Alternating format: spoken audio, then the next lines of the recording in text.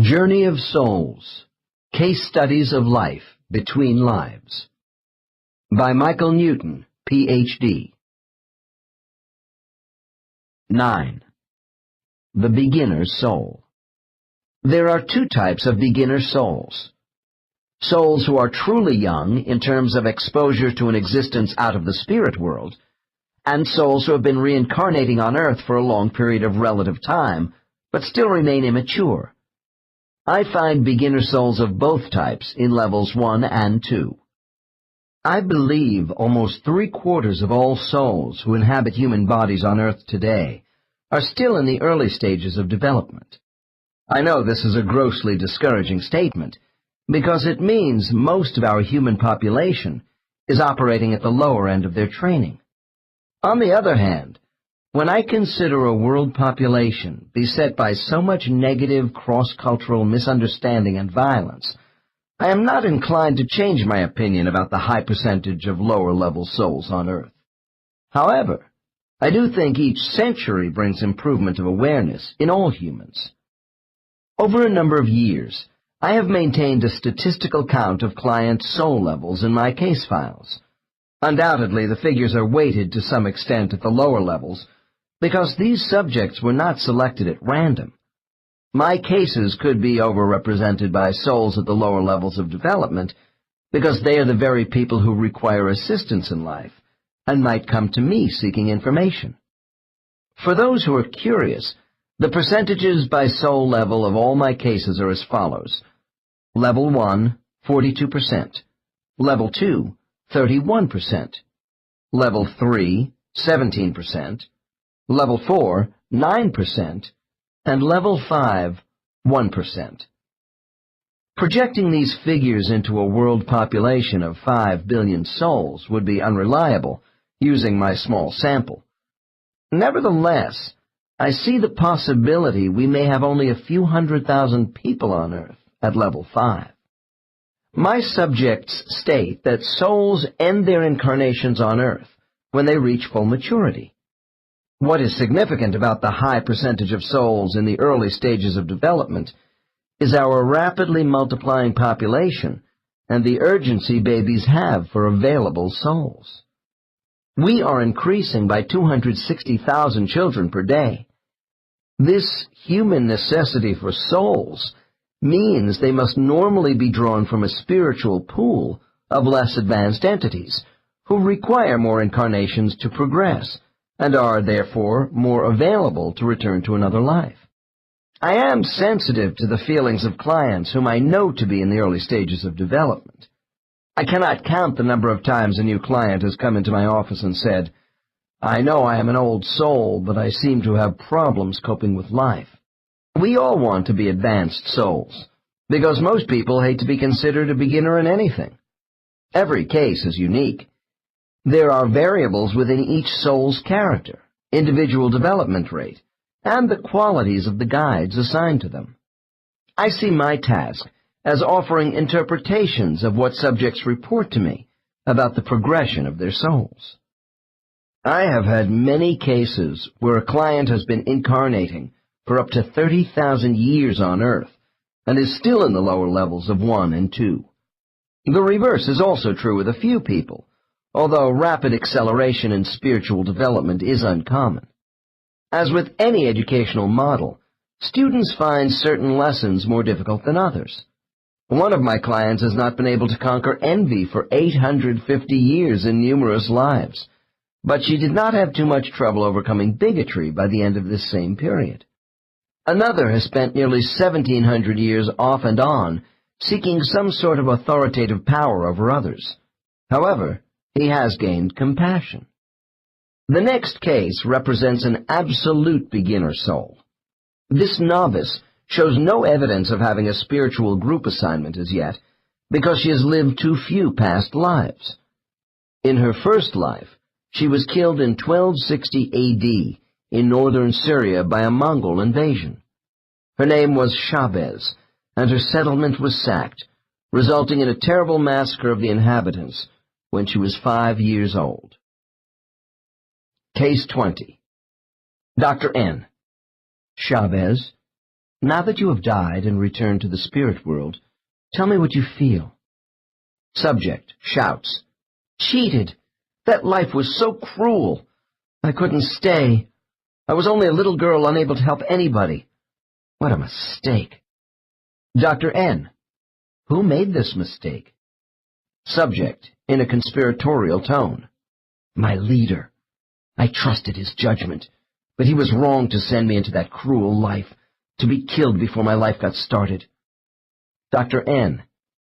But you did agree to come into the body of Chavez. Subject, upset. I didn't know Earth would be such an awful place full of terror. I wasn't given all the facts. The whole stupid life was a mistake, and my leader is responsible. Dr. N. Didn't you learn anything from this life? Subject, pause. I started to learn to love. Yes, that was wonderful. My brother, parents, but it was so short. Dr. N. Did anything good come out of this life? Subject. My brother Ahmed, to be with him. Dr. N. Is Ahmed in your present life? Subject. Suddenly my subject rises out of her chair. I can't believe it. Ahmed is my husband Bill, the same person. How can... Dr. N. After calming subject, I explain the process of soul transference to a new body, and then continue. Do you see Ahmed on your return to the spirit world after dying as Chavez? Subject. Yes. Our leader brings us together here, where we stay. Dr. N.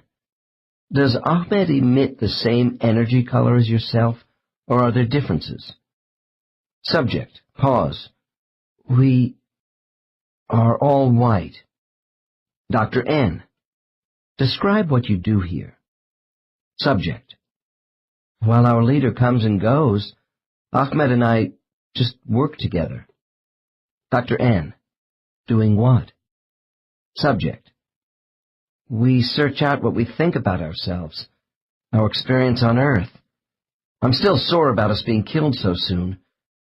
But there was happiness, walking in the sun, breathing the air of Earth, love. Dr. N. Go back further to the time before you and Ahmed had your life together, perhaps when you were alone. What was it like being created? Subject. Disturbed. I don't know. I was just here, with thought. Dr. N. Do you remember during your own creation, when you first began to think as an intelligent being? Subject. I realized I existed, but I didn't know myself as myself until I was moved into this quiet place alone with Ahmed. Dr. N. Are you saying your individual identity came more into focus when you began interacting with another soul entity besides your guide? Subject. Yes, with Ahmed. Dr. N. Keep to the time before Ahmed. What was it like for you then? Subject. Warm. Nurturing. My mind opening. She was with me then. Dr. N. She? I thought your leader displayed a male gender to you. Subject. I don't mean him. Someone was around me with the presence of a mother and father, mostly mother. Dr. N. What presence? Subject. I don't know. A soft light. Changing features. I can't grasp it. Loving messages. Encouragement. Dr. N. This was at the time of your creation as a soul? Subject. Yes, it's all hazy. There were others, helpers, when I was born. Dr. N. What else can you tell me about the place of your creation? Subject. Long pause. Others love me. In a nursery. Then we left, and I was with Ahmed and our leader. Dr. N. Who actually created you and Ahmed? Subject: The One. I have learned there seems to be a kind of spirit world maternity ward for newborn souls. One client told me, "This place is where infantile light is arranged in a honeycomb fashion, as unhatched eggs ready to be used."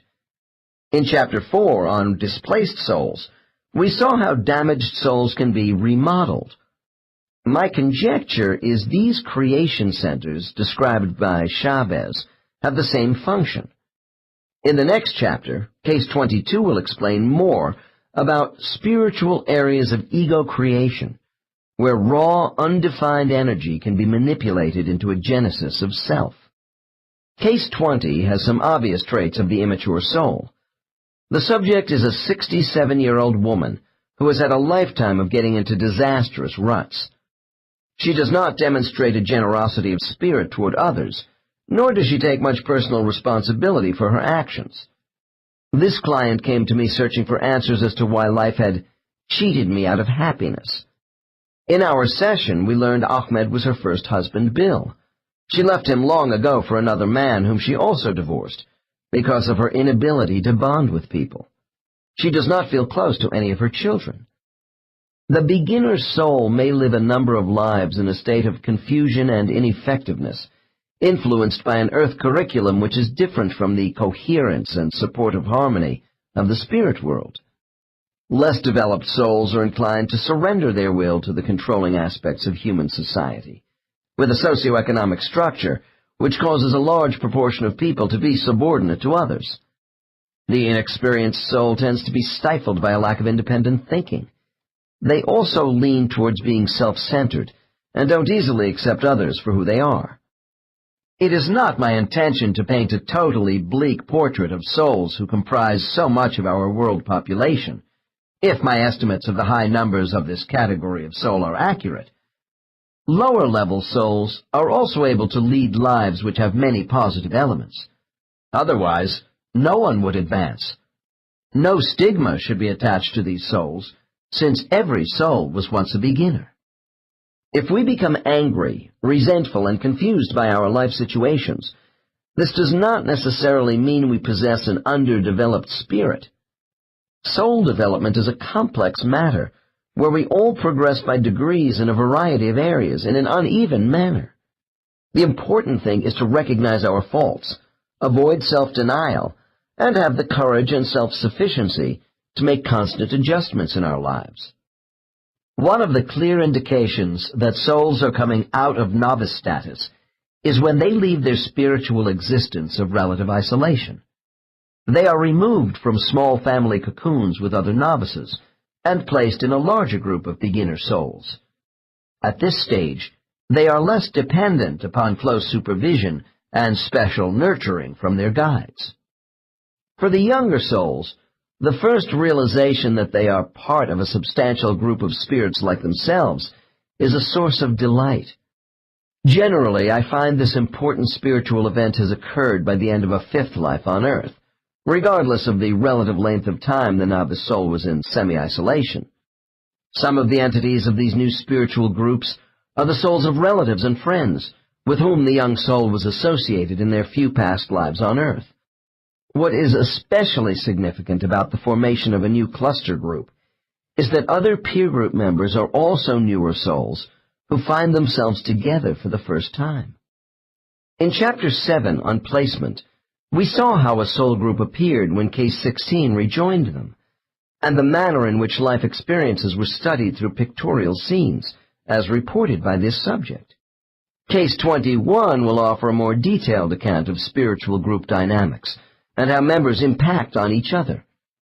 The capacity of souls to learn certain lessons may be stronger or weaker between one another, depending upon inclination, motivation, and prior incarnation experience.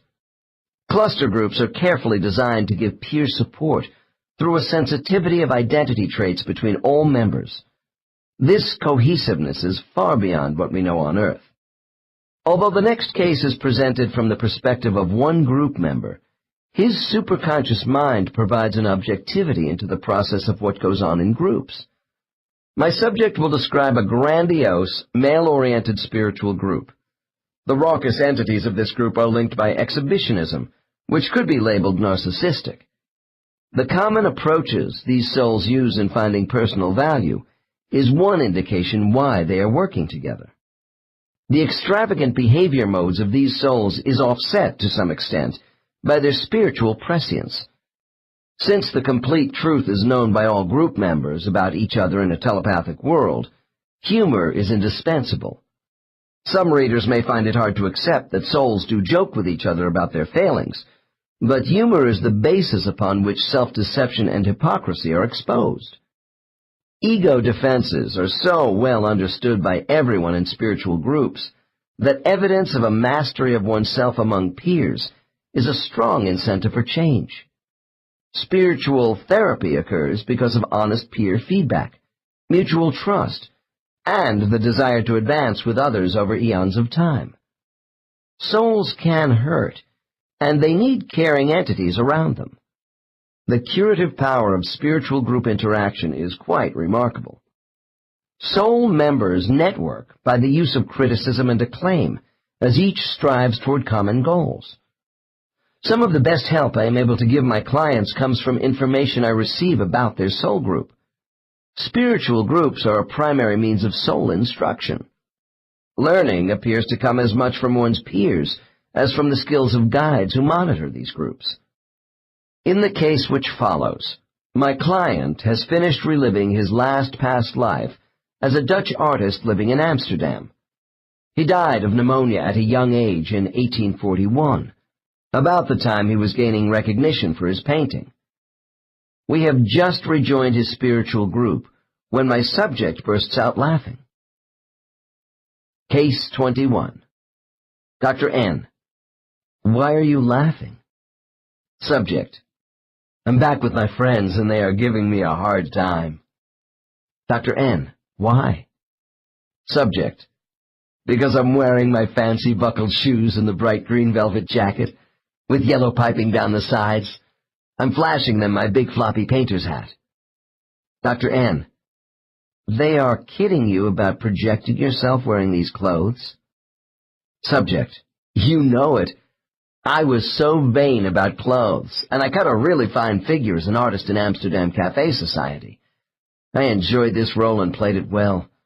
I don't want it to end. Dr. N. What happens next? Subject. My old friends are around me, and we are talking about the foolishness of life. We rib each other about how dramatic it all is down there on Earth, and how seriously we all take our lives. Dr. N. You and your friends don't think it is important to take life on Earth seriously? Subject. Look, Earth is one big stage play. We all know that. Dr. N. And your group is united in this feeling? Subject. Sure. We see ourselves as actors in a gigantic stage production. Dr. N.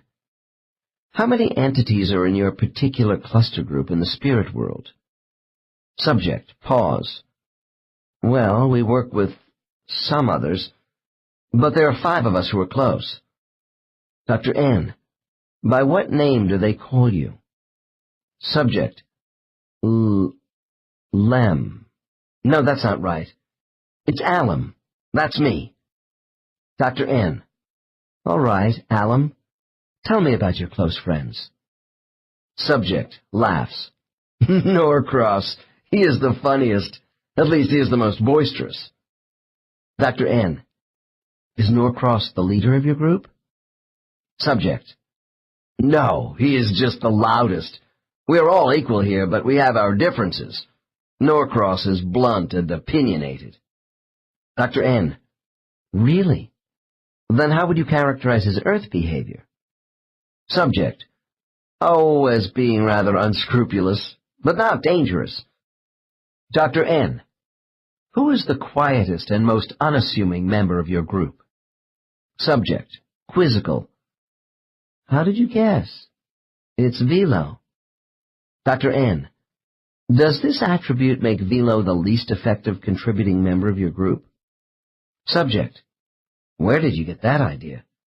Velo comes up with some interesting thoughts about the rest of us. Dr. N. Give me an example. Subject. In my life in Holland, the old Dutch couple who adopted me after my parents died, they had a beautiful garden. Velo reminds me of my debt to them, that the garden triggered my painting, to see life as an artist, and what I didn't do with my talent. Dr. N. Does Velo convey any other thoughts to you about this? Subject. Sadly. That I should have done less drinking and strutting around and painted more. That my art was reaching the point of touching people. Subject pulls his shoulders back. But I wasn't going to stay cooped up painting all the time. Dr. N. Do you have respect for Velo's opinions? Subject, with a deep sigh. Yes, we know he is our conscience. Dr. N. So what do you say to him? Subject. I say, Innkeeper, mind your own business. You were having fun, too. Dr. N. Velo was an innkeeper? Subject. Yes, in Holland. Engaged in a business for profit, I might add. Dr. N. Do you feel this was wrong of Velo? Subject, contrite. No, not really. We all know he took losses to help those poor people on the road who needed food and shelter. His life was beneficial to others. Dr. N. I would guess telepathic communication makes it hard to sustain your arguments when the complete truth is known by everyone. Subject. Yes, we all know Velo is progressing. Damn. Dr. N. Does it bother you that Velo may be advancing faster than the rest of you? Subject. Yes. We have had such fun. Subject then recalls an earlier life with Velo, where they traveled together as brothers in India. Dr. N. What will happen to Velo? Subject. He is going to leave us soon. We all know that. To have associations with the others who have also gone. Dr. N. How many souls have left your original group, Alum? Subject. A long pause and then ruefully. Oh, a couple have moved on. We will eventually catch up to them, but not for a while. They haven't disappeared. We just don't see their energy as much. Dr. N. Name the others of your immediate group for me, besides Velo and Norcross. Subject, brightening. Dubry and Trinian. Now those two know how to have a good time. Dr. N. What is the most obvious identifying characteristic of your group? Subject, with relish. Adventure. Excitement. We have some real pioneer types around here. Subject rushes on happily. Dubry just came off a wild life as a sea captain. Norcross was a freewheeling trading merchant. We live life to its fullest because we are talented at taking what life has to offer. Dr. N. I'm hearing a lot of self-gratification here, Alum. Subject, defensively. And what's wrong with that? Our group is not made up of shrinking violets, you know. Dr. N. What's the story on Trinian's last life? Subject, reacts boisterously. He was a bishop. Can you believe it? What hypocrisy! Dr. N. In what way? Subject. What self-deception! Norcross, Dubry, and I tell Trinian his choice to be a churchman had nothing to do with goodness, charity, or spirituality. Dr. N. And what does Trinian's soul mentally project to you in self-defense? Subject. He tells us he gave solace to many people. Dr. N. What do you, Norcross, and Dubry tell him in response? Subject. That he is going soft. Norcross tells him that he wanted money, or otherwise he would have been a simple priest. Ha! That's telling him, and I'm saying the same thing. You can guess what Dubry thinks about all this. Dr. N. No, tell me. Subject. That Trinian picked a large city with a rich cathedral, spilling a ton of money into Trinian's fat pockets. Dr. N. And what do you tell Trinian yourself? Subject. Oh, I'm attracted to the fancy robes he wore. Bright red, the finest of cloth, his bishop's ring, which he loved, and all the gold and silver around. I also mention his desire to bask in adulation from his flock. Trinian can hide nothing from us. He wanted an easy, cushy life where he was well fed. Dr. N. Does he try to explain his motivations for choosing this life? Subject. Yes, but Norcross reproaches him. He confronts Trinian on seducing a young girl in the vestry. Jovially. Yes, it actually happened. So much for providing solace to parishioners. We know Trinian for who he really is, an outright rogue. Dr. N. Does Trinian offer any excuses to the group for his conduct? Subject. Subject becomes quieter. Oh, the usual. He got carried away with the girl's need for him. She had no family. He was lonely in his choice of a celibate church life. He says he was trying to get away from the customary lives we all choose by going into the church. That he fell in love with the girl. Dr. N. And how do you, Norcross and Dewberry, feel about Trinian now? Subject. Severely.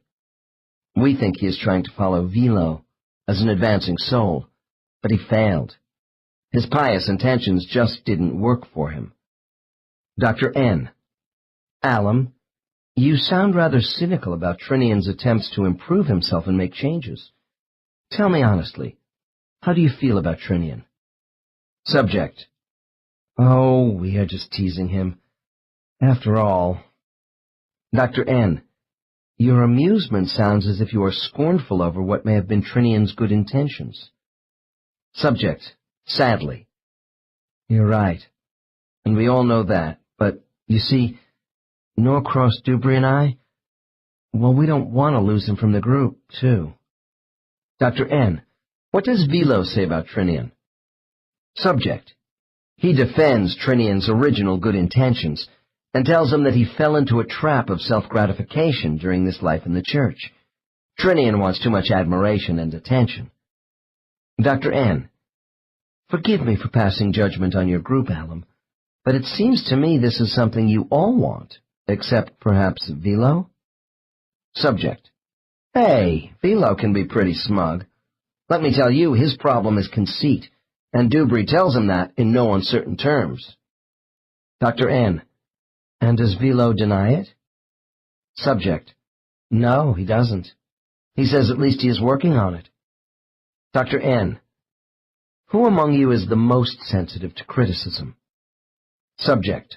Pause. Oh, I guess it would be Norcross, but it's hard for all of us to accept our faults. Dr. N. Level with me, Alum. Does it bother the members of your soul group when things can't be hidden from the others? When all your shortcomings in a past life are revealed? Subject. Pause. We are sensitive about it, but not morbid. There is great understanding here among us. I wanted to give artistic pleasure to people and grow through the meaning of art. So what did I do? I ran around the Amsterdam canals a lot at night and got caught up in the fun and games. My original purpose was pushed aside. Dr. N. If you admit all this to the group, what kind of feedback do you get? For example, how do you and Norcross regard each other? Subject.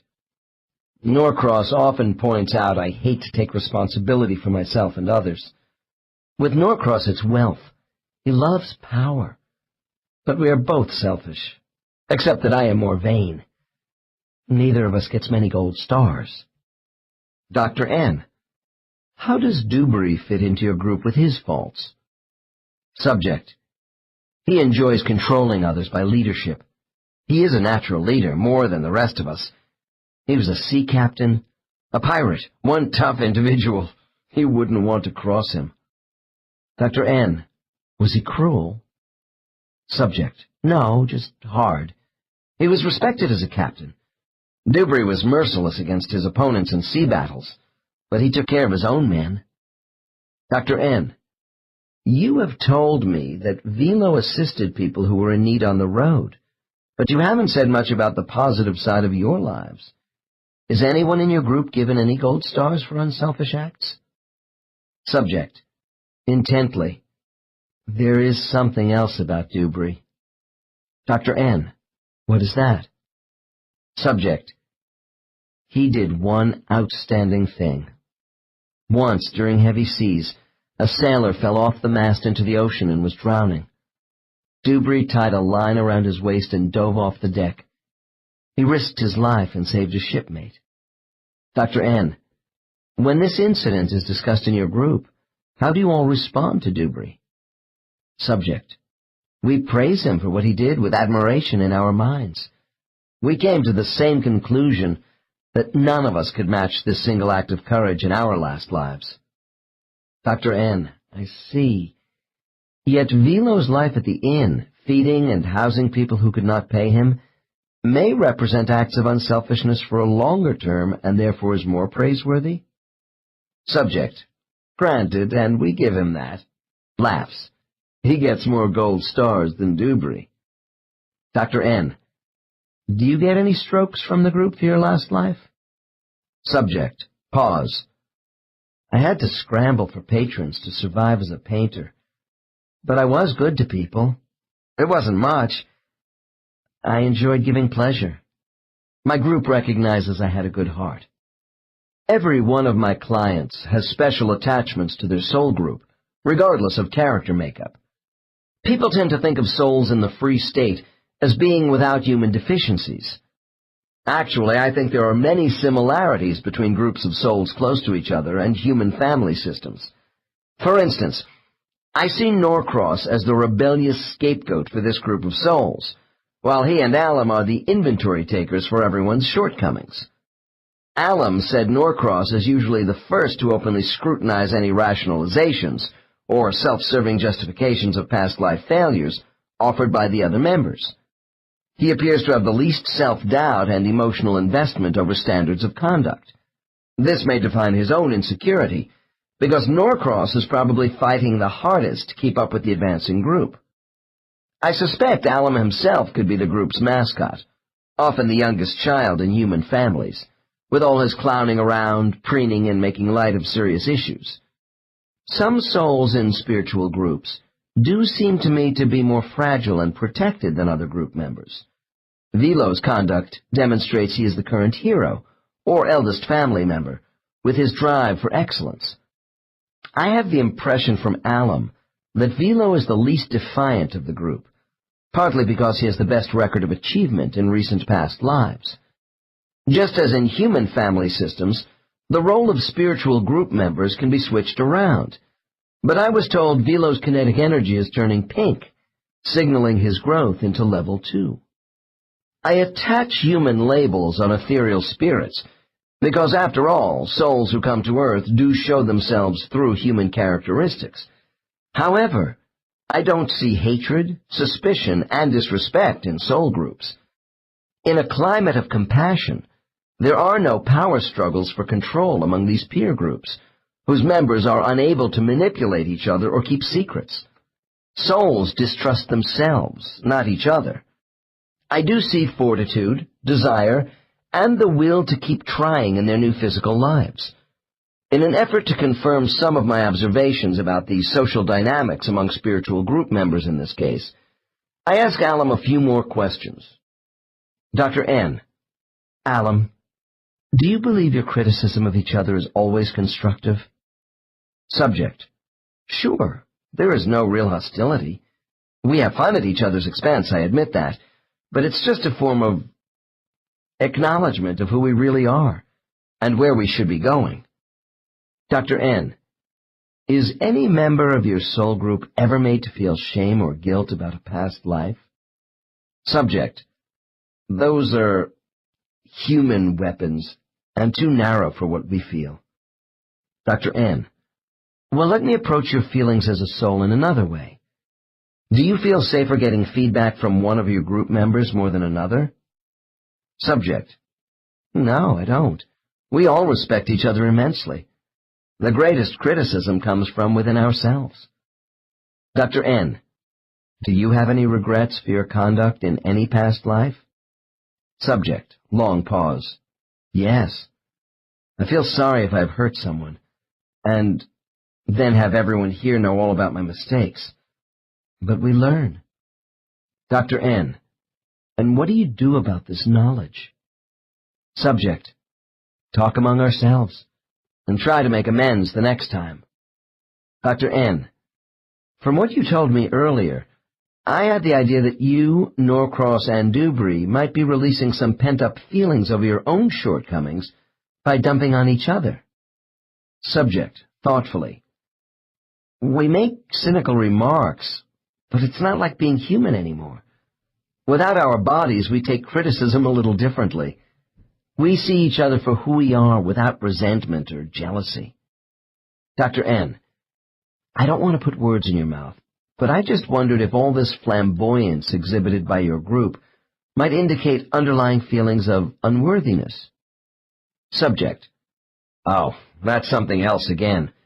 Yes, we do get discouraged as souls and feel unworthy about our abilities to meet the confidence placed in us to improve. Dr. N.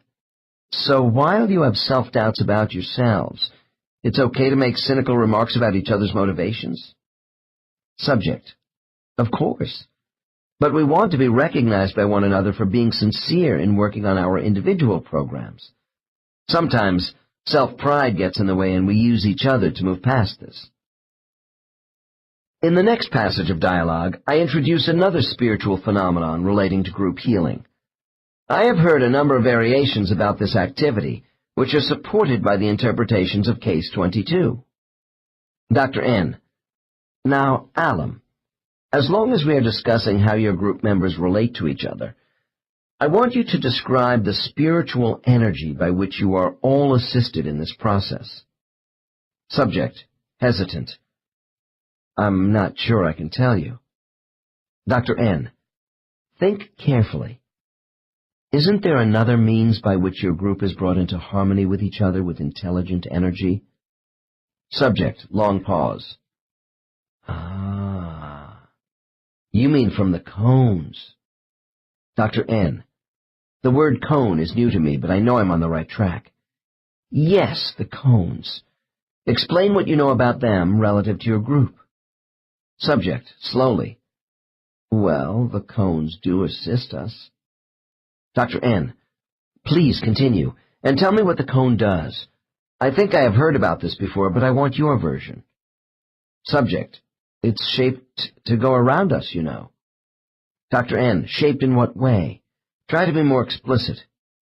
Subject. It is cylindrical, very bright. It is above and all around us. The cone is small at the top and wide at the bottom, so it fits over all of us, like getting under a great white cap. We can float under the cone in order to use it. Dr. N. Are you sure this isn't the shower of healing you experienced right after your return to the spirit world? Subject. Oh no, that was more individual purification, to repair earth damage. I thought you knew. Dr. N. I do. I want you to explain how the cone is different from the shower of healing. Subject. The top funnels energy down as a waterfall in a spreading circle around all of us, and allows us to really concentrate on our mental sameness as a group. Dr. N. And what do you feel when you are under the cone? Subject. We can feel all our thoughts being expanded, then drawn up and returned back, with more knowledge added. Dr. N. Does this intelligent energy help your unity as a group in terms of more focused thinking? Subject. Yes, it does. Dr. N. Deliberately confrontational. To be frank with you, Alum, I wonder if this cone is brainwashing your original thoughts. After all, the arguments and disagreements between you and the others of your group are what make you individuals. Subject laughs. We aren't brainwashed. Don't you know anything about the afterlife? It gives us more collective insight to work together. Dr. N. Is the cone always available? Subject. It is there when we need it. Dr. N. Who operates the cone? Subject. Those who watch over us. Dr. N. Your guide? Subject bursts out laughing. Shato? I think he is too busy traveling around on his circuit. Dr. N. What do you mean? Subject. We think of him as a circus master, a stage manager of our group. Dr. N. Does Shato take an active part in your group deliberations? Subject shakes head. Not really. Guides are above a lot of this stuff. We are left on our own quite a bit, and that's fine. Dr. N. Do you think there is one specific reason for the absences of Shato? Subject. Pause. Oh, he probably gets bored with our lack of progress. He loves to show off as the master of ceremonies, though. Dr. N. In what way? Subject. Chuckling. Oh, to suddenly appear in front of us during one of our heated debates, throwing off blue sparks, looking like a wizard who is an all-powerful moderator. Dr. N. A wizard? Subject, still laughing. Shadow appears in long sapphire blue robes with a tall pointed hat. With his flowing white beard he looks simply great, and we do admire him. Dr. N. I get the picture of a spiritual Merlin. Subject. An Oriental Merlin, if you will. Very inscrutable sometimes. He loves making a grand entrance in full costume, especially when we are about to choose another life. He knows how much we appreciate his act. Dr. N. With all this stage management, I am curious if Shato has much emotional connection to your group as a serious guide. Subject, scoffing at me. Listen, he knows we are a wild bunch, and he plays to that as a nonconformist himself. But he is also very wise. Dr. N. Is Shato indulgent with your group? He doesn't seem to limit your extravagance very much. Subject. Shato gets results from us because he is not heavy-handed or preachy. That wouldn't sit well with our people. We respect him. Dr. N. Do you see Shato as a consultant who comes only once in a while to observe, or as an active supervisor? Subject. He will pop in unannounced to set up a problem for our discussions. Then he leaves, coming back later to listen to how we might solve certain things. Dr. N. Give me an example of a major problem with your group. Subject. Pause. Shato knows we identify too much as actors playing parts on Earth. He hits on superficiality. He is trying to get us to cast ourselves from the inside out, rather than the reverse. Dr. N. So Shato's instruction is serious, but he knows you all like to have fun along the way? Subject. Yeah, that's why Shato is with us, I think. He knows we waste opportunities. He assists us in interpreting the predicaments we get into in order to get the best out of us. Dr. N. From what you have told me, I have the impression that your spiritual group is run as a kind of workshop directed by your guide. Subject. Yes. He builds up our morale and keeps us going.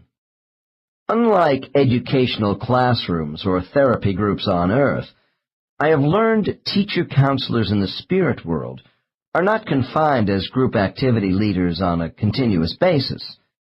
Although Shato and his students are a colorful family of souls, there is much here that is typical of all cluster groups. A guide's leadership is more parental than dictatorial. In this case, Shato is a directive counselor while not being possessive, nor does he pose a threat to the group. There is a warm acceptance of these young souls by this empathic guide, who seems to cater to their masculine inclinations. I will close this case with a few final questions about the group as a spiritual unit. Dr. N. Why is your group so male-oriented on Earth? Subject.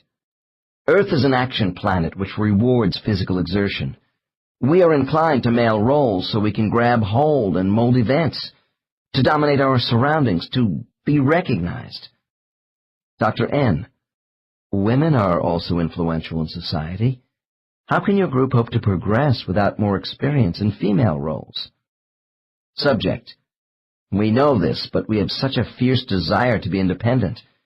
In fact, we often expend too much energy for too little return. But the female aspects don't interest us as much right now. Dr. N, if you have no female counterparts in your immediate group, where do you go for those entities to complement your lives on Earth? Subject, nearby there are some who relate better to female roles. I get along with Josie. She has been with me in some of my lives. Trinian is attached to Nyala. And there are others. Dr. N, Alam, I would like to end our conversation about your spiritual associations by asking you what you know about the origin of your group. Subject, long pause. I can't tell you. We just came together at one time. Dr. N, well, someone had to bring those of you with the same attributes together. Do you think it was God? Subject, puzzled. No, below the source. The higher ones. Dr. N, Shato or other guides like him? Subject, no, higher. I think. The planners. I don't know anymore. Dr. N, a while back, you told me some of your old friends were reducing their active participation in your group due to their development. Do you ever get new members? Subject, never. Dr. N, is this because a new member might have trouble assimilating with the rest of you? Subject, laughs. We aren't that bad. It's just we are too closely connected by thought for an outsider, and they would not have shared our past experiences. Dr. N, during your discussions about these past lives together, does your group believe it contributes to the betterment of human society? Subject, pause. We want our presence in a community to challenge conventions, to question basic assumptions. I think we bring nerve into our physical lives. And laughter, too. Dr. N, and when your spiritual group has finished discussing what is necessary to further your aims, do you look forward to a new life? Subject, zestfully. Oh, yeah. Every time I leave for a new role on Earth, I say goodbye with, see you all back here, AD, after death. This case is an example of like-minded souls with ego-inflating needs who support and validate each other's feelings and attitudes. Herein lies the key to understanding the formation of soul groups. I have learned that many spiritual clusters have subgroups made up of entities whose identities are linked by similar issues, blocking their advancement. Even so, these souls do have differences in strengths and weaknesses. Each group member contributes their best attributes toward advancing the goals of others in the family. I do not want to leave the impression from Case 21 that the few remaining souls in this inner circle of close friends represent the behavior traits of everyone in the original cluster. When a primary group of, say, 15 or 20 souls is formed, there are marked similarities in talent and interests. But a support group is also designed to have differences in disposition, feelings, and reactions. Typically, my subjects report a male-female-oriented mixture of one or more of the following character types in their groups. 1. Courageous, resilient, a tenacious survivor. 2. Gentle, quiet, devoted, and rather innocent. 3. Fun-loving, humorous, a jokester and risk-taker. 4. Serious, dependable, cautious. 5. Flamboyant, enthusiastic, frank. 6. Patient, steady, perceptive. 7. Thoughtful, calculating, determined. 8. Innovative, resourceful, adaptable. These differences give a group balance. However, if an entire group displays a strong tendency toward flamboyance or daring, the most cautious member would appear less so to another group of souls. There is no question that the souls in Case 21 are in for a long development period, yet they do contribute to the vitality of Earth. Subsequent questioning of this subject revealed the paths of these souls continue to cross in the 20th century. For instance, Alum is a graphic designer and part-time professional guitar player, involved with Josie, who is a singer. The fact that the closely knit souls in this case were so male-oriented in their physical lives does not take away from their ability to associate with young souls with predominantly female preferences. Cluster groups are gender mixed. As I have mentioned, truly advanced souls have balanced gender preferences in their physical life choices.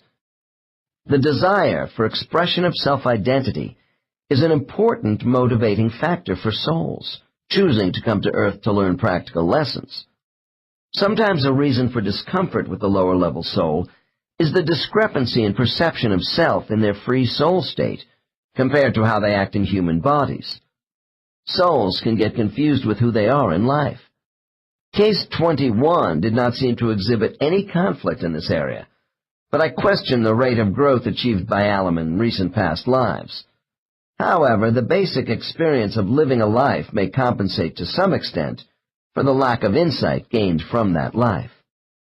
Our shortcomings and moral conflicts are recognized as faults far more in the spirit world than on Earth. We have seen how the nuances of decision-making are dissected and analyzed in spiritual groups. Cluster members have worked together for such a long time in Earth years that entities become accountable to each other and the group as a whole. This fosters a great sense of belonging in all spiritual groups and can give the appearance of thought barriers between clusters, especially with souls in the lower levels. Nevertheless, while rejection and loneliness is part of every soul's life in human form, in the spirit world our individual ego identity is constantly enhanced by warm peer group socialization. The social structure of soul groups is not the same as groups of people on Earth. Although there is some evidence of paired friendships, I don't hear about cliques, stars of attraction, or isolated souls within clusters. I am told souls do spend time alone in the silence of personal reflection when attached to a group. Souls are intimate entities in their family relationships on Earth, and engagement in group community life in the spirit world. And yet, souls do learn much from solitude. I understand from my white light subjects that souls at the beginning levels are frequently separated from their groups to individually work on simple energy projects. One rather young soul recalled being alone in an enclosure, trying to put together a moving puzzle of dissembled geometric shapes of cylinders, spheres, cubes, and squares with self-produced energy. It was described as being multidimensional, colorful, and holographic in nature. He said, "We have to learn to intensify our energy to bring the diffused and jumbled into focus, to give it some kind of basic shape." Another subject added, "These tests give the watchers information about our imagination, creativity, and ingenuity, and they offer us encouragement rather than being judgmental." Souls on all levels engage in another important activity when they are alone. They are expected to spend time mentally concentrating on helping those on Earth, or other physical worlds, whom they have known and cared about. From what I can gather, they go to a space some call the place of protection. Here they enter an interdimensional field of floating silvery blue energy, and project outward to geographical areas of their choosing. I am told this is a mental exercise in holding and releasing positive vibrational energy to create a territory. This means souls ride on their thought waves to specific people, buildings, or a given area of land in an attempt to comfort or effect change.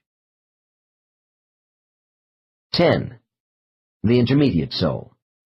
Once our souls advance past level 2 into the intermediate ranges of development, group cluster activity is considerably reduced. This does not mean we return to the kind of isolation we saw with the novice soul. Souls evolving into the middle development levels have less association with primary groups because they have acquired the maturity and experience for operating more independently. These souls are also reducing the number of their incarnations. Within levels 3 and 4, we are at last ready for more serious responsibilities.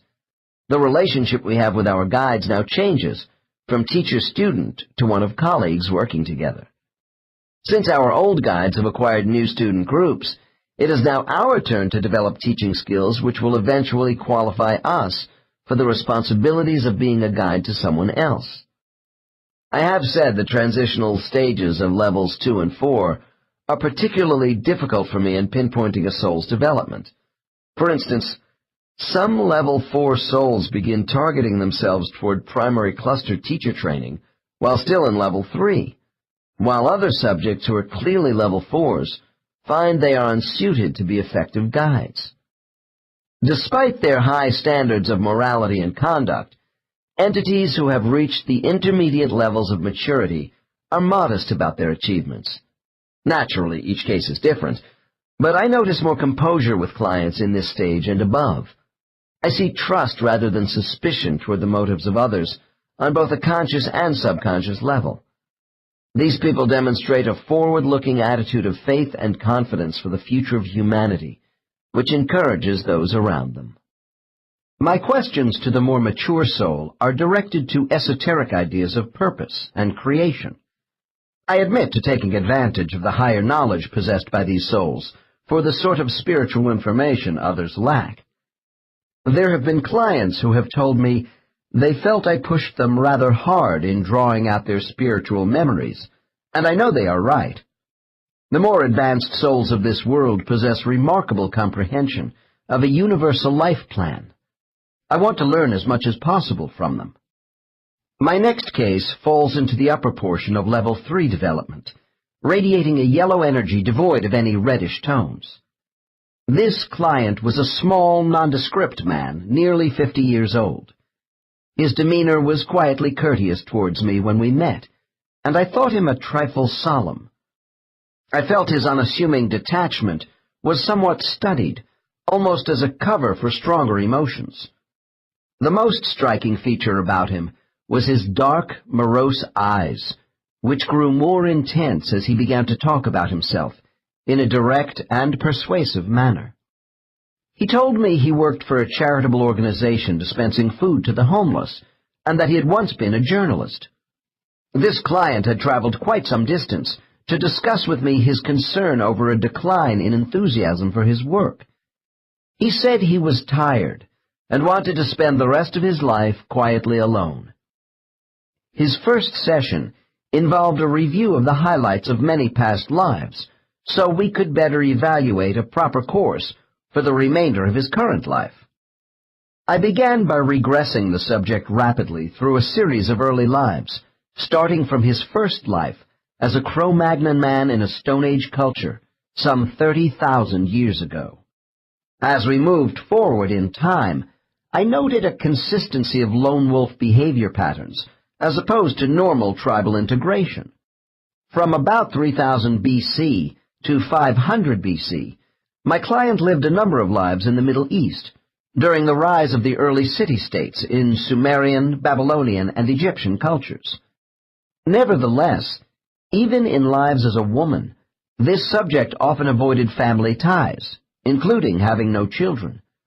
As a man, he showed a preference for nomadism. By the time we reached a life in Europe during the Dark Ages, I was becoming accustomed to a rebellious soul resisting tyrannical societies. During his lives, my subject worked to uplift people from fear, while remaining non-aligned to opposing factions. Suffering hardships and many setbacks, he continued as a wanderer, with an obsession for freedom of movement. Some lives were not too productive, but during the 12th century, I found him in Central America in the body of an Aztec, organizing a band of Indians against the oppressions of a high priest. He was killed in this setting as a virtual outcast, while promoting nonviolent relations between tribes who were traditional enemies. In the 14th century, this soul was a European chronicler, traveling the Silk Road to Carthage to gain understanding of the peoples of Asia. Always facile with languages, as he is today, my client died in Asia as an old man, happily living in a peasant village. In Japan, at the beginning of the 17th century, he was a member of the clan of the Bleeding Crane. These men were respected, independent samurai mercenaries. At the end of this life, my subject was living in seclusion from the ruling Tokugawa shoguns, because he had advised their weaker opponents on battle strategy. Frequently the outsider, always an explorer searching for truth across many lands, this soul continued to seek a rational meaning to life while giving aid to those he met along the way. I was surprised when he popped up as the wife of an American farmer on the frontier in the 19th century. The farmer died soon after their marriage. I learned my subject had deliberately incarnated to be a widow with children, tied to a piece of property, as an exercise in the loss of mobility. When this part of his session ended, I knew I was working with a more advanced, older soul, even though he had a great many lives we did not review. Since this soul is approaching level 4, I would not have been surprised if his first appearance on Earth had gone back 70,000 years rather than half that amount of time. However, as I have mentioned, it is not an absolute prerequisite that souls have hundreds of physical lives in order to advance. I once had a client who entered into a level 3 state of awareness after only 4,000 years, an outstanding performance. I talked to my client about his current life and his customary methods of learning in previous lives. He explained he had never been married, and that social non-alignments worked best for him. I suggested a few alternatives for his consideration. Primarily, I felt his lack of intimacy with people in too many lives was obstructing his progress. When this session ended, he was anxious that we explore his mind further for perceptions about the spirit world in another session. Upon his arrival the next day, I placed him in a superconscious state, and we went back to work. Case 22. Dr. N. By what name are you called in the spirit world? Subject. I am called Nentham. Dr. N. Nentham, do you have spirits around you right now, or are you alone? Subject. Pause. I am with 2 of my longtime companions. Dr. N. What are their names? Subject. Raoul and Senji. Dr. N. And the 3 of you are part of a larger spiritual group of souls working together? Subject. We were, but now the 3 of us work more by ourselves. Dr. N. What are the 3 of you doing at this moment? Subject. We are discussing the best ways to help each other during our incarnations. Dr. N. Tell me what you do for each other. Subject. I help Senji to forgive herself for mistakes and appreciate her own worth. She needs to stop being a mother figure all the time on Earth. Dr. N. How does she assist you? Subject. To see my lack of a sense of belonging. Dr. N. Give me an example of Senji's actions to assist you with this issue. Subject. Well, she was my wife in Japan after my days as a warrior were over. Something is troubling Nentham, and after a pause he adds the following. Raoul likes to pair with Senji, and I am usually alone. Dr. N. What about Raoul? How do you 2 help each other? Subject. I help him with patience, and he helps me with my tendency to avoid community life. Dr. N. Are you always 2 males and a female in your incarnations on Earth? Subject. No, we can change, and do, but this is comfortable for us. Dr. N. Why are the 3 of you working independently from the rest of your spiritual group? Subject. Pause. Oh, we see them here. Some have not gone forward with us. A few others are further ahead of us in their tasks. Dr. N. Do you have a guide or teacher? Subject. In a soft tone. She is Idis. Dr. N. It sounds to me as if you have a high regard for her. Do you communicate well with Idis? Subject. Yes, I do. Not that we don't have our disagreements. Dr. N. What is the main area of conflict between the 2 of you? Subject. She doesn't reincarnate much, and I tell her she should have more direct exposure to current conditions on Earth. Dr. N. Are you mentally in tune with Idis to such an extent that you know all about her background training as a guide? Subject shakes head while pondering. It isn't that we can't ask questions, but we can only question what we know. Idis reveals to me what she thinks is relevant to my own experience. Dr. N. Are guides able to screen their thoughts, so you can't read their minds completely? Subject. Yes, the older ones get proficient at that, knowing how to filter things we don't need to know because this knowledge would confuse us. Dr. N. Will you learn to filter images? Subject. I already have a little. Dr. N. This must be why I have had many people tell me they have not been given definitive answers by their guides to all their questions. Subject. Yes, and the intent of the question is important. When it was asked, and why. Perhaps it was not in their best interests to be given certain information which might disrupt them. Dr. N. Aside from her teaching techniques, are you fond of Idis in terms of her identity? Subject. Yes. I just wish she would agree to come with me, once. Dr. N. Oh, you would like to actually have an Earth incarnation with her? Subject. Grins mischievously. I have told her we might relate better here if she would consent to come to Earth sometime and mate with me. Dr. N. And what does Idis say to that suggestion? Subject. She laughs and says she will think about it, if I can prove to her that it would be productive. At this juncture, I ask Nentham how long Idis has been associated with him, and learn she was assigned these 3 entities when they moved into Level 3. Nentham, Raoul, and Senji are also under the tutelage of a beloved older master guide, who has been with them since the beginning of their existence. It would be inaccurate to assume that more advanced spirits lead lonely spiritual lives. This subject told me he was in contact with many souls. Raoul and Senji were simply his closest friends. Level 3 and 4 are significant stages for souls in their development, because now they are given increased responsibilities for younger souls. The status of a guide is not given to us all at once, however. As with many other aspects of soul life, we are carefully tested. The intermediate levels are trial periods for potential teachers. While our aura is still yellow, our mentors assign us a soul to look after, and then evaluate our leadership performance both in and out of physical incarnations.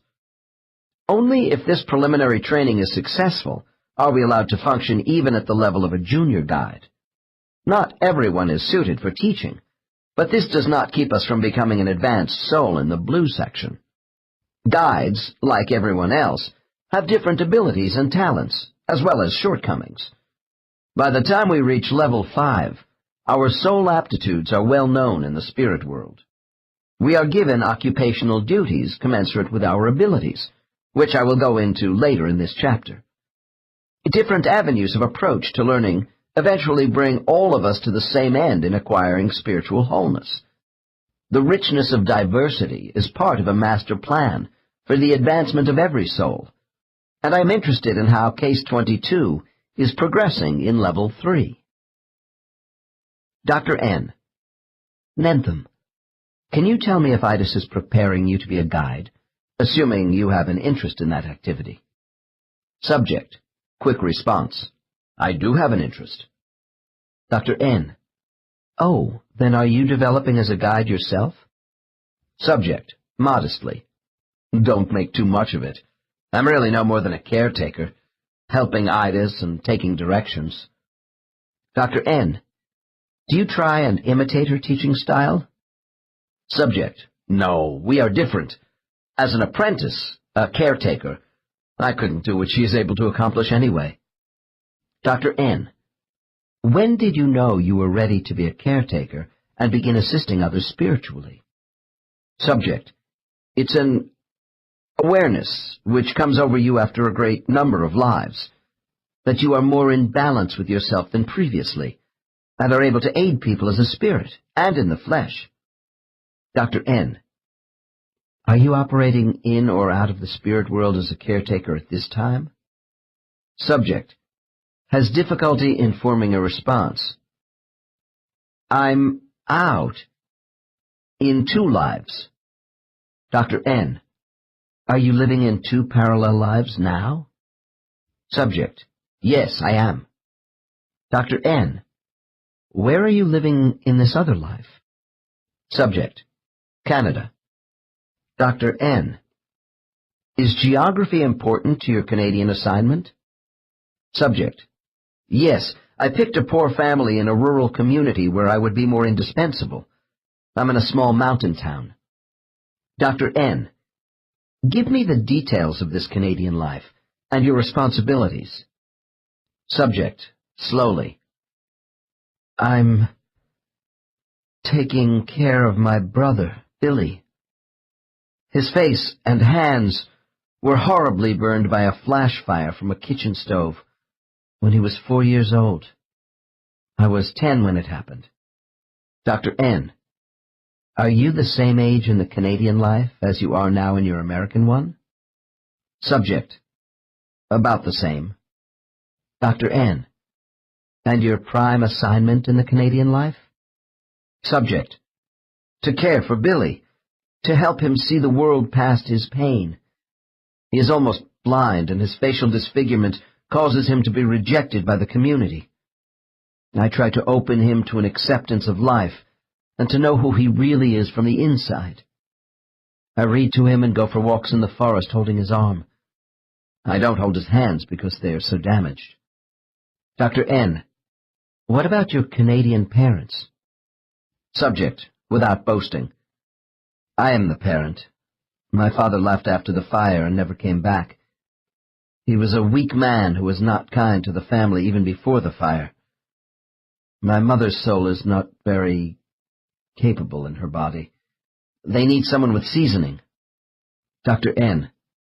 Someone physically strong? Subject, laughing. No, I'm a woman in Canada.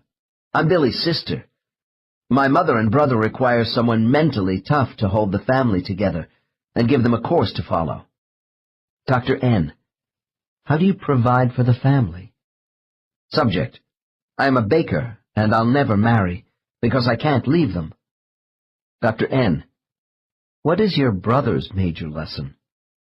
Subject. To acquire humility, without being crushed by a life of little self-gratification.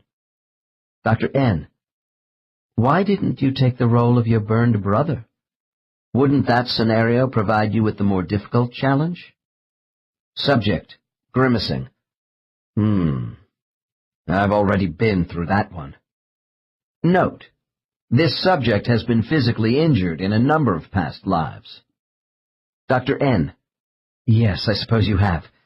I wonder if Billy's soul was ever involved with physically hurting you in one of your past lives. Subject. As a matter of fact, he did in one of them.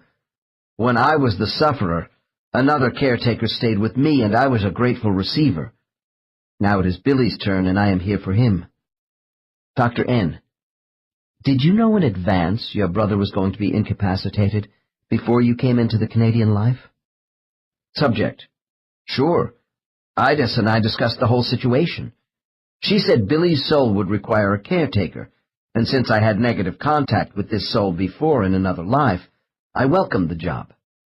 Dr. N. Besides the karmic lesson for Billy's soul, there are some for you too, in terms of your being in the role of a woman who is tied down.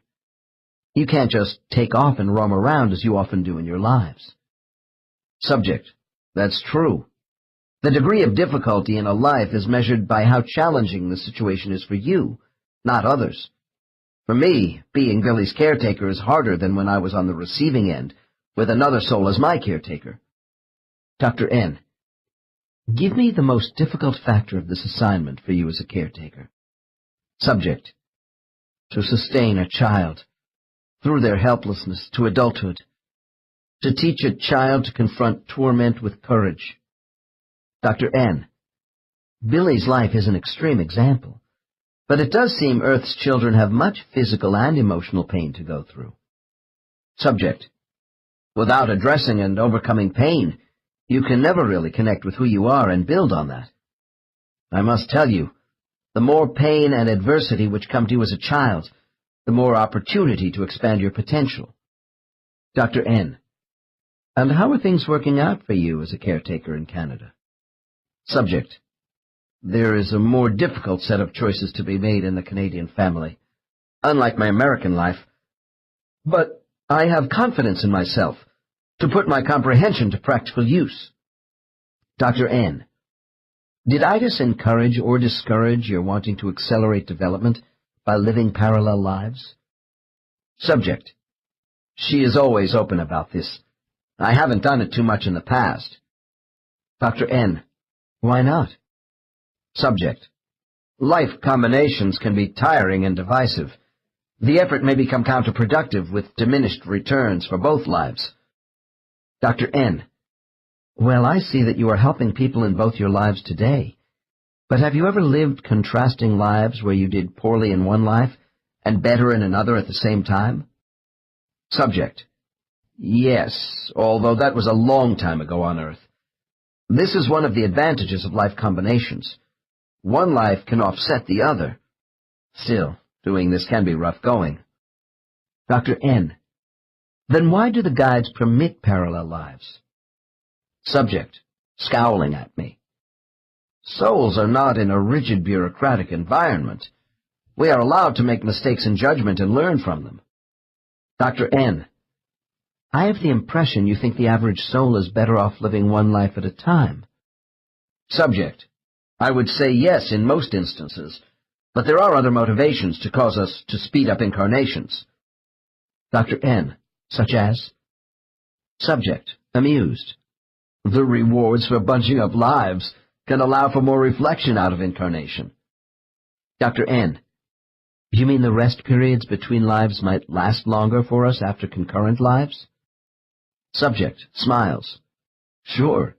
It takes longer to reflect on two lives than one. Dr. N. Nentham, I just have a couple more questions on the mechanics of soul splitting. How do you see the manner in which you divide your soul energy into various parts? Subject. We are as particles of energized units. We originated out of one unit. Dr. N. What was the original unit? Subject. The maker. Dr. N. Does each part of your soul remain intact, complete within itself? Subject. Yes, it does. Dr. N. Do all parts of our social energy go out of the spirit world when we incarnate? Subject. Part of us never leaves, since we do not totally separate from the Maker. Dr. N. What does the part that remains in the spirit world do while we are on Earth in one or more bodies? Subject. It is more dormant, waiting to be rejoined to the rest of our energy. Most of my colleagues who work with past life clients have listened to overlapping time chronologies from people living on Earth in two places at once. Occasionally, there are 3 or more parallel lives. Souls, in almost any stage of development, are capable of living multiple physical lives, but I really don't see much of this in my cases. Many people feel the idea of souls having the capacity to divide in the spirit world, and then attaching to 2 or more human bodies, is against all their preconceptions of a singular, individualized spirit. I confess that I too felt uncomfortable the first time a client told me about having parallel lives. I can understand why some people find the concept of soul duality perplexing, especially when faced with the further proposition that one soul may even be capable of living in different dimensions during the same relative time. What we must appreciate is, if our souls are all part of one great oversoul energy force which divides or extends itself to create our souls, then why shouldn't the offspring of this intelligent soul energy have the same capacity to detach and then recombine? Collecting information about spiritual activity from souls who are in the higher stages of development is sometimes frustrating. This is because the complex nature of memory and knowledge at these levels can make it difficult to sift out what these people recognize and won't tell me from what they really don't know. Case 22 was both knowledgeable and open to my questions. This case is compatible with other accounts in my files about the diversity of soul training in the spirit world. Dr. N. Nentham, I want to turn now to your activities in the spirit world when you are not so busy with Earth incarnations, interacting in soul groups and learning to be a guide. Can you tell me of other spiritual areas in which you are occupied? Subject. Long pause. Yes, there are other areas. I know of them. Dr. N. How many? Subject. Cautiously. I can think of 4. Dr. N. What would you call these areas of activity? Subject. The world without ego. The world of all-knowing. The world of creation and non-creation. And the world of altered time. Dr. N. Are they worlds which exist in our physical universe? Subject. One does. The rest are non-dimensional spheres of attention. Dr. N. All right. Let's start with the non-dimensional spheres. Are these 3 areas in the spirit world for the use of souls? Subject. Yes. Dr. N. Why do you call all these spiritual areas worlds? Subject. I see them as habitations for spiritual life. Dr. N. So 3 of them are mental worlds? Subject. Yes, that's what they are. Dr. N. What is the world without ego? Subject. It's the place of learning to be. Dr. N. I have heard of it expressed in different ways. Doesn't it involve the beginners? Subject. Yes. The newly created soul is there to learn who they are. It's the place of origin. Dr. N. Are the ego identities passed out at random, or is there a choice for beginner souls? Subject. The new soul is not capable of choice. You acquire your character based upon the way your energy is combined, put together for you. Dr. N. Is there some sort of spiritual inventory of characteristics that are assigned to souls? So much of one type, so much of another? Subject. Long pause. I think many factors are considered in the allocations of that which makes us who we are. What I do know is, once given, ego becomes a covenant between oneself and the givers. Dr. N. What does that mean? Subject. To do the best I can with who I am. Dr. N. So the purpose of this world is the distribution of soul identity by advanced beings? Subject. Yes, the new soul is pure energy with no real self yet. The world without ego provides you with a signature. Dr. N. Then why do you call it the world without ego? Subject. Because the newly created souls arrive with no ego. The idea of self has not come into the new soul's consciousness. It is here where the soul is offered meaning to its existence. Dr. N. And does the creation of souls with personhood go on continually? Subject. As far as I know, yes. Dr. N. I want you to answer this next question carefully for me. When you acquired your particular identity as a soul, did that automatically mean you were slated for Earth incarnations in human form? Subject. Not specifically, no. Planets don't last forever. Dr. N. I wondered if certain types of souls have an affinity for specific forms of physical life in the universe. Subject. Pause. I won't argue against that. Dr. N. In your beginnings, Nentham, were you given the opportunity to choose other planetary hosts besides humans on Earth? Subject. As a new soul, the guides assist in those selections. I was drawn to human beings. Dr. N. Were you given other choices? Subject. Long pause. Yes, but it's not very clear at the moment. They usually start you on an easy world or two without much to do. Then I was offered service on this severe planet. Dr. N. Earth is considered severe? Subject. Yes. On some worlds you must overcome physical discomforts, even suffering. Others lean toward mental contests. Earth has both. We get kudos for doing well on the hard worlds. Smiling. We are called the adventurous ones by those who don't travel much. Dr. N. What really appeals to you about Earth?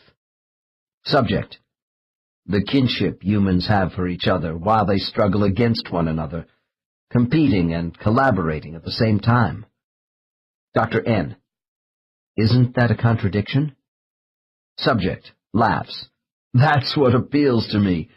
Mediating quarrels of a fallible race which has so much pride and need of self-respect. The human brain is rather unique, you know. Dr. N.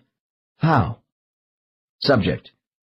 Humans are egocentric, but vulnerable.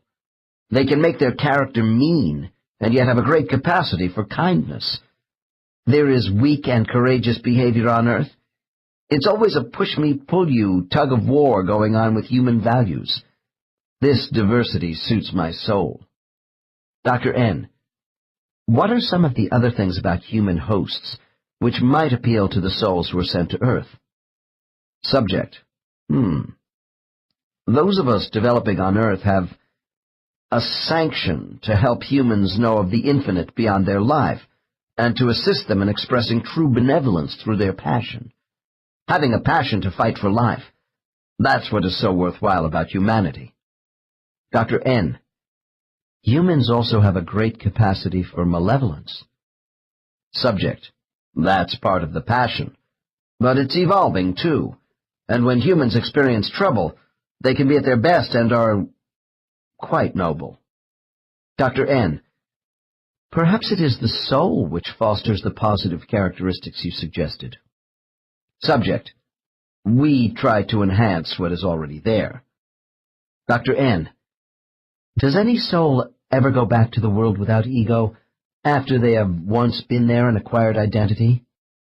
Subject. Uncomfortable. Yes. But I don't want to get into that. Dr. N. Well, then we won't. But I have been told some souls do return if their conduct during physical assignments is consistently irregular. I have the impression they are considered defective, and are returned to the factory for a kind of spiritual prefrontal lobotomy. Subject.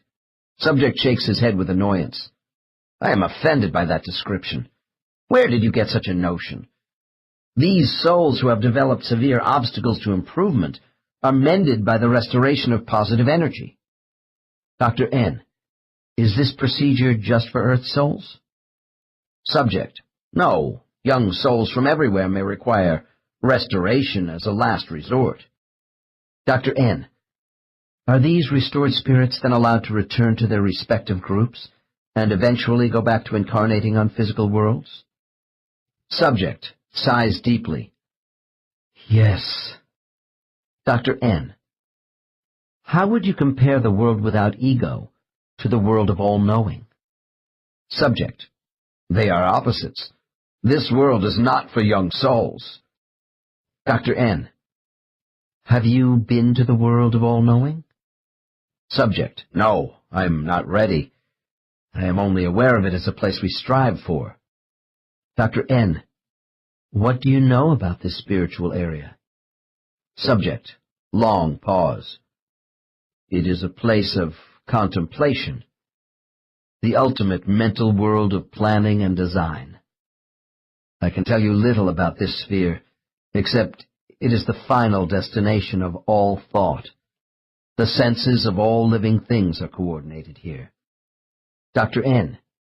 Then the world of all-knowing is abstract in the highest form? Subject. Yes, it's about blending content with form, the rational with ideals. It is a dimension where the realization of all our hopes and dreams is possible. Dr. N. Well, if you can't go there yet, how come you know about it? Subject. We get glimpses, as an incentive to encourage us to make that final effort, to finish our work and join the masters. The foundation of the spirit world is a place of knowing, and has been alluded to under different names by clients. I am given only bare references to this universal absolute, because even my advanced subjects have no direct experience there.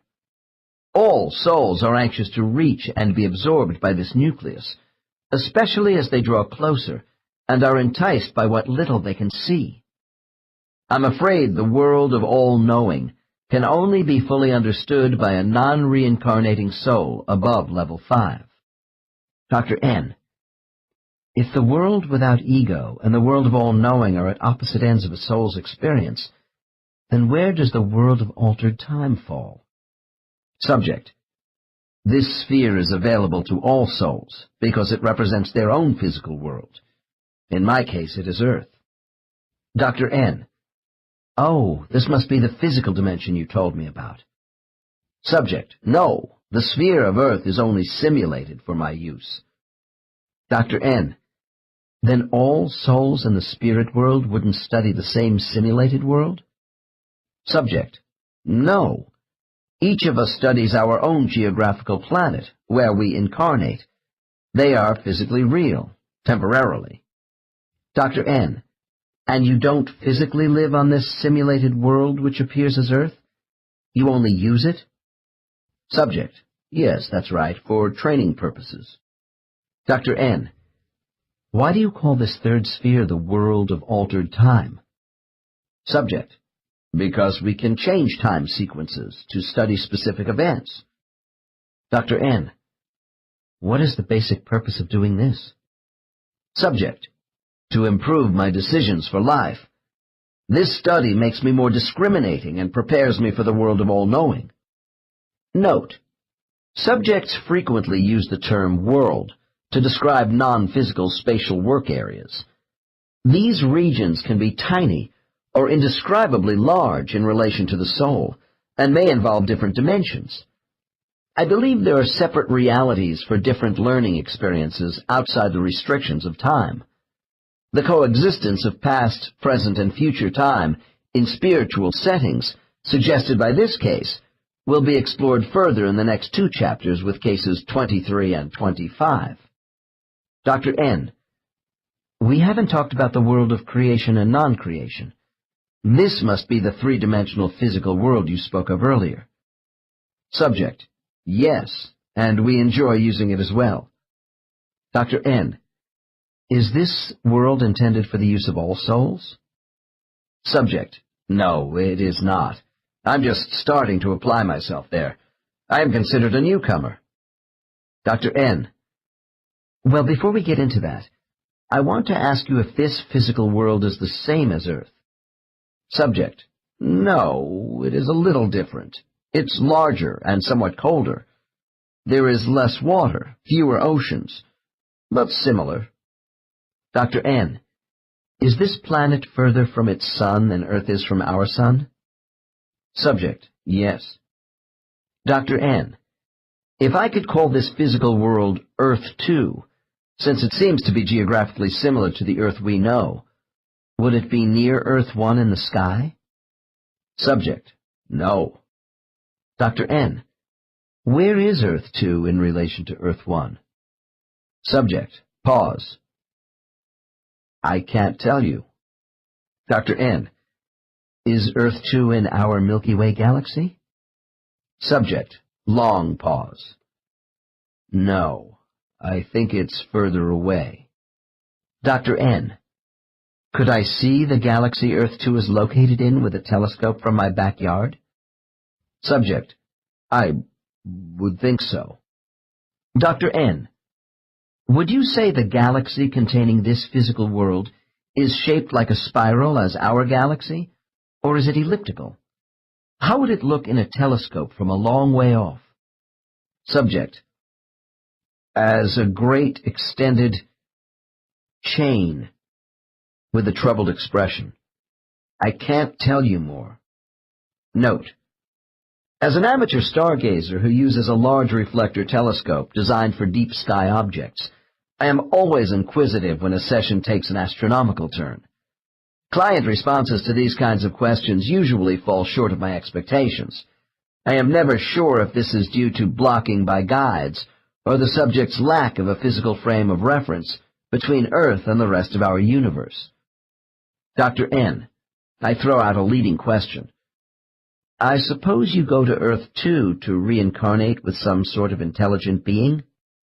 Subject, loudly, no, that's just what we don't want to do there. Dr. N.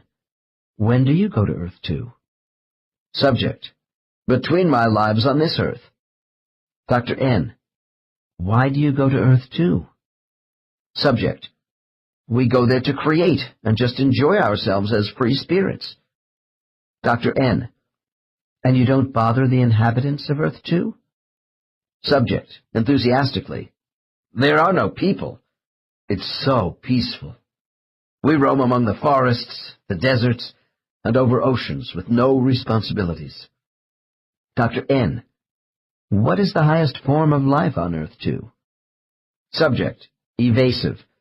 Oh, small animals, without much intelligence. Dr. N. Do animals have souls? Subject, yes, all living things do, but they are very simple fragments of mind energy. Dr. N. Has your soul and that of your friends evolved from using lower forms of physical life on Earth 1 after your creation? Subject, we don't know for sure, but none of us think so. Dr. N. Why not? Subject, because intelligent energy is arranged by a precedence of life. Plants, insects, reptiles, each is in a family of souls. Dr. N. And all the categories of living things are separated from each other? Subject, no. The Maker's energy joins the units of every living thing in existence. Dr. N. Are you involved with this element of creation? Subject, startled. Oh, no. Dr. N. Well, who is selected to visit Earth 2? Subject, those of us who are connected with Earth come here. This is a vacation spot compared to Earth. Dr. N. Why? Subject, there is no fighting, bickering, or striving for supremacy. There is a pristine atmosphere, and all life is quiet. This place gives us an incentive to return to Earth and make it more peaceful, too. Dr. N. Well, I do see how this Garden of Eden would allow you to rest and be carefree, but you also said you come here to create. Subject, yes, we do. Dr. N. It is no accident, then, that souls from Earth come to a world that is so similar geographically? Subject, that's right. Dr. N. Do other souls, who are not earthbound, go to physical worlds which resemble those planets where they incarnate? Subject, yes, younger worlds with simpler organisms, to learn to create without any intelligent life around. Dr. N. Go on. Subject, we can experiment with creation and see it developing here. It's as if you were in a lab where you can form physical things from your energy. Dr. N. Do these physical things resemble what you might see on Earth 1? Subject, yes, only on Earth. That's why I am here. Dr. N. Start with your arrival on Earth 2, and explain to me what your soul does first. Subject, balks at my question and then finally says, I'm not very good. Note, since this subject is experiencing resistance, I take a few minutes for reconditioning and end with the following. On the count of 3, you will feel more relaxed about telling me what you and Itis consider appropriate for my knowledge. 1, 2, 3. I repeat my question. Subject, I look to see what I am supposed to make on the ground in front of me. Then I mold the object in my mind and try and create the same thing with small doses of energy. The teachers assist us with control. I'm supposed to see my mistakes and make corrections. Dr. N. Who are the teachers? Subject: Idis and Mulkofgil. Subject's highly advanced guide. And there are other instructors around. I don't know them very well. Dr. N. Try to be as clear as possible. What exactly are you doing? Subject: We form things. Dr. N. Living things? Subject: I'm not ready for that yet.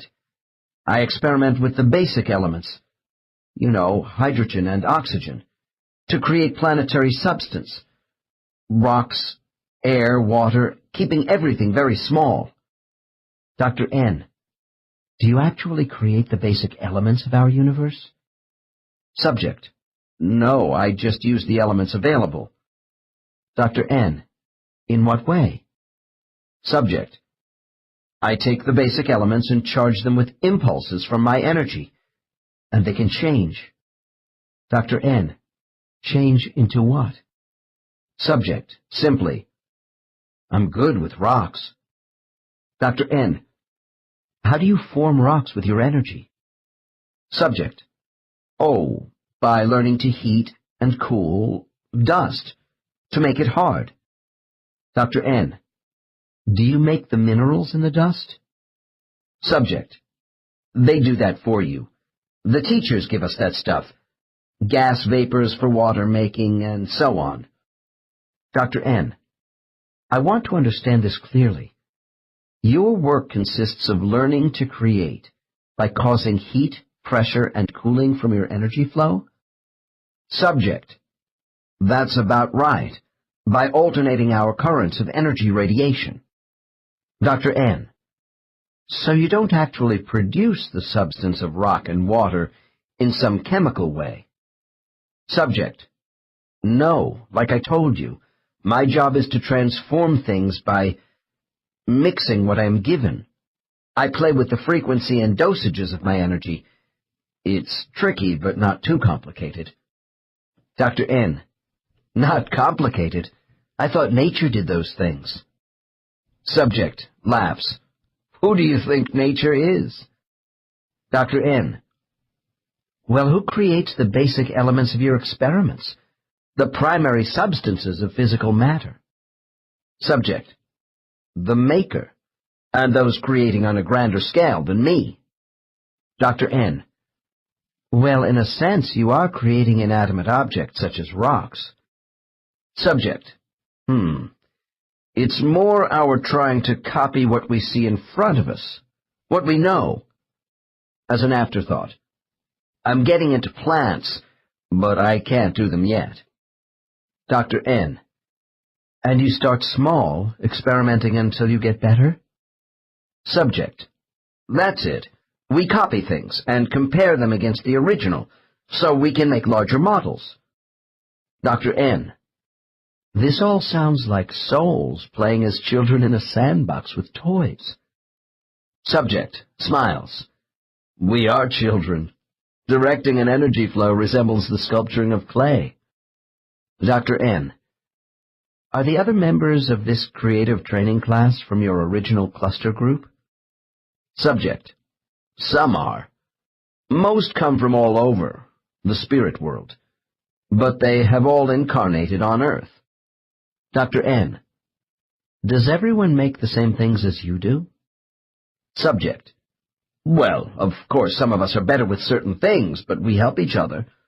The teachers come around and give us tips and advice on how to improve, but... Stops. Dr. N. But what? Subject sheepishly: If I am clumsy and do a bad job, I disassemble some creations without showing them to Idis. Dr. N. Give me an example. Subject: Plants. I don't apply my energy delicately enough to produce the proper chemical conversions. Dr. N. You are not good with the formation of plant life? Subject: No, so I undo my abominations. Dr. N. Is this what you mean by uncreation? You can destroy energy? Subject: Energy can't be destroyed. We reassemble it and start over using different combinations. Dr. N, I don't see why the Creator needs your help in creating. Subject: for our benefit. We participate in these exercises so that when our work is judged to be of quality, hopefully we can make real contributions to life. Dr. N, if we are all working up the ladder of development as souls, Nentham, I am left with the impression the spirit world is one huge organizational pyramid with a supreme authority of power at the top. Subject: size. No, you are wrong. It is not a pyramid. We are all threads in the same long piece of fabric. We are all woven into it. Dr. N, it's hard for me to visualize fabric when there are so many levels of competency for souls. Subject: think of it as a moving continuum rather than souls being in brackets of highs and lows. Dr. N, I always think of souls moving up in their existence. Subject: I know you do, but consider us moving across. Dr. N, give me something I can picture in my mind. Subject: it's as if we are all part of a universal train on a flat track of existence. Most of the souls on Earth are in one car moving along the track. Dr. N, are all other souls in different cars? Subject: yes, but all on the same track. Dr. N, where are the conductors, such as Itis? Subject: they move back and forth between the connected cars, but sit closer to the engine. Dr. N, where is the engine? Subject: the maker? Up front, naturally. Dr. N, can you see the engine from your car? Subject laughs at me. No, but I can smell the smoke. I can feel the engine rumbling along, and I can hear the motor. Dr. N, it would be nice if all of us were closer to the engine. Subject: ultimately, we will be. From what I am able to determine, souls are expected to begin familiarizing themselves with the forces of creation by the time they are solidly established in level 3. Exposure to plant photosynthesis takes place before student souls work up the organic scale of life. I am told that early creation training consists of souls learning relationships between substances to develop the ability of unifying their energy with different values in the elements. The formation of inanimate to animate objects from the simple to the complex is a long, slow process. Students are encouraged to create miniature planetary microhabitats for a given set of organisms which can adapt to certain environmental conditions. With practice comes improvement, but not until they approach level 5 do my clients begin to feel they might actually contribute to the development of living things. We will hear more about this with Case 23. However, many of my clients won't or can't talk about creation. Some souls seem to have a natural gift for working with energy in their creation classes. My cases indicate ability in creation assignments does not mean a soul is at the same level of advancement in all other areas of the spiritual curricula.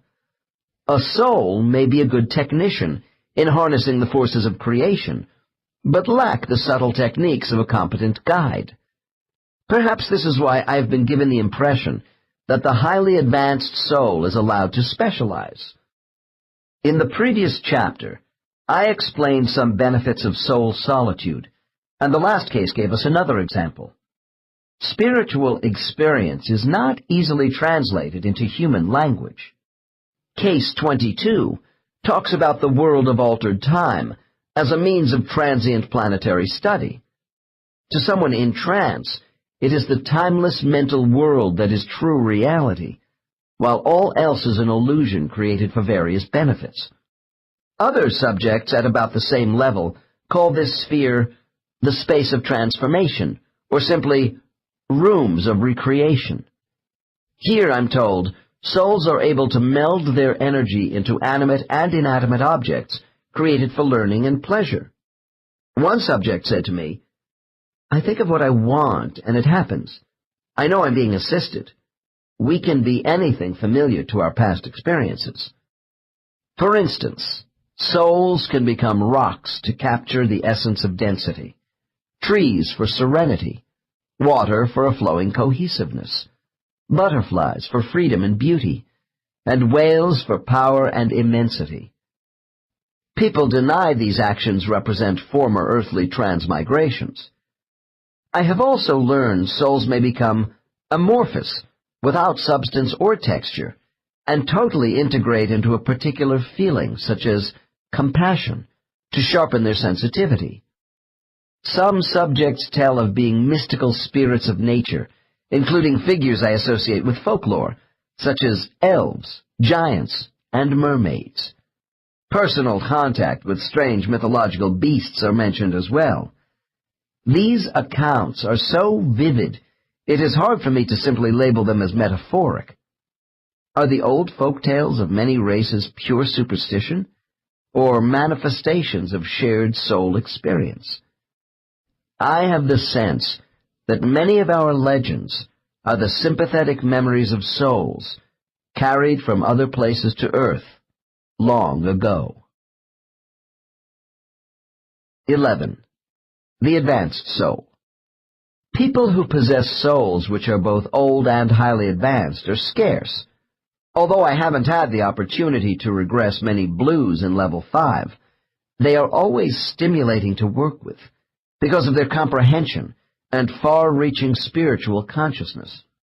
The fact is, a person whose maturity is this high doesn't seek out a regression therapist to resolve life plan conflicts. In most cases, level 5s are here as incarnated guides. Having mastered the fundamental issues most of us wrestle with daily, the advanced soul is more interested in making small refinements towards specific tasks.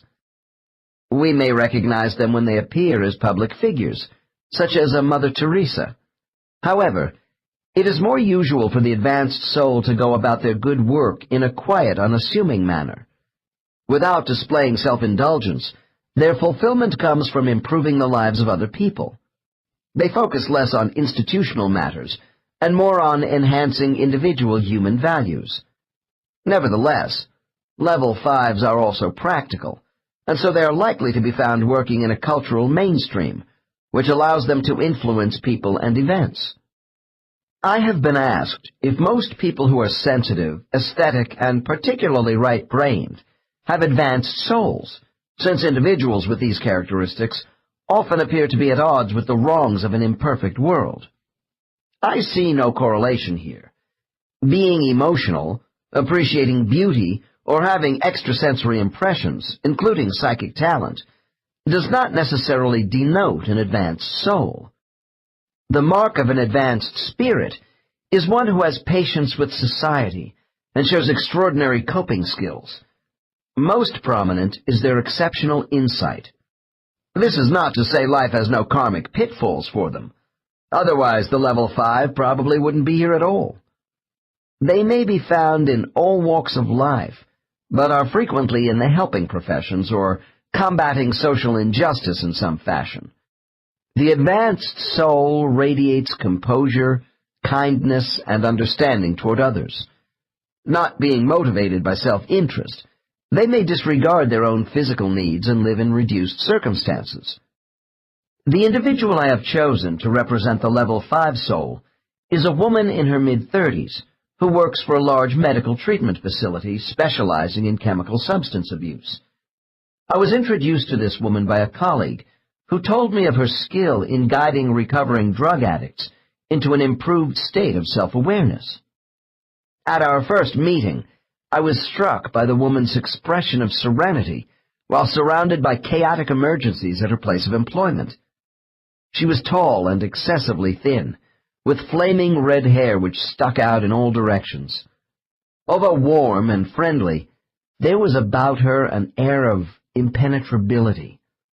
Her clear, luminous gray eyes were those of one who sees small things unnoticed by ordinary folk, I felt she was looking into rather than at me.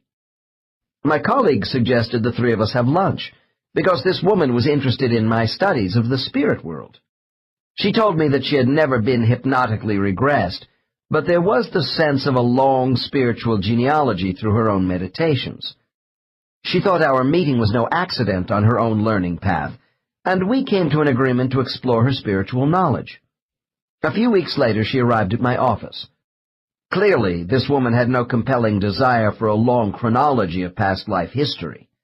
I decided to get a brief sketch of her earliest lives on Earth, to use as a springboard into superconscious memories. She rapidly entered into a deep trance and made instant contact with her inner self. Almost at once, I found this woman's span of incarnations staggering, going far back into the distant past of human life on Earth. Touching on her earliest memories, I came to the conclusion her first lives occurred at the beginning of the last warm interglacial period, which lasted from 130,000 to 70,000 years ago, before the last great ice age spread over the planet. During the warmer climate of the Middle Paleolithic period of Earth's history, my subject described living in moist, subtropical savannas near hunting, fishing, and plant-gathering areas. Later, some 50,000 years ago, when continental sheets of ice had again changed Earth's climate, she spoke of living in caves and enduring bitter cold. Leaping rapidly over large blocks of time, I found her physical appearance changing from a slightly bent to a more erect posture. As we moved forward in time, I directed her to look into pools of water and feel her body while reporting back to me. Her sloping forehead became more vertical over thousands of years in different bodies. Supraorbital ridges above the eyes grew less pronounced, as did body hair and the massive jaws of archaic man. In many lives as both men and women, I was given enough information on habitat, the use of fire, tools, clothes, food, and ritualistic tribal practices for rough anthropological dating. Paleontologists have estimated Homo erectus, an ape-like ancestor of modern humans, appearing at least 1.7 million years ago. Have souls been incarnating on Earth for this long, utilizing the bodies of these primitive bipeds we call hominids? A few of my more advanced clients declare that highly advanced souls, who specialize in seeking out suitable hosts for young souls, evaluated life on Earth for over 1 million years. My impression is these examiner souls found the early hominid brain cavity and restricted voice box to be inadequate for soul development earlier than some 200,000 years ago. Archaic Homo sapiens, whom we call humans, evolved several 100,000 years ago. Within the last 100,000 years, we find two clear signs of spiritual consciousness and communication. These are burial practices and ritualistic art, as found in carved totems and rock drawings. There is no anthropological evidence that these practices existed on Earth before Neanderthal peoples. Souls eventually made us human, not the reverse. One of my advanced subjects remarked, "Souls have seeded the Earth in different cycles."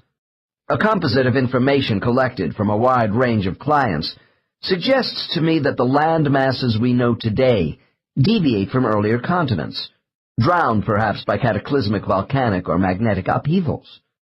For instance, the Azores in the Atlantic Ocean have been said to represent the tops of mountains of the submerged continent of Atlantis. Indeed, I have had subjects discuss being in ancient lands on Earth that I cannot identify with modern geography. Thus, it is possible souls existed in bodies more than advanced Homo erectus, who died out about 250,000 years ago, with the fossilized evidence hidden from us today by geological change. However, this hypothesis means the physical evolution of humans was an up-down affair, which I think is unlikely.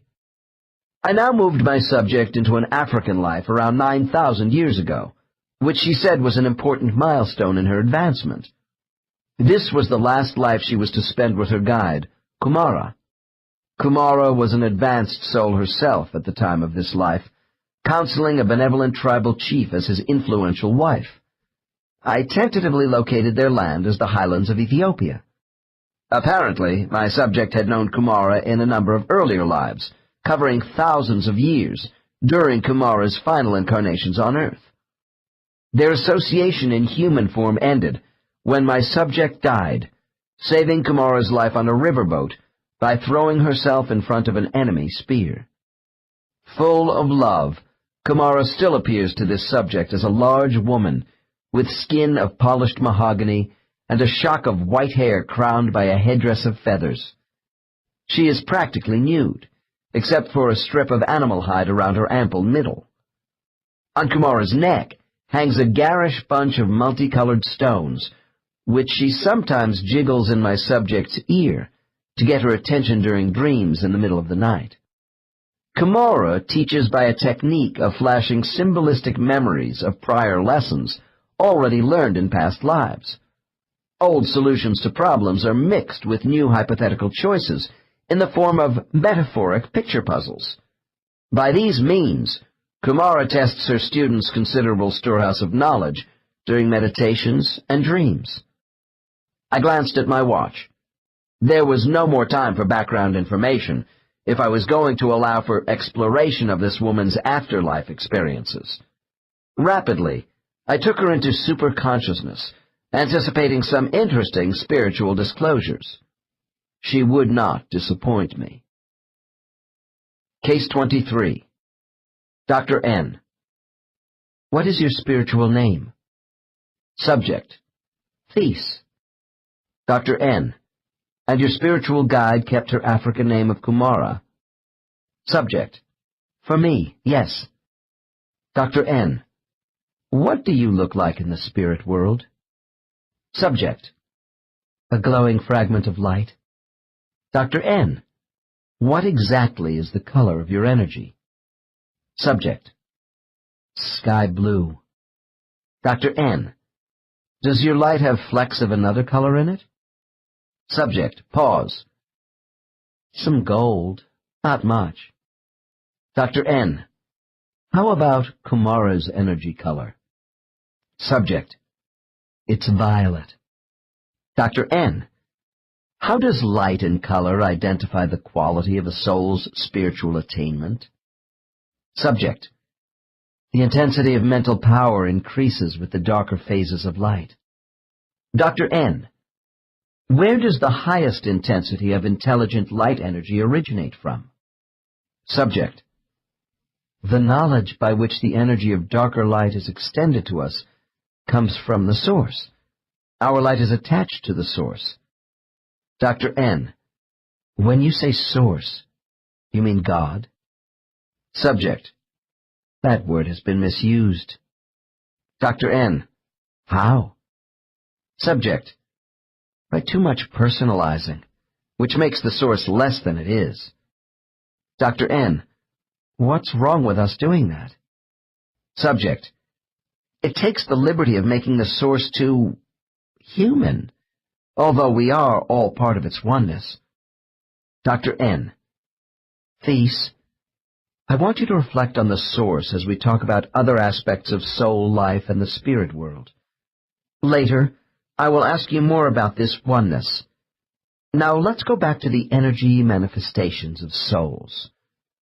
Why do spirits display two black glowing cavities for eyes when not showing their human forms? It seems so spooky to me. Subject laughs and is more relaxed. That's how Earth's legends of ghosts came about, from these memories. Our energy mass is not uniform. The eyes you speak of represent a more concentrated intensity of thought. Dr. N. Well, if the myths about ghosts are not so fanciful after all, then these black eye sockets must be useful extensions of their energy. Subject. Rather than eyes, they are windows to old bodies, and all the physical extensions of former selves. This blackness is a concentration of our presence. We communicate by absorbing the energy presence of each other. Dr. N. When you return to the spirit world, Do you have energy contact with other souls who may look like ghosts? Subject: Yes, and appearance is a matter of individual preference. Of course, there is always a multitude of thought waves around me, mingling with my returning energy, but I avoid too much contact. Dr. N: Why? Subject: It is not necessary for me to make attachments here. I will be alone for a while to contemplate and sort out any mistakes from my last incarnation, before talking to Kumara. Note: This statement is typical of advanced souls returning to the spirit world, mentioned earlier in Case 9. However, this soul is so advanced, she will have no deliberations with her guide until much later, and upon her request. Dr. N: Perhaps we should talk about older souls for a minute. Does Kumara incarnate on Earth anymore? Subject: No, she doesn't. Dr. N: Do you know others like Kumara who were here during the early times on Earth and don't come back anymore? Subject, cautiously: A few, yes. Many got on Earth early and got off before I came. Dr. N: Did any stay? Subject: What do you mean? Dr. N: Advanced souls who keep coming back to life on Earth when they could stay in the spirit world. Subject: Oh, you mean the sages? Dr. N: Yes, the sages. Tell me about them. This is a new term for me, but I often pretend to know more than I do with advanced souls to elicit information. Subject, with admiration: They are the true watchers of Earth, you know, to be here and keep watch over what is going on. Dr. N: As highly advanced souls who continue to incarnate? Subject: Yes. Dr. N: Don't the sages get tired of still hanging around Earth? Subject: They choose to stay and help people directly because they are dedicated to Earth. Dr. N: Where are these sages? Subject, wistfully: They live simple lives. I first came to know some of them thousands of years ago. Today it's hard to see them. They don't like cities much. Dr. N: Are there many of them? Subject: No.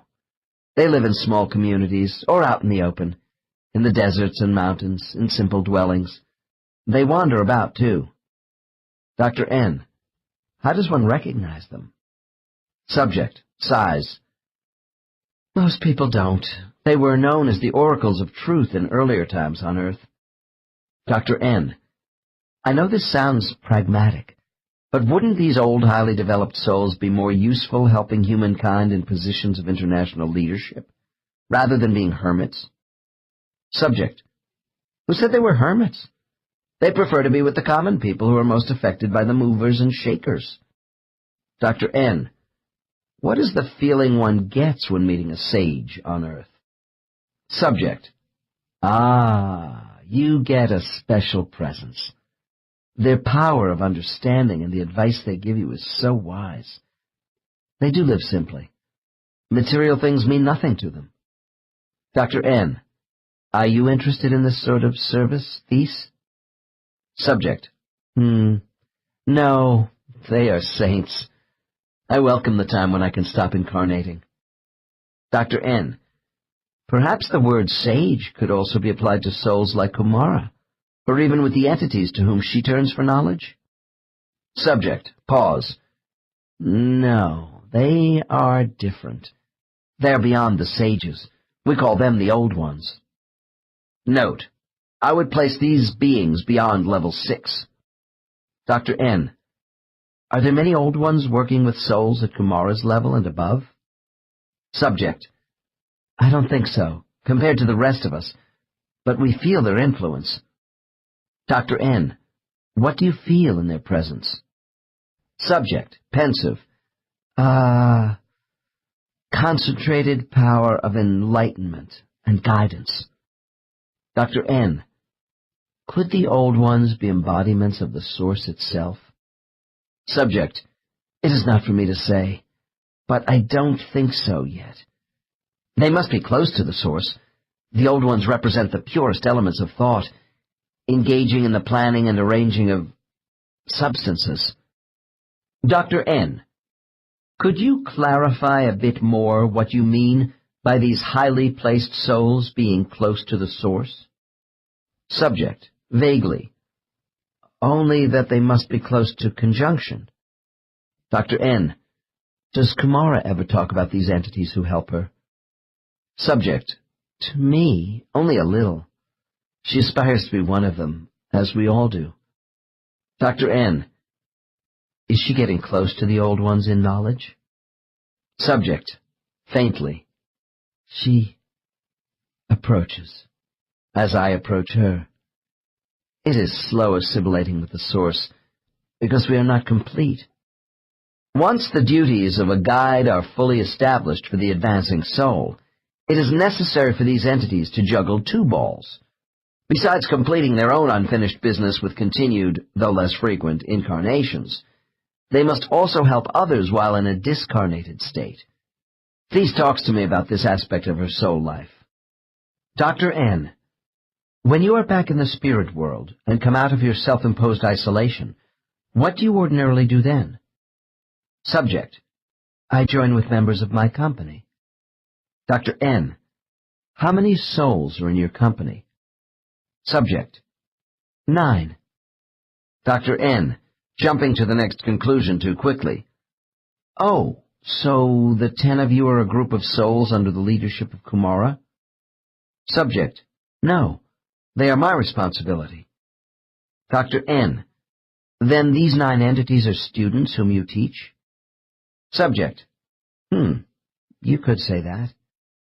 Dr. N, and they are all in one group, cluster, which I assume is your company? Subject, no, my company is made up of 2 different groups. Dr. N, why is that? Subject, they are in different progressions, levels. Dr. N, and yet you are the spiritual teacher for all 9? Subject, I prefer to call myself a watcher. 3 of my company are also watchers. Dr. N, well, who are the other 6? Subject, matter-of-factly, people who don't watch. Dr. N, I want to clarify this using my terms, if you will, Thys. If you are a senior watcher, 3 of your company must be what I would call junior guides? Subject, yes, but the words senior and junior, that portrays us as authoritarian, which we are not. Dr. N, my intention is not to denote rank. For me, it is just an easy identification of responsibility. Consider the word senior as meaning an advanced teacher. I would call Kumara a master teacher, or possibly an educational director. Subject shrugs. That's okay, I suppose, as long as director doesn't mean dictator. Dr. N, it doesn't. Now, Thys, cast your mind to a place where you can see the energy colors of all your company. What do the 6 souls who are not watchers look like? Subject smiles. Dirty snowballs. Dr. N, if they are white in tone, what about the rest? Subject, pause. Well, 2 are rather yellowish. Dr. N, we are 1 short. What about the 9th member? Subject, that's Ras. He is doing quite well. Dr. N, describe his energy color. Subject, he is turning bluish. An excellent watcher. He will be leaving me soon. Dr. N, let's go to the opposite end of your company. What member are you most concerned about and why? Subject, Ojana. She has the conviction for many lives that love and trust only bring hurt. Musing. She has fine qualities which I want to bring out, but this attitude is holding her back. Dr. N, Ojana is developing more slowly than the rest? Subject, protectively. Don't misunderstand. I am proud of her effort. She has great sensitivity and integrity, which I like. She just requires more of my attention. Dr. N, as a watcher-teacher, what is the one quality which Ras has acquired, which you want to see in Ojana? Subject, no hesitation. Adaptability to change. Dr. N, I am curious if the 9 members of your company advance in a rather uniform way together under your teaching. Subject, that's totally unrealistic. Dr. N, why? Subject, because there are differences in character and integrity. Dr. N, well, if learning rates are different between souls because of character and integrity, how does this equate with the mental capabilities of the human brain a soul selects? Subject, it doesn't. I was speaking of motivation. On Earth, we use many variations of the physical brain in the course of our expansion. However, each soul is driven by its integrity. Dr. N, is this what you mean by a soul having character? Subject, yes, and intensity of desire is part of character. Dr. N, if character is the identity of a soul, where does desire come in? Subject, the drive to excel is internal to each soul, but this too can fluctuate between lives. Dr. N, so where does a soul's integrity fit into this? Subject, the extension of desire. Integrity is the desire to be honest about self and motives to such an extent that full awareness of the path to the source is possible.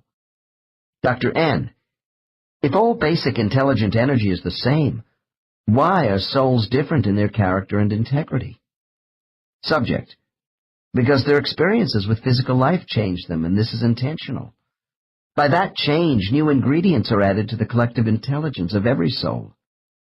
Dr. N, and this is what incarnation on Earth is all about?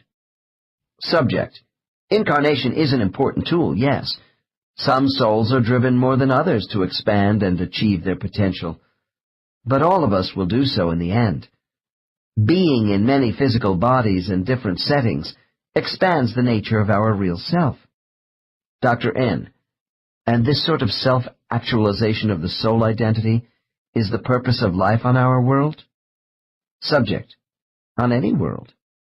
Dr. N, well, if each soul is preoccupied with self, doesn't this explain why we have a world of self-centered people? Subject, no, you misinterpret. Fulfillment is not cultivating self for selfish means, but allowing for integration with others in life. That also shows character and integrity. This is ethical conduct. Dr. N, does Ojanawan have less honesty than Anras? Subject, pause. I'm afraid she does engage in self-deception. Dr. N, I wonder how you can function effectively as a spiritual guide for the 9 members of your company and still incarnate on Earth to finish your own lessons. Subject, it used to affect my concentration to some extent, but now there is no conflict. Dr. N, do you have to separate your soul energy to accomplish this? Subject, yes. This capacity of souls allows for the management of both. Being on Earth also permits me to directly assist a member of my company and help myself at the same time. Dr. N, the idea that souls can divide themselves is not an easy thing for me to conceptualize. Subject, your use of the term divide is not quite accurate. Every part of us is still whole. I'm only saying it does take some getting used to at first, since you manage more than one program at a time. Dr. N, so your effectiveness as a teacher is not diminished by having multiple activities. Subject, not in the least. Dr. N, would you consider the major thrust of your instruction to be on Earth with your human body or in the spirit world as a free entity? Subject, they are 2 different settings. My instruction is diversified but no less effective. Dr. N, but your approach to a company member would be different depending upon the setting. Subject, yes, it would.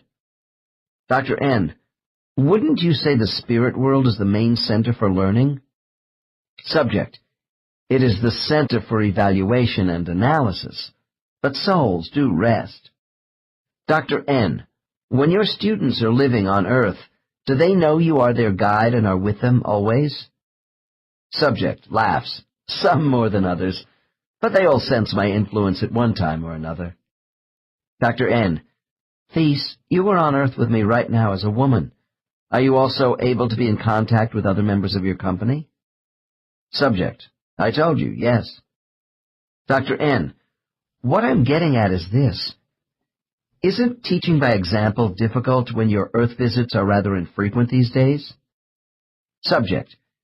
If I came too often and worked with them directly as one human being to another, I would be interfering with their natural unfolding.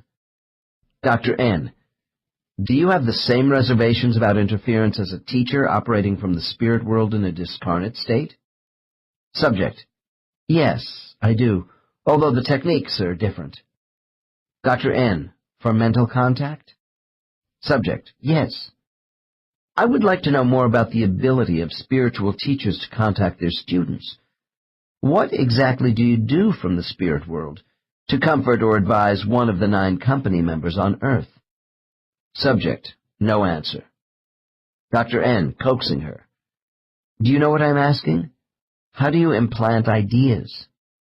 Subject. Finally. I'm unable to tell you. Note. I suspect blocking here, but I can't complain. So far, Thys has been liberal with information, and so has her guide. I decide to stop the session for a minute to appeal directly to Kamara. It is a speech I have given before. Dr. N. Kamara, permit me to reason with you through Thys. My work here is intended for good. By questioning your disciple, I wish to add to my knowledge of healing and bring people closer to the higher creative power available within themselves. My larger mission is to combat the fear of death by offering people understanding about the nature of their souls and their spiritual home. Will you aid me in this endeavor? Subject. Thys answers me in an odd tone of voice. We know who you are. Dr. N. Then would you both assist me? Subject. We will talk to you at our discretion. Note. This tells me if I exceed the undefined boundaries of these 2 guides with an intrusive question, it won't be answered. Dr. N. All right, Thys. On the count of 3, you will feel more comfortable talking to me about how souls function as guides. Begin by telling me in what way a company member on Earth can signal to get your attention. 1, 2, 3. I snap my fingers for added effect. Subject, after a long pause. First they have to calm their minds and focus attention away from their immediate surroundings. Dr. N. How would they do this? Subject, by silence, reaching inward to fasten on their inner voice. Dr. N. Is this how one calls for spiritual help? Subject, yes, at least to me. They must expand upon their inner consciousness to engage me on a central thought. Dr. N. On you, or on the specific problem which is bothering them? Subject. They must reach out beyond what is troubling them in order to be receptive to me. That's difficult when they don't remain calm. Dr. N. Do all 9 company members have about the same abilities to reach you for help? Subject. No, they don't. Dr. N. Perhaps Ojanawin has the most problems? Subject. She is one of those that does. Dr. N. Why? Subject. For me, getting the signals is easy. It's harder for people on Earth. The energy of directed thought must override human emotion. Dr. N. Within a spirit world framework, how do you pick up the messages of just your company out of billions of souls who are sending out distress signals to other guides? Subject. I know instantly. All watchers do because people send out their own individual patterns of thought. Dr. N. Like a vibrational code in a field of thought particles? Subject, laughing. You could describe an energy pattern that way, I guess. Dr. N. Okay. Then how would you reach back to someone in need of guidance?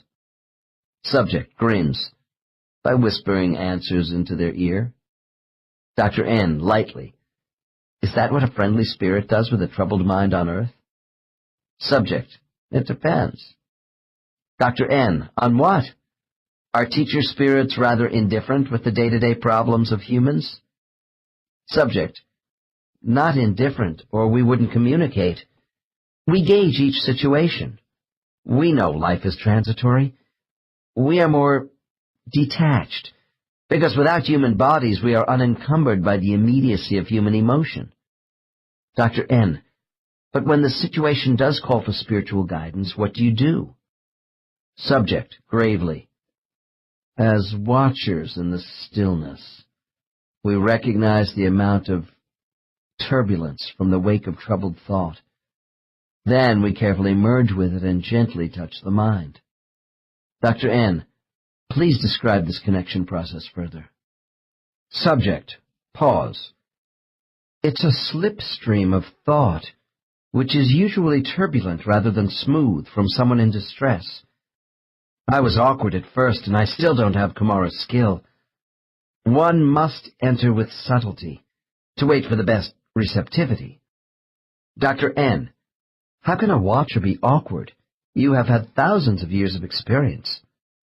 Subject: Communicators are not all the same. Watchers, too, have a variety of abilities.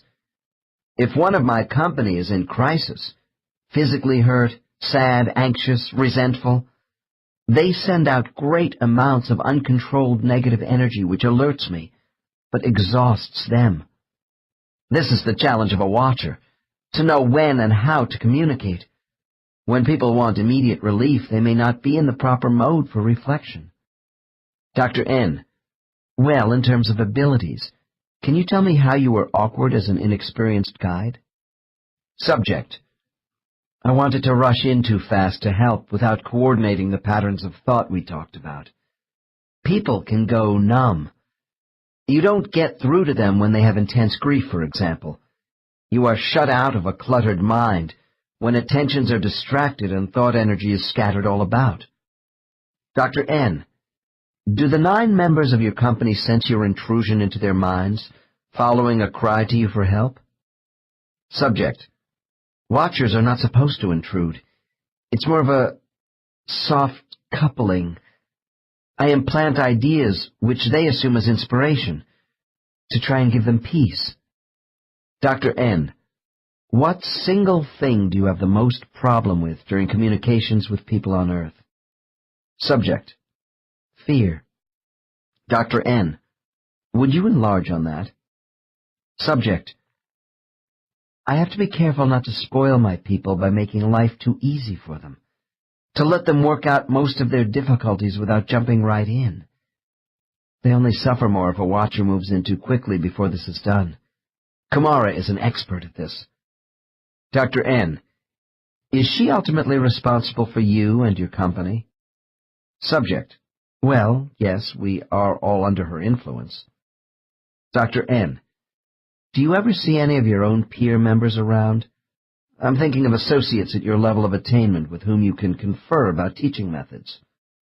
Subject: Oh, you mean with those I grew up with here? Dr. N: Yes. Subject: Yes, 3 in particular. Dr. N: And do they lead company groups themselves? Subject: Yes. Dr. N: Are these more advanced souls responsible for about the same number of souls as you? Subject: Yes, except Waru. His company is more than double my own. He is good. Another company is being added to his workload. Dr. N: How many superior entities do you and your friends who are company leaders go to for advice and direction? Subject: 1. We all go to Kumara to exchange observations and seek ways of improvement. Dr. N: How many souls like you and Waru does Kumara oversee? Subject: Oh, I couldn't know that. Dr. N: Try and give an estimate of the number. Subject, after reflection: At least 50, probably more. Additional inquiries into Kumara's spiritual activities were fruitless, so I turned next to thesis creation training. Her experiences, which I have condensed, take us a little further than those training exercises described by Nentham in the last chapter. To those listeners with a scientific bent, I want to stress that when a subject is reporting to me about creation, their frame of reference is really not grounded in earth science. I have to make the best interpretations I can from the information provided. Dr. N. The curriculum for souls seems to have great variety, Thies. I want to go into another aspect of your training. Does your energy utilize the properties of light, heat, and motion in the creation of life? Subject, startled. You know about that? Dr. N. What more can you tell me? Subject, only that I am familiar with this. Dr. N. I don't want to talk about anything which will make you uncomfortable, but I would appreciate your confirmation of certain biological effects resulting from the actions of souls. Subject hesitates. Oh, I don't think... Dr. N. I jump in quickly. What creation have you recently done which makes Kumara proud of you? Subject, without resistance. I am proficient with fish. Dr. N. I follow up with a deliberate exaggeration to keep her going. Oh, so you can create a whole fish with your mental energy? Subject, vexed. You must be kidding. Dr. N. Then where do you start? Subject. With the embryos, of course. I thought you knew. Dr. N. Just checking. When do you think you will be ready for mammals? Subject. No answer. Dr. N. Look, Thies, if you will try to cooperate with me for a few more minutes, I promise not to take long with my questions on this subject. Will you agree to that? Subject. Pause. We will see. Dr. N. Okay. As a means of basic clarification, tell me what you actually do with your energy to develop life up to the stage of fish. Subject, reluctantly. We give instructions to organisms within the surrounding conditions. Dr. N. Do you do this on one world or many in your training? Subject. More than one. Would not elaborate except to say these planets were Earth types. Dr. N. In what kind of environment are you working now? Subject. In oceans. Dr. N. With basic sea life such as algae and plankton? Subject. When I started. Dr. N. You mean before you worked up to the embryos of fish?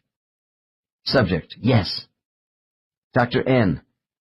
Then when souls start to create forms of life, they begin with microorganisms? Subject. Small cells, yes.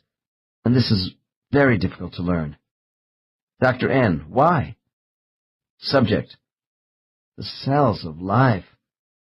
Our energy cannot become proficient unless we can direct it to alter molecules. Dr. N. Then you are actually producing new chemical compounds by mixing the basic molecular elements of life by your energy flow? Subject. Nods. Dr. N. Can you be more explicit? Subject. No, I can't. Dr. N. Let me try and sum this up, and please tell me if I am on the wrong track. A soul who becomes proficient with actually creating life must be able to split cells and give DNA instructions, and you do this by sending particles of energy into protoplasm? Subject. We must learn to do this, yes, coordinating it with a sun's energy. Dr. N. Why? Subject. Because each sun has different energy effects on the worlds around them. Dr. N. Then why would you interfere with what a sun would naturally do with its own energy on a planet? Subject. It is not interference. We examine new structures, mutations, to watch and see what is workable. We arrange substances for their most effective use with different suns. Dr. N. When a species of life evolves on a planet, are the environmental conditions for selection and adaptation natural? or are intelligent soul minds tinkering with what happens? Subject, evasively. Usually a planet hospitable to life has souls watching, and whatever we do is natural. Dr. N. How can souls watch and influence biological properties of growth, evolving over millions of years on a primordial world? Subject. Time is not in Earth years for us. We use it to suit our experiments. Dr. N. Do you personally create suns in our universe? Subject. A full-scale sun? Oh no, that's way over my head, and requires the powers of many. I generate only on a small scale. Dr. N. What can you generate? Subject. Small bundles of highly concentrated matter, heated. Dr. N. But what does your work look like when you are finished? Subject. Small solar systems. Dr. N. Are your miniature suns and planets the size of rocks, buildings, the moon? What are we talking about here? Subject laughs. My suns are the size of basketballs, and the planets, marbles. That's the best I can do. Dr. N. Why do you do this on a small scale? Subject. For practice, so I can make larger suns. After enough compression, the atoms explode and condense, but I can't do anything really big alone. Dr. N. What do you mean? Subject. We must learn to work together to combine our energy for the best results. Dr. N. Well, who does the full-size thermonuclear explosions which create physical universes in space itself? Subject. The source. The concentrated energy of the old ones. Dr. N. Oh, so the source has help? Subject. I think so. Dr. N. Why is your energy striving to create universal matter and more complex life when Kumara and the entities above her are already proficient? Subject. We are expected to join them, just as they wish to unite their accomplished energy with the old ones. Creation questions always evoke the issue of first cause. Was the exploding interstellar mass which caused the birth of our stars and planets an accident of nature or planned by an intelligent force? When I listen to subjects such as Thys, I ask myself why souls would be practicing the chain reactions of energy matter with models on a small scale, if they were not intending to make larger celestial bodies. I have had no subjects in level 6 and above to substantiate how they might carry the forces of creation further. It would seem if souls do progress, then entities at this level could be expected to involve themselves with the birthing of planets and the development of life forms capable of higher intelligence suitable for soul use. After pondering why less than perfect souls are associated with creation at all, I came to the following conclusion. All souls are given the opportunity to participate in the development of lower forms of intelligent life in order to advance themselves. This principle could also be applied to the reason why souls incarnate in physical form. Thys suggested that the supreme intelligence she calls the Source is made up of a combination of creators, the old ones, who fuse their energy to spawn universes. The thought has been expressed to me in different ways by other subjects when they describe the combined power of non-reincarnating old souls. This concept is not new. For instance, the idea we have no single Godhead is the philosophy of the Jainist sect in India. The Jains believe fully perfected souls, called siddhas, are a group of universal creators. These souls are fully liberated from further transmigrations. Below them are the arhat souls, advanced illuminators who still incarnate along with 3 more lower gradations of evolving souls. To the Jains, reality is uncreated and eternal. Thus, the siddhas need no creator. Most Eastern philosophies deny this tenet of Jainism in favor of a divine board of directors created by a chairman. This conclusion is more palatable to the Western mind as well. With certain subjects, it is possible to pursue a wide range of topics in condensed periods. Earlier, Thys had alluded to intelligent life existing on other worlds, when she talked about a soul's cosmic training. This brings up another aspect about soul life, which may be hard for some of us to accept. A small percentage of my subjects, usually the older advanced souls, are able to recall being in strange, non-human, intelligent life forms on other worlds. Their memories are rather fleeting and clouded about the circumstances of these lives, the physical details, and planetary location relative to our universe. I wondered if Thies had any such experiences long ago, so I opened up this line of inquiry for a few minutes to see where it might lead. Dr. N. A while back, you remarked about other physical worlds besides Earth, which are available to souls. Subject, hesitant. Yes. Dr. N. Casually. And I assume some of these planets support intelligent life, which are useful to souls wishing to incarnate. Subject. That's true, there are many schoolyards. Dr. N. Do you ever talk to other souls about their planetary schoolyards? Subject. Long pause. It's not my inclination to do so. I'm not attracted to them, the other schools. Dr. N. Perhaps you could give me some idea of what they're like? Subject. Oh, some are analytical schools. Others are basically mental worlds, subtle places. Dr. N. What do you think of the Earth School by comparison? Subject. The Earth School is insecure still. It is filled with resentment of many people over being led and antagonism of the leaders toward each other. There is so much fear to overcome here. It is a world in conflict because there's too much diversity among too many people. Other worlds have low populations with more harmony. Earth's population has outpaced its mental development. Dr. N. Would you rather be training on another planet, then? Subject. No. For all Earth's quarreling and cruelty, there is passion and bravery here. I like working in crisis situations, to bring order out of disorder. We all know Earth is a difficult school.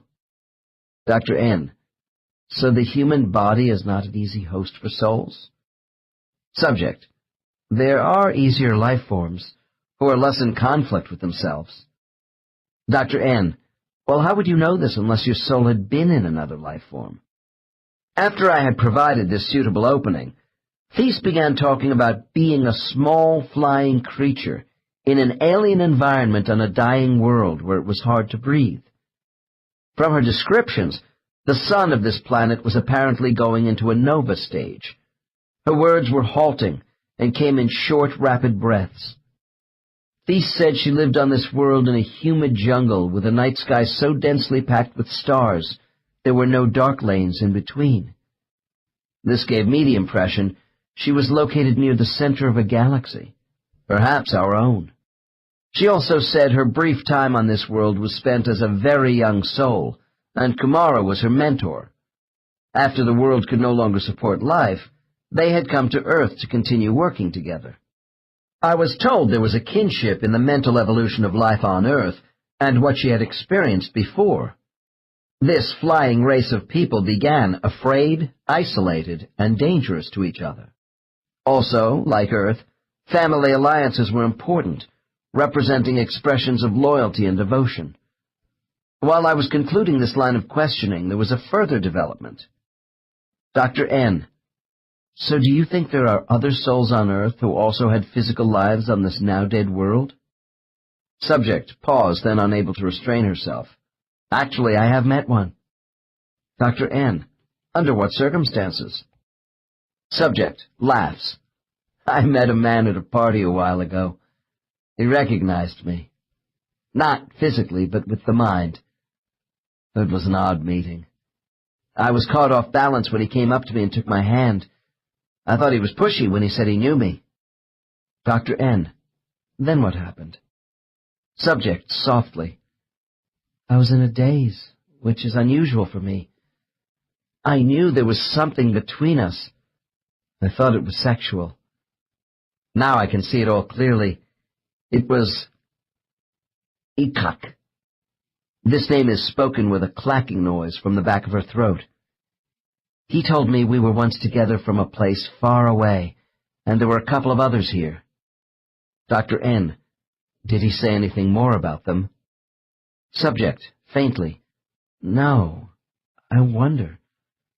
I ought to know them. Dr. N. Did Ikak say anything else about your former physical relationship on this world?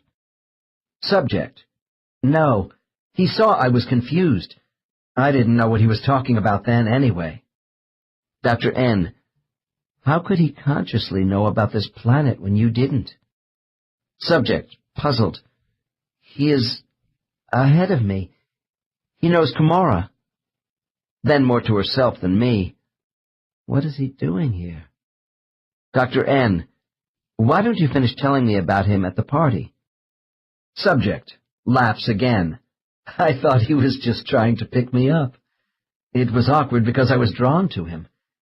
He said I was very attractive, which is something men don't usually say to me. There were flashes in my mind that we had been together before, as fragments in a dream sequence. Dr. N., how did your conversation end with this man? Subject, he saw my discomfort.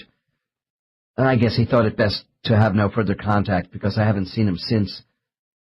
I've thought about him, though, and maybe we will see each other again. I believe souls do come across time and space for each other.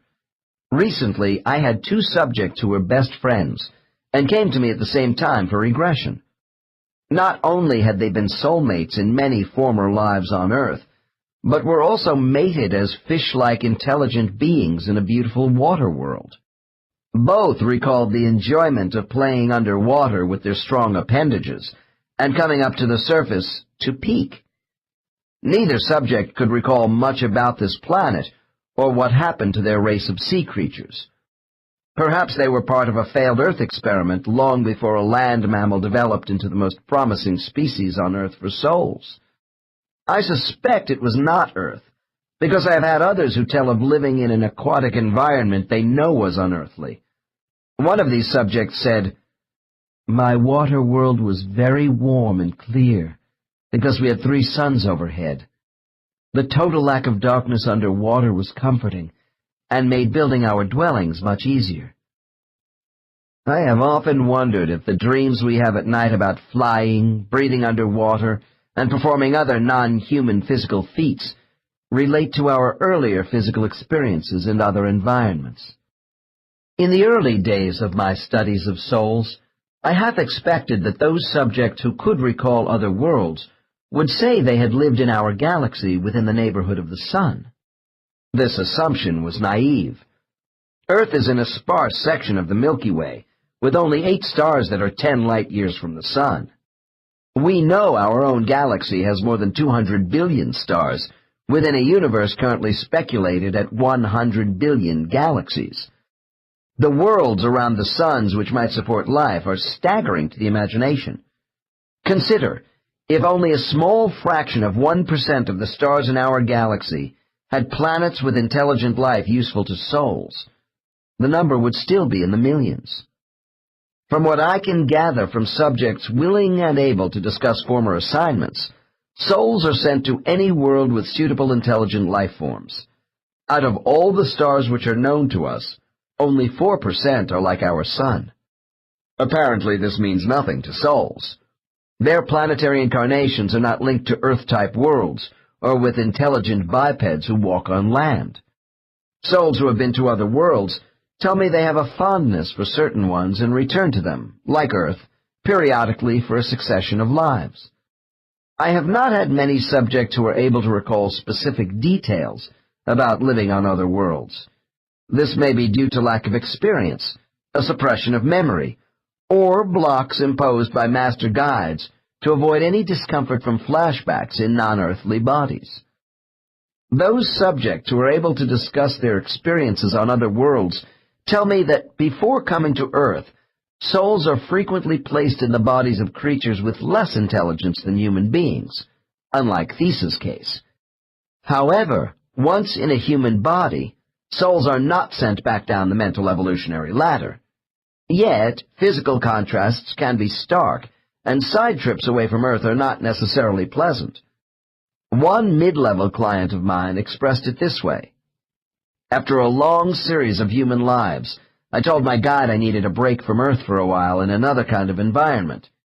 He warned me, "You might not like this change right now because you have become so accustomed to the attributes of the human mind and body." My client persisted and was duly given life on what was described as a pastel world living among a race of small, thickly set beings. They were a thoughtful but somber people, with tiny chalk-white faces which never smiled. Without human laughter and physical flexibility, I was out of sync and made little progress. The assignment must have been particularly difficult for this individual, when we consider that humor and laughter is such a hallmark of soul life in the spirit world. I was now approaching the final phase of my session with Case 23.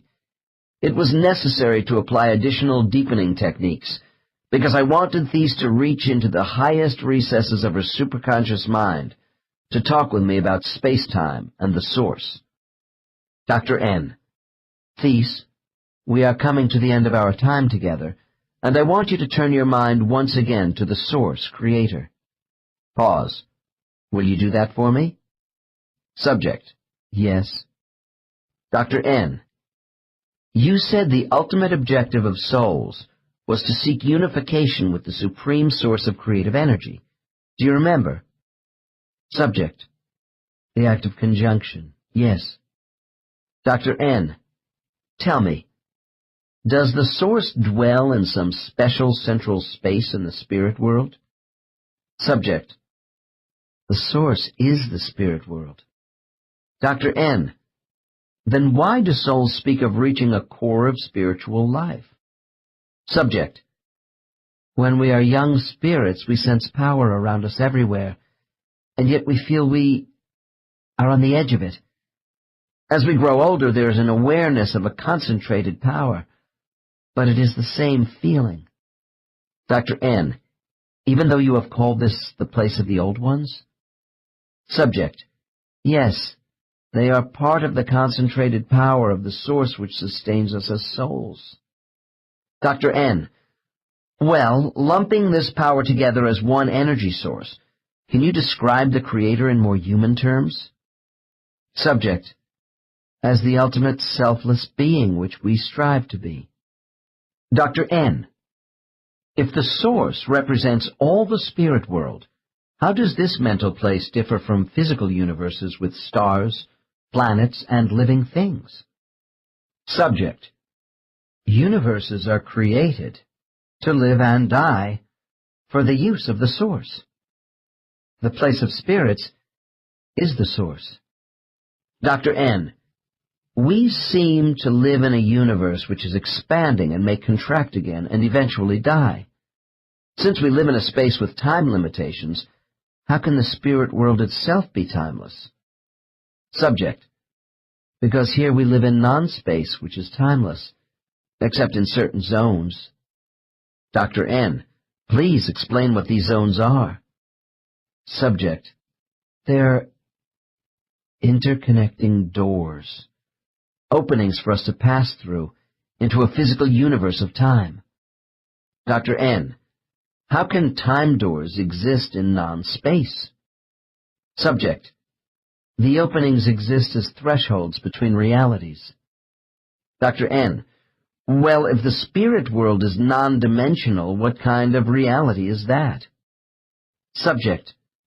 A constant reality state, as opposed to the shifting realities of dimensional worlds, which are material and changing. Dr. N. Do past, present, and future have any relevance for souls living in the spirit world? Subject. Only as a means of understanding succession in physical form. Living here, there is a changelessness. For those of us not crossing thresholds into a universe of substance and time. Note: a major application of time thresholds used by souls will be examined in the upcoming chapter on life selection. Dr. N. You speak of universes in the plural. Are these other physical universes besides the one which contains Earth? Subject, vaguely. There are differing realities to suit the source. Dr. N.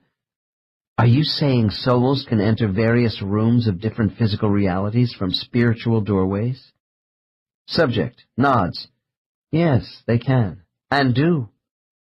Before concluding the session with this highly advanced subject, I should add that most people who are in deep hypnosis are able to see beyond an earth reality of three-dimensional space into alternate realities of timelessness.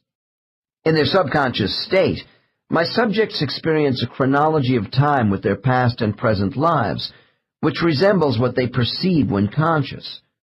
There is a change when I take them into superconsciousness and the spirit world. Here they see the now of time as one homogeneous unit of past, present, and future. Seconds in the spirit world seem to represent years on Earth. When their sessions are over, clients will often express surprise at how time in the spirit world is unified. Quantum mechanics is a modern branch of physics which investigates all subatomic movement in terms of electromagnetic energy levels, where all things in life are thought to be ultimately non-solid and existing in a unified field. Going beyond Newton's physical laws of gravity, the elements of action on time are also considered to be unified by light wave frequency and kinetic energy.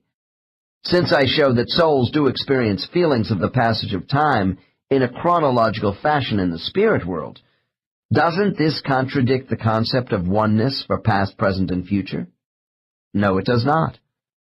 My research indicates to me that the illusion of time progression is created and sustained for those souls coming to and from physical dimensions, who are used to such biological responses as aging, so they may more easily gauge their advancement. Thus, it makes sense to me when the quantum physicists hypothesize that time, rather than being an absolute of three phases, is only an expression of change. When my subjects speak of traveling as souls on lines which curve, I think of the space-time theories of those astrophysicists who believe light and motion are a union of time and space curving back on itself. They say if space is bent severely enough, time stops. Indeed, when listening to my clients talk about time zones and tunnels of passage into different dimensions, I think about the similarities here to current astronomical theories of physical space being warped or twisted into cosmic loops creating mouths of hyperspace and black holes which may lead out of our three-dimensional universe. Perhaps the space-time concepts of astrophysics and metaphysics are edging closer together.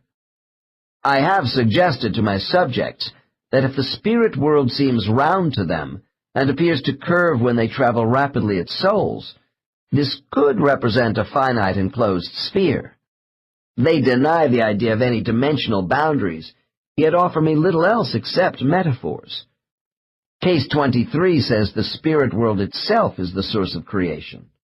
Some have called this place the heart or breath of God. Case 22 defined the space of souls as fabric, and I have had other subjects give the spirit world a quality of the folds of a seamless dress, swishing back and forth.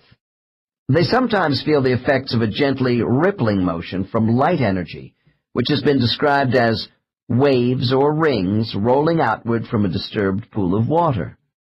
Normally, the geography of soul spaces has a smooth and open consistency to people in superconsciousness, without displaying the properties of gravity, temperature, pressure, matter, or a time clock associated with a chaotic physical universe.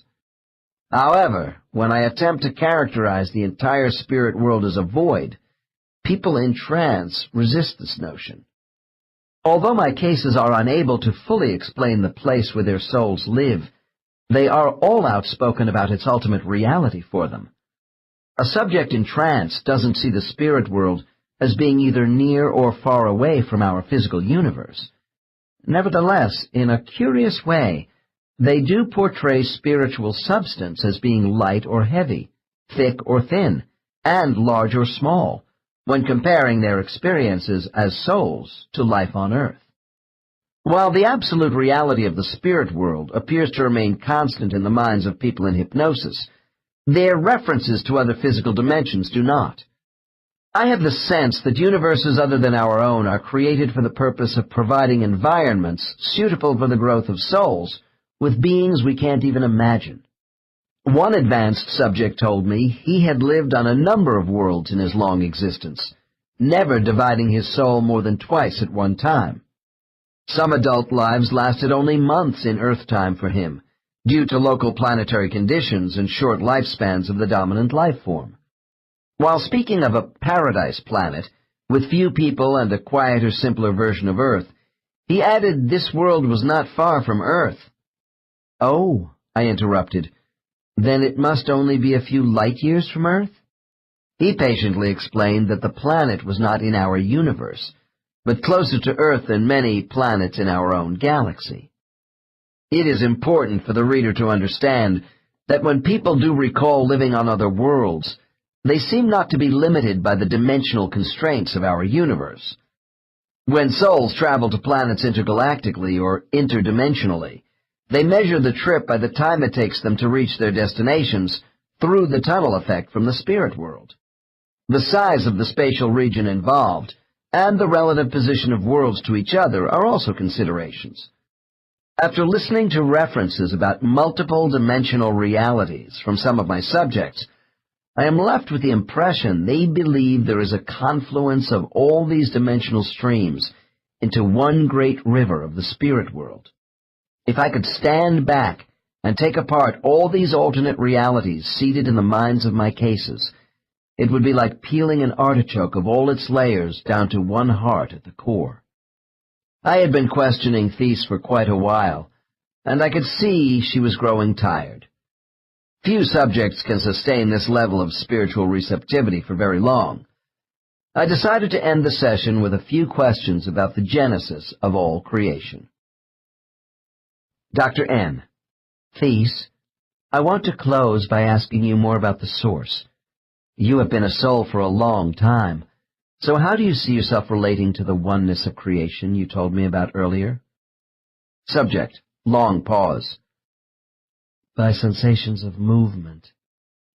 In the beginning, there is an outward migration of our soul energy from the source. Afterward, our lives are spent moving inward, toward cohesion and the uniting. Dr. N., you make this process seem as though a living organism was expanding and contracting. Subject. There is an explosive release, then a returning. Yes, the source pulsates. Dr. N., and you are moving toward the center of this energy source? Subject. There really is no center.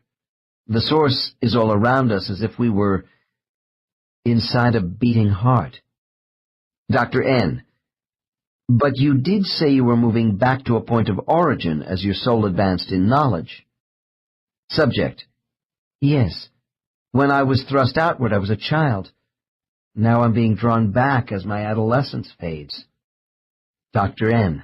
Back where? Subject. Further inside the source. Dr. N. Perhaps you could describe this energy source through the use of colors to explain soul movement in the scope of creation. Subject. Size. It's as if souls are all part of a massive electrical explosion which produces a halo effect. In this circular halo is a dark purple light which flares out, lightening to a whiteness at the edges. Our awareness begins at the edges of brilliant light, and as we grow, we become more engulfed in the darker light. Dr. N. I find it hard to visualize a God of creation as cold, dark light. Subject. That's because I am not close enough to conjunction to explain it well. The dark light is itself a covering beyond which we feel an intense warmth, full of a knowing presence, which is everywhere for us and alive. Dr. N., what was it like when you were first aware of your identity as a soul after being pushed out to the rim of this halo. Subject: to be is the same as watching the first flower of spring open, and the flower is you. And as it opens more, you become aware of other flowers in a glorious field, and there is unbounded joy. Dr. N: if this explosive, multicolored energy source collapses in on itself, will all the flowers eventually die? Subject: nothing is collapsing. The source is endless. As souls, we will never die. We know that somehow. As we coalesce, our increasing wisdom makes the source stronger. Dr. N: is that the reason the source desires to perform this exercise? Subject: yes, to give life to us so we can arrive at a state of perfection. Dr. N: why does a source, who is ostensibly perfect already, need to create further intelligence which is less than perfect? Subject: to help the Creator create. In this way, by self-transformation and rising to higher plateaus of fulfillment, we add to the building blocks of life. Dr. N: were souls forced to break away from the source and come to places like Earth because of some sort of original sin or fall from grace in the spirit world? Subject: that's nonsense.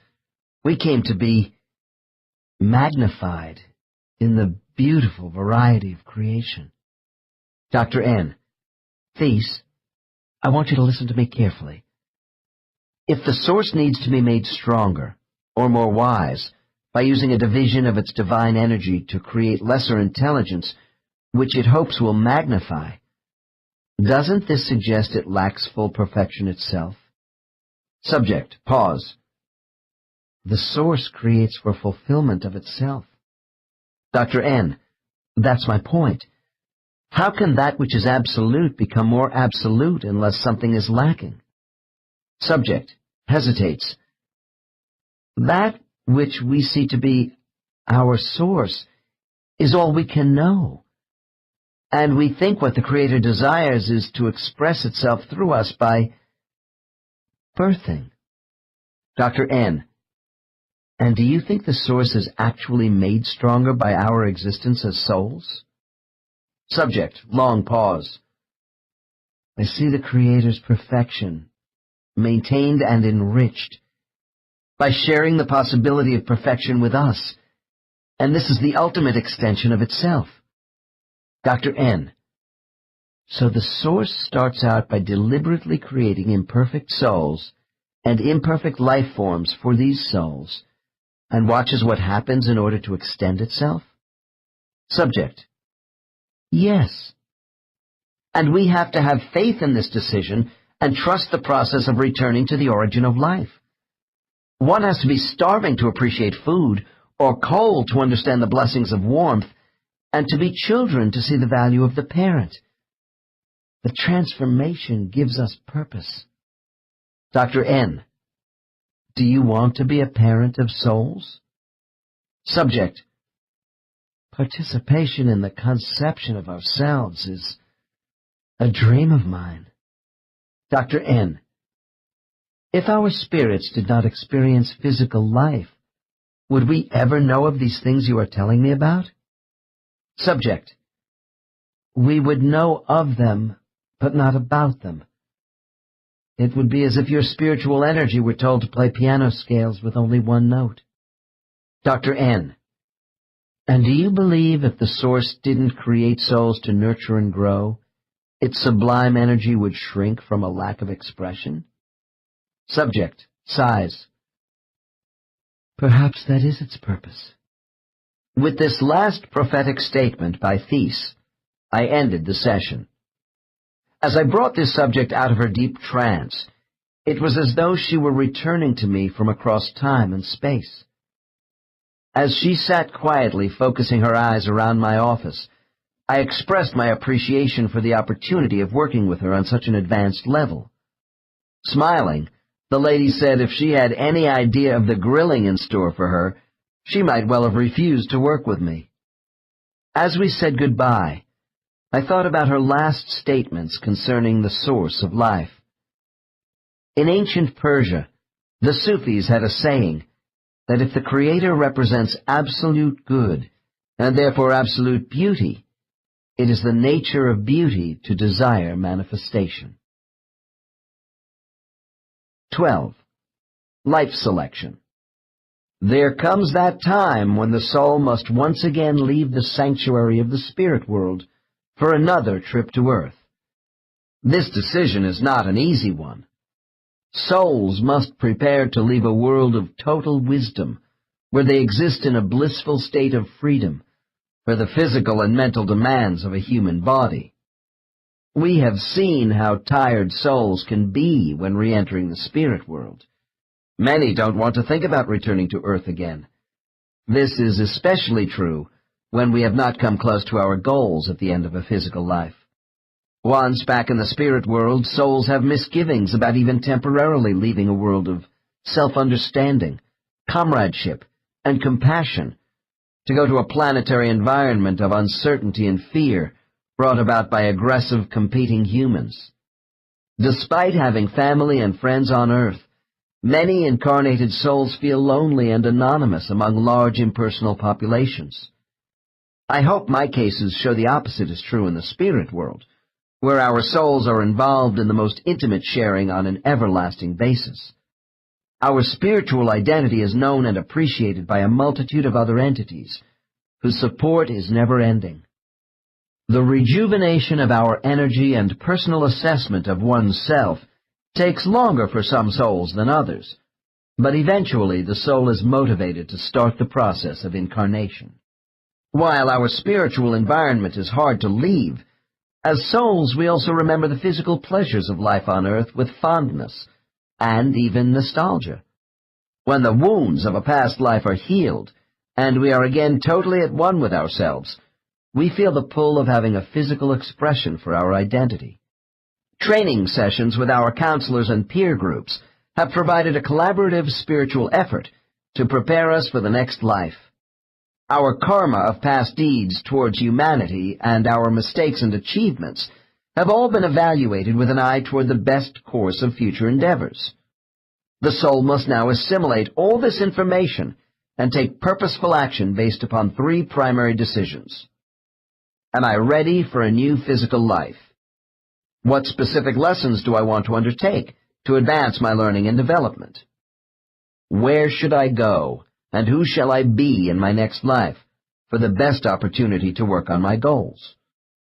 Older souls incarnate less, regardless of the population demands of their assigned planets. When a world dies, those entities with unfinished business move on to another world, which has a suitable life form for the kind of work they have been doing.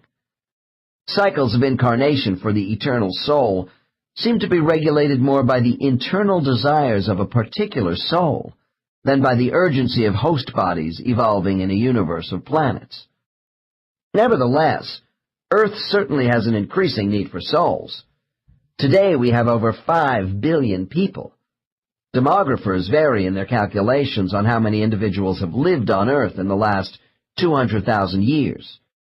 The average estimate is some 50 billion people. This figure, which I think is low, does not signify the number of visitations by different souls. Bear in mind, the same souls continue to reincarnate, and there are those who occupy more than one body at a time. There are reincarnationists who believe the number of people living on Earth today is close to the total number of souls who ever lived here. The frequency of incarnation on Earth by souls is uneven. Earth clearly has more need for souls today than in the past. Population estimates in 1 AD are around 200 million. By 1800, humans had quadrupled, and after only 170 more years, quadrupled again. Between 1970 and 2010, the world's population is expected to double once more. When I study the incarnation chronology of a client, I find there is usually a long span of hundreds, even thousands of years between their lives in Paleolithic nomadic cultures. When the introduction of agriculture and domesticated animals in the Neolithic age, from 7,000 to 5,000 years ago, my subjects report living more frequent lives. Still, their lives are often spaced as much as 500 years apart. With the rise of cities, trade, and more available food, I see the incarnation schedules of souls increasing with a growing population. Between 1000 and 1500 AD, my clients live an average of once in 2 centuries. After 1700, this changes to once in a century. By the 1900s, living more than one life in a century is common among my cases. It has been argued these increases in soul incarnations only appear to be so because past life recall improves as people in hypnosis get closer to their current lives. This may be true to some extent, but if a life is important, it will be vividly remembered at any age and time. Without doubt, the enormous population increase on Earth is the basic cause for souls coming here more often. Is there a possibility that the inventory of souls slated for Earth could be strained by this surge in human reproduction? When I ask clients about the inventory of available souls, they tell me I should worry more about our planet dying from overpopulation than exhausting the reserve of souls. There is the conviction that new souls are always available to fill any expanding population requirements. If our planet is just one example among all other intelligent populations which exist in this universe, the inventory of souls must truly be astronomical. I have said souls do have the freedom to choose when, where, and who they want to be in their physical lives. Certain souls spend less time in the spirit world in order to accelerate development, while others are very reluctant to leave. There's no question but what our guides exert great influence in this matter. Just as we were given an intake interview in the orientation phase, right after death, there are preparatory exit interviews by spiritual advisors to determine our readiness for rebirth. The case which follows illustrates a typical spiritual scene with a lower-level soul. Case 24. Dr. N. When do you first realize that you might be returning to Earth? Subject. A soft voice comes into my mind and says, "It's about time, don't you think?" Dr. N. Who is this voice? Subject. My instructor. Some of us have to be given a push when they think we are ready again. Dr. N. Do you feel you are about ready to return to Earth? Subject. Yes, I think so. I have prepared for it. But my studies are going to take such a long time in Earth years before I'm done. It's kind of overwhelming. Dr. N. And do you think you will still be going to Earth when you near the end of your incarnations? Subject. Long pause. Maybe no. There is another world besides Earth, but with Earth people. Dr. N. What does this mean? Subject. Earth will have fewer people, less crowded. It's not clear to me. Dr. N. Where do you think you might be then? Subject. I'm getting the impression there is colonization someplace else. It's not clear to me. Note. The opposite of past life regression is post-life progression, which enables some subjects to see snatches of the future as incomplete scenes. For instance, some have told me Earth's population will be greatly reduced by the end of the 22nd century, partially due to adverse soil and atmospheric changes. They also see people living in odd-looking domed buildings. Details about the future are always rather limited, due, I suspect, to built-in amnesia from karmic constraints. I'll have more to say about this with the next case. Dr. N. Let's go back to what you were saying about the instructors giving people a push to leave the spirit world. Would you prefer that they not do this? Subject. Oh, I'd like to stay, but the instructors don't want us hanging around here too long or we will get into a rut. Dr. N. Could you insist on staying? Subject. Well, yes. The instructors don't force you to leave because they're so gentle. Laughs. But they have their ways of encouraging you when the time comes. Dr. N, do you know of anyone who didn't want to be reborn again on Earth for any reason? Subject: Yes, my friend Mark. He said he had nothing to contribute anymore. He was sick of life on Earth and didn't want to go back. Dr. N, had he lived many lives? Subject: No, not really. But he wasn't adjusting well in them. Dr. N, what did the teachers do with him? Was he allowed to stay in the spirit world? Subject, reflectively: We choose to be reborn when it is decided we are ready. They don't force you to do anything. Mark was shown he did benefit others around him. Dr. N, what happened to Mark? Subject: After some more indoctrination, Mark realized he had been wrong about his abilities, and finally he went back to Earth. Dr. N, indoctrination? This makes me think of coercion. Subject, disturbed by my remark: It's not that way at all. Mark was just discouraged and needed the confidence to keep trying. Note: Case 10 in Chapter 4 on displaced souls told us about how souls who had absorbed too much negative energy from Earth were remodeled. Case 22 also mentioned the need for restoration with some damaged souls. These are more extreme alterations than the basic reframing apparently used on Mark's tired soul.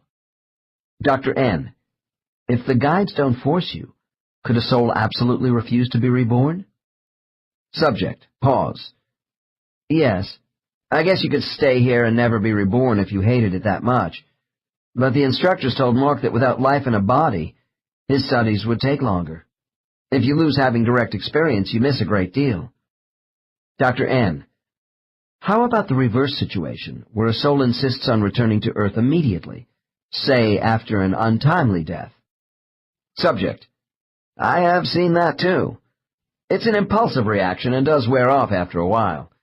The instructors get you to see that wanting to hurry back someplace as a new baby wouldn't change the circumstances of your death. It might be different if you could be reborn as an adult right away in the same situation. Eventually, everyone realizes they must rest and reflect. Dr. N, well, give me your final thoughts about the prospect of living again. Subject, I'm excited about it. I would have no satisfaction without my physical lives. Dr. N, when you are ready for a new incarnation, what do you do? Subject, I go to a special place. Once a soul has decided to incarnate again, the next stage in the return process is to be directed to the place of life selection.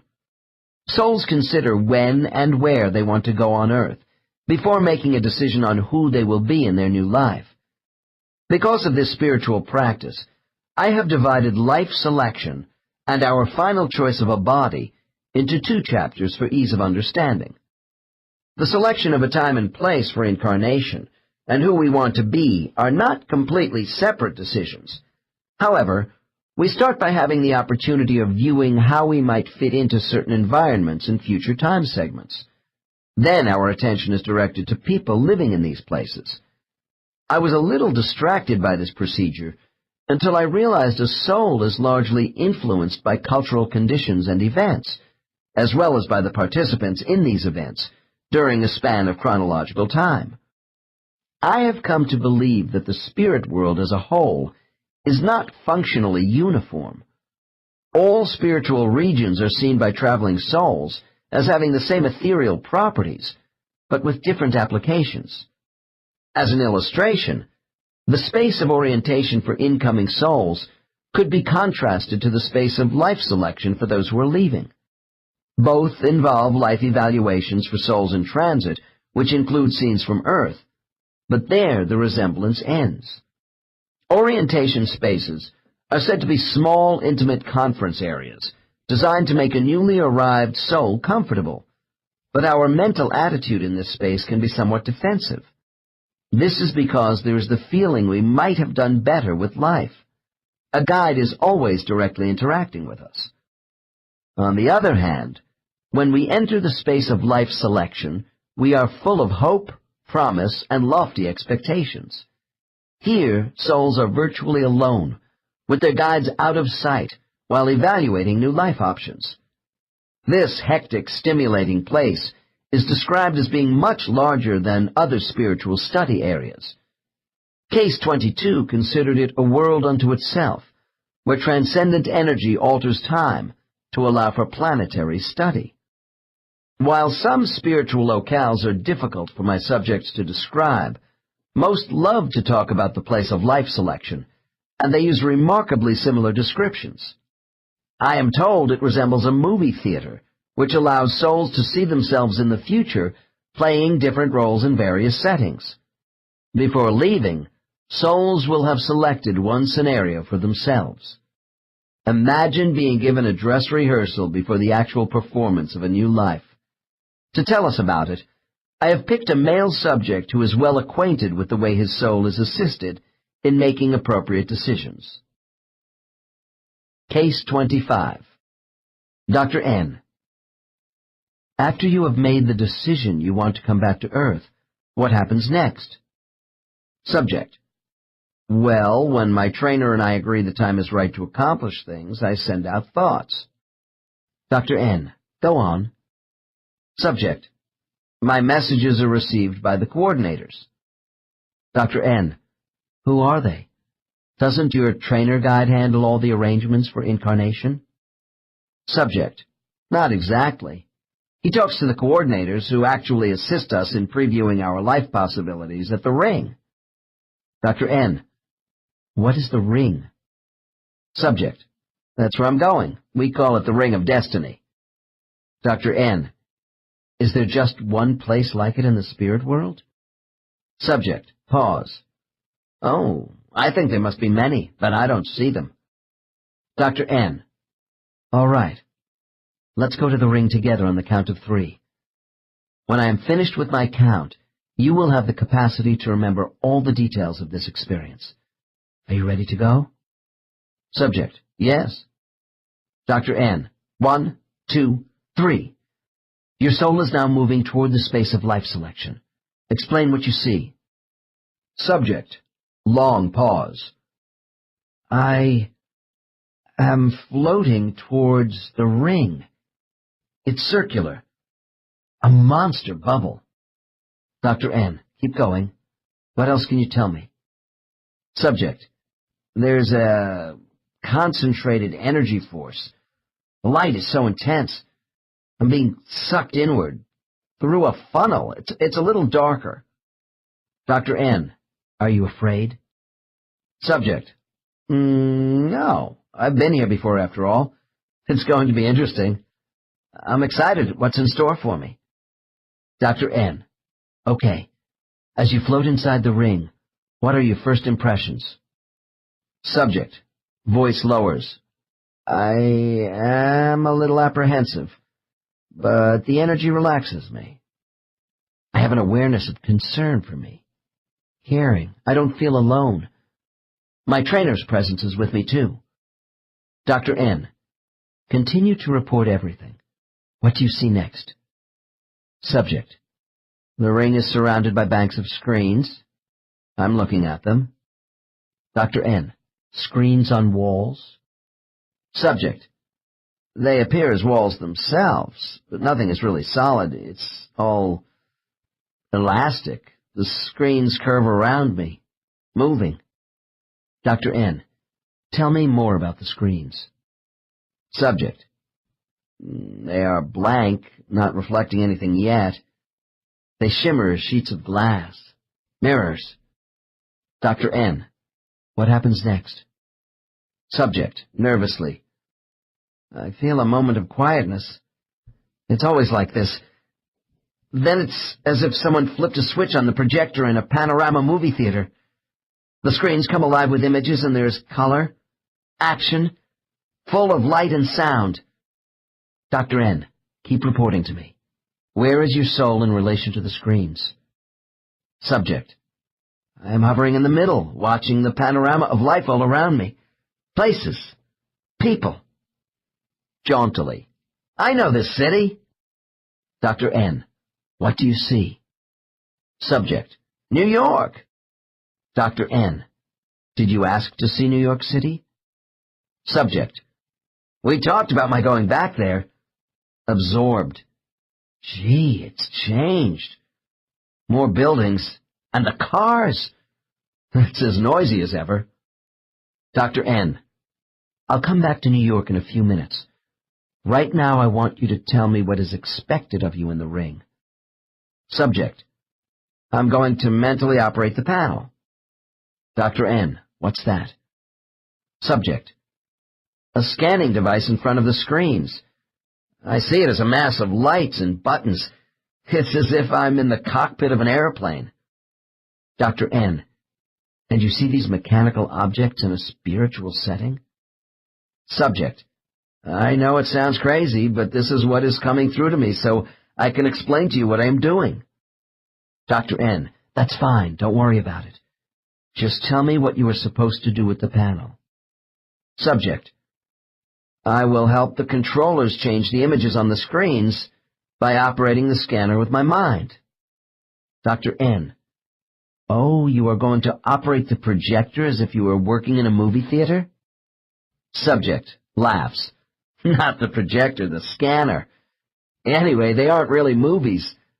I am watching life actually going on in the streets of New York.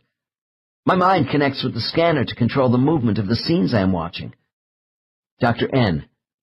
Would you say this device resembles a computer? Subject. Sort of. It works on a tracking system which converts... Dr. N. Converts what? Subject. My commands are registered on the panel so I can track the action. Dr. N. Position yourself at the panel and become the operator, while continuing to explain everything to me. Subject. Pause. I have assumed control. I see lines converging along various points in a series of scenes. I'm traveling through time now on the lines and watching the images on the screens change. Dr. N. And the scenes are constantly moving around you. Subject. Yes. Then the points light up on the lines when I want the scene to stop. Note. Lines of travel is a term we have heard before in other spiritual regions to describe soul transition. That is case 14. Dr. N. Why are you doing all this? Subject. I'm scanning. The stops are major turning points on life's pathways involving important decisions, possibilities, events which make it necessary to consider alternate choices in time. Dr. N. So the lines mark the pathways through a series of events in time and space? Subject.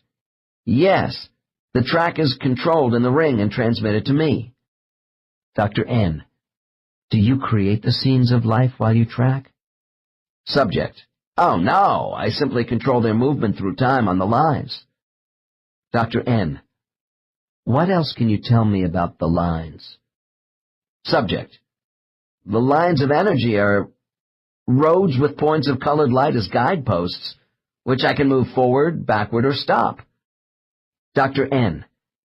As if you were running a videotape, with start, fast forward, stop, and rewind buttons? Subject. Laughs. That's the idea. Dr. N. All right. You are moving along the track, scanning scenes, and you decide to stop. Tell me what you do then. Subject. I suspend the scene on the screens so I can enter it. Dr. N. What? Are you saying you become part of the scene yourself? Subject. Yes, now I have direct access to the action. Dr. N. In what way? Do you become a person in the scene, or does your soul hover overhead while people move around? Subject. Both. I can experience what life is like with anyone in the scene, or just watch them from any vantage point. Dr. N. How can you leave the panel and go into a scene on Earth, while still monitoring the action in the ring? Subject. I know you probably won't understand this, but part of me stays at the control so I can start up the scene again and stop at any time. Dr. N. Perhaps I do understand. Can you divide your energy? Subject. Yes, and I can send thoughts back to myself. Of course, the controllers are helping too as I go in and out of the screens. Dr. N. So, essentially, you can move time forward, backward, and stop it while tracking. Subject. Yes, in the ring. Dr. N. Outside the ring, does time coexist for you in the spirit world, or is it progressive? Subject. It coexists here, but we can still see it progress on Earth. Dr. N. It seems to me when souls are in the ring of destiny, they use time almost like a tool. Subject. As spirits, we do use time subjectively. Things and events are moved around and become objects in time, but to us time is uniform. Dr. N. The paradox I have with time travel is that what is going to happen has already happened, so you could meet your own soul in some human being as you come and go in life scenes from the future. Subject. Smiles enigmatically. When making contact, the soul in residence is put on hold for a moment. It's relatively short. We don't disturb life cycles when tracking through time. Dr. N. Well, if past, present, and future are not really separate while you are tracking, why do you stop scenes to consider choices when you can already see into the future? Subject. I'm afraid you don't realize the real purpose of time use by the controllers of the ring. Life is still conditional. Progressive time is created to test us. We are not shown all the possible endings to a scene. Parts of lives are obscured to us. Dr. N. So, time is used as a catalyst for learning by viewing lives when you can't see everything that is going to happen? Subject. Yes, to test our ability to find solutions. We gauge our abilities against the difficulty of the events. The ring sets up different experiments to choose from. On Earth, we will try to solve them. Dr. N. In the ring, can you look at life on planets besides Earth? Subject. I can't because I'm programmed for tracking time on Earth. Dr. N. Your being able to jump through time from the screens sounds like a ball. Subject. Grins. Oh, it's stimulating, that's for sure. But we can't frolic around because there are serious decisions to be made for the next life. I'll have to accept the consequences for any mistakes in my choices, if I am not able to handle a life well. Dr. N. I still don't see how you could make many serious mistakes in your choices when you actually experience part of the life in which you plan to live. Subject. My choices of life environments are not unlimited. As I said, I probably won't be able to see all of a scene in one time segment. Because of what they don't show you, there is risk attached to all body choices. Dr. N. If one's future destiny is not fully preordained, as you say, why call this space the ring of destiny? Subject. Oh, there is destiny, all right. The life cycles are in place. It's just that there are so many alternatives which are unclear. When I take my subjects into the spatial area of life selection, they see a circle of past, present, and future time, such as the ring in this case. Sensing they are leaving spiritual now time within the circle, souls apparently rotate back and forth on resonating waves during their observational runs.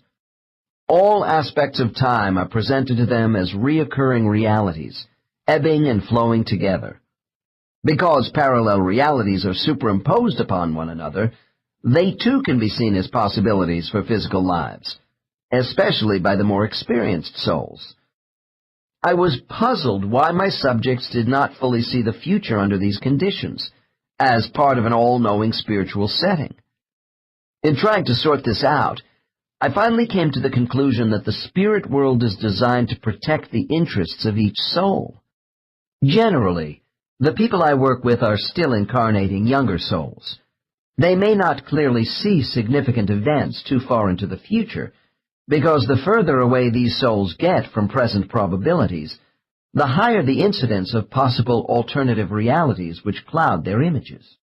Although the same properties hold true for time in the distant past, there is one exception.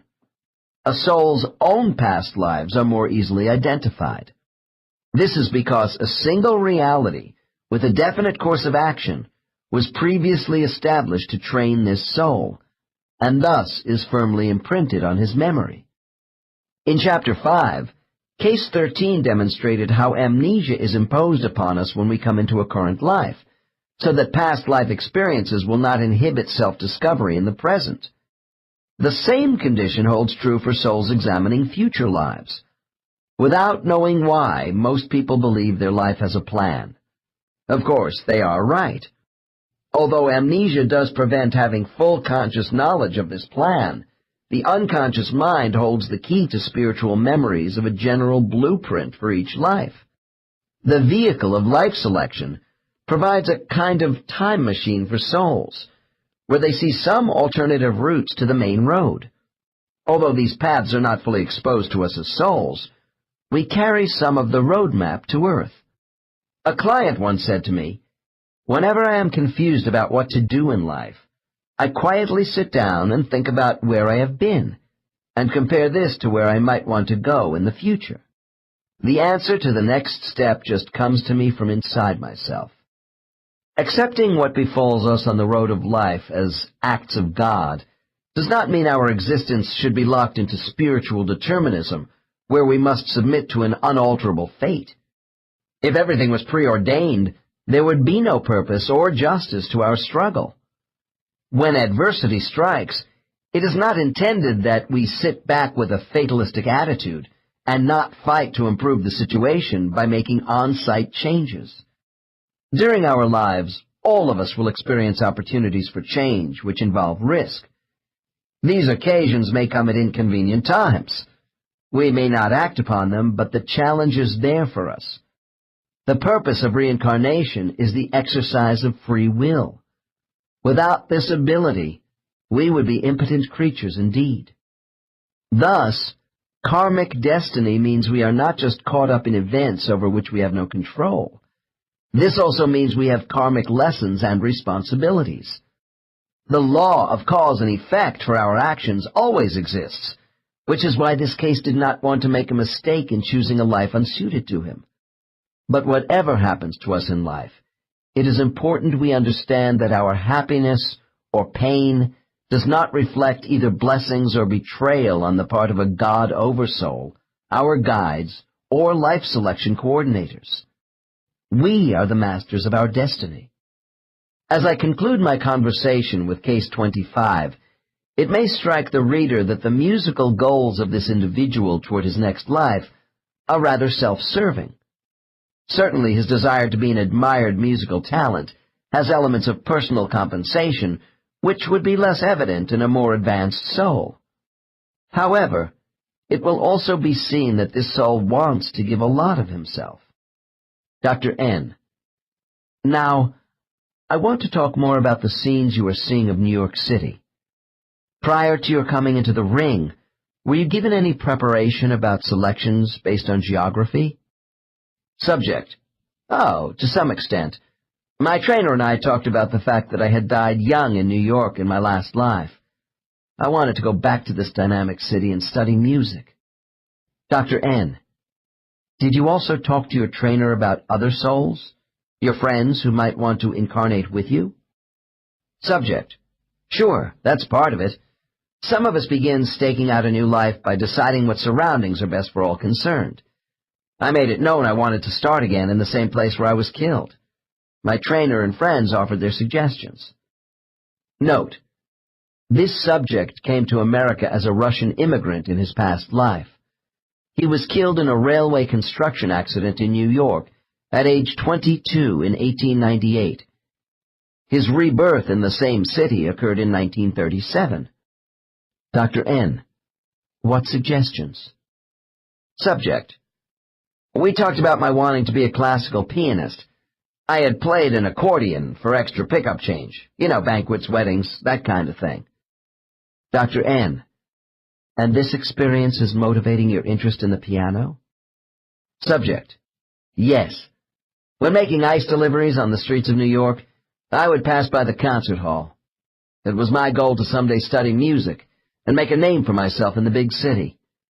I hardly got started before I died. Dr. N. Did you see your death as a young man in New York during your last visit to the ring? Subject, sadly.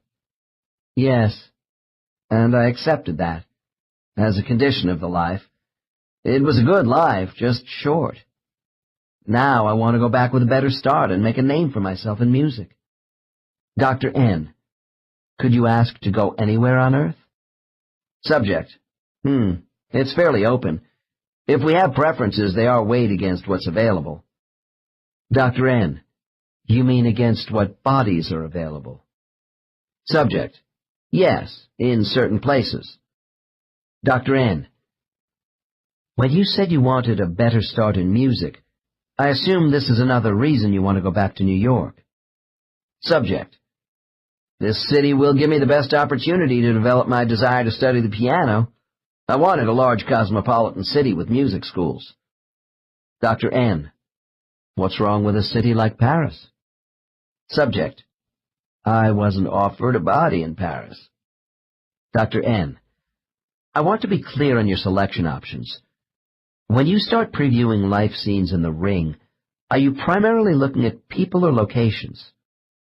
Subject, we begin with locations. Dr. N, okay.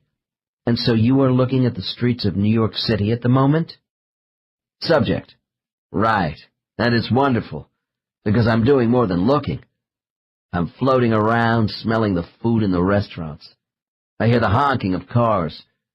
I'm following people walking past the shops on Fifth Avenue, getting the feel of the place again. Dr. N, at this point, have you actually entered the minds of the people walking along the streets? Subject, no, not yet. Dr. N, what do you do next? Subject, I go to other cities. Dr. N, oh, I guess I just assumed your body choices had to be in New York City. Subject, I didn't tell you that. I also could go to Los Angeles, Buenos Aires, or Oslo. Dr. N, I'm going to count to 5, and when I reach 5, you will scan these cities while we continue talking. 1, 2, 3, 4, 5. Report what you are doing. Subject, I'm going to concert halls and music academies and watching the students practice. Dr. N, do you just observe the general surroundings while floating around these students? Subject, I do more. I go inside the heads of some of them to see how they translate the music. Dr. N, do you need to be in a special place like the ring to examine the mental processes of people?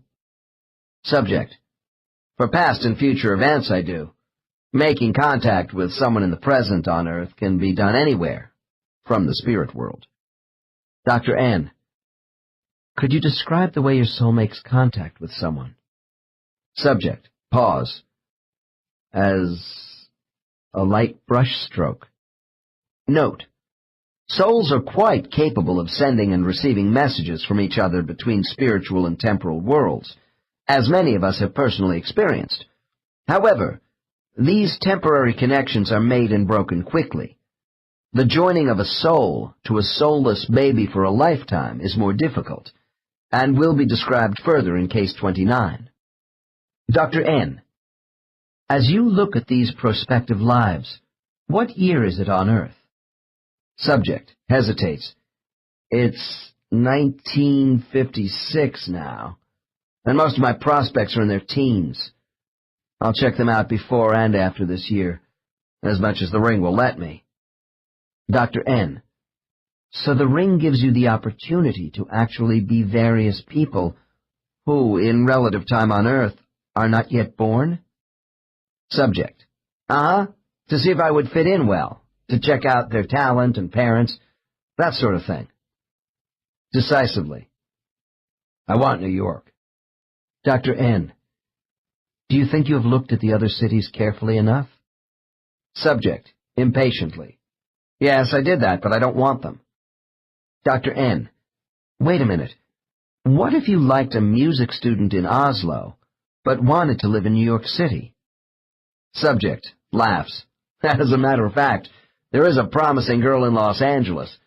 but I still want New York. Dr. N. All right, move forward. As your time in the ring draws to a close, give me the details of your probable life selection. Subject. I am going to New York to be a musician. I'm still trying to make up my mind between a couple of people, but I think I will choose... Stops to laugh.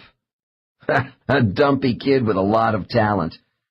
His body won't have the stamina of my last one, but I'll have the advantage of parents with some money who will encourage me to practice, practice, practice. Dr. N. Money is important. Subject.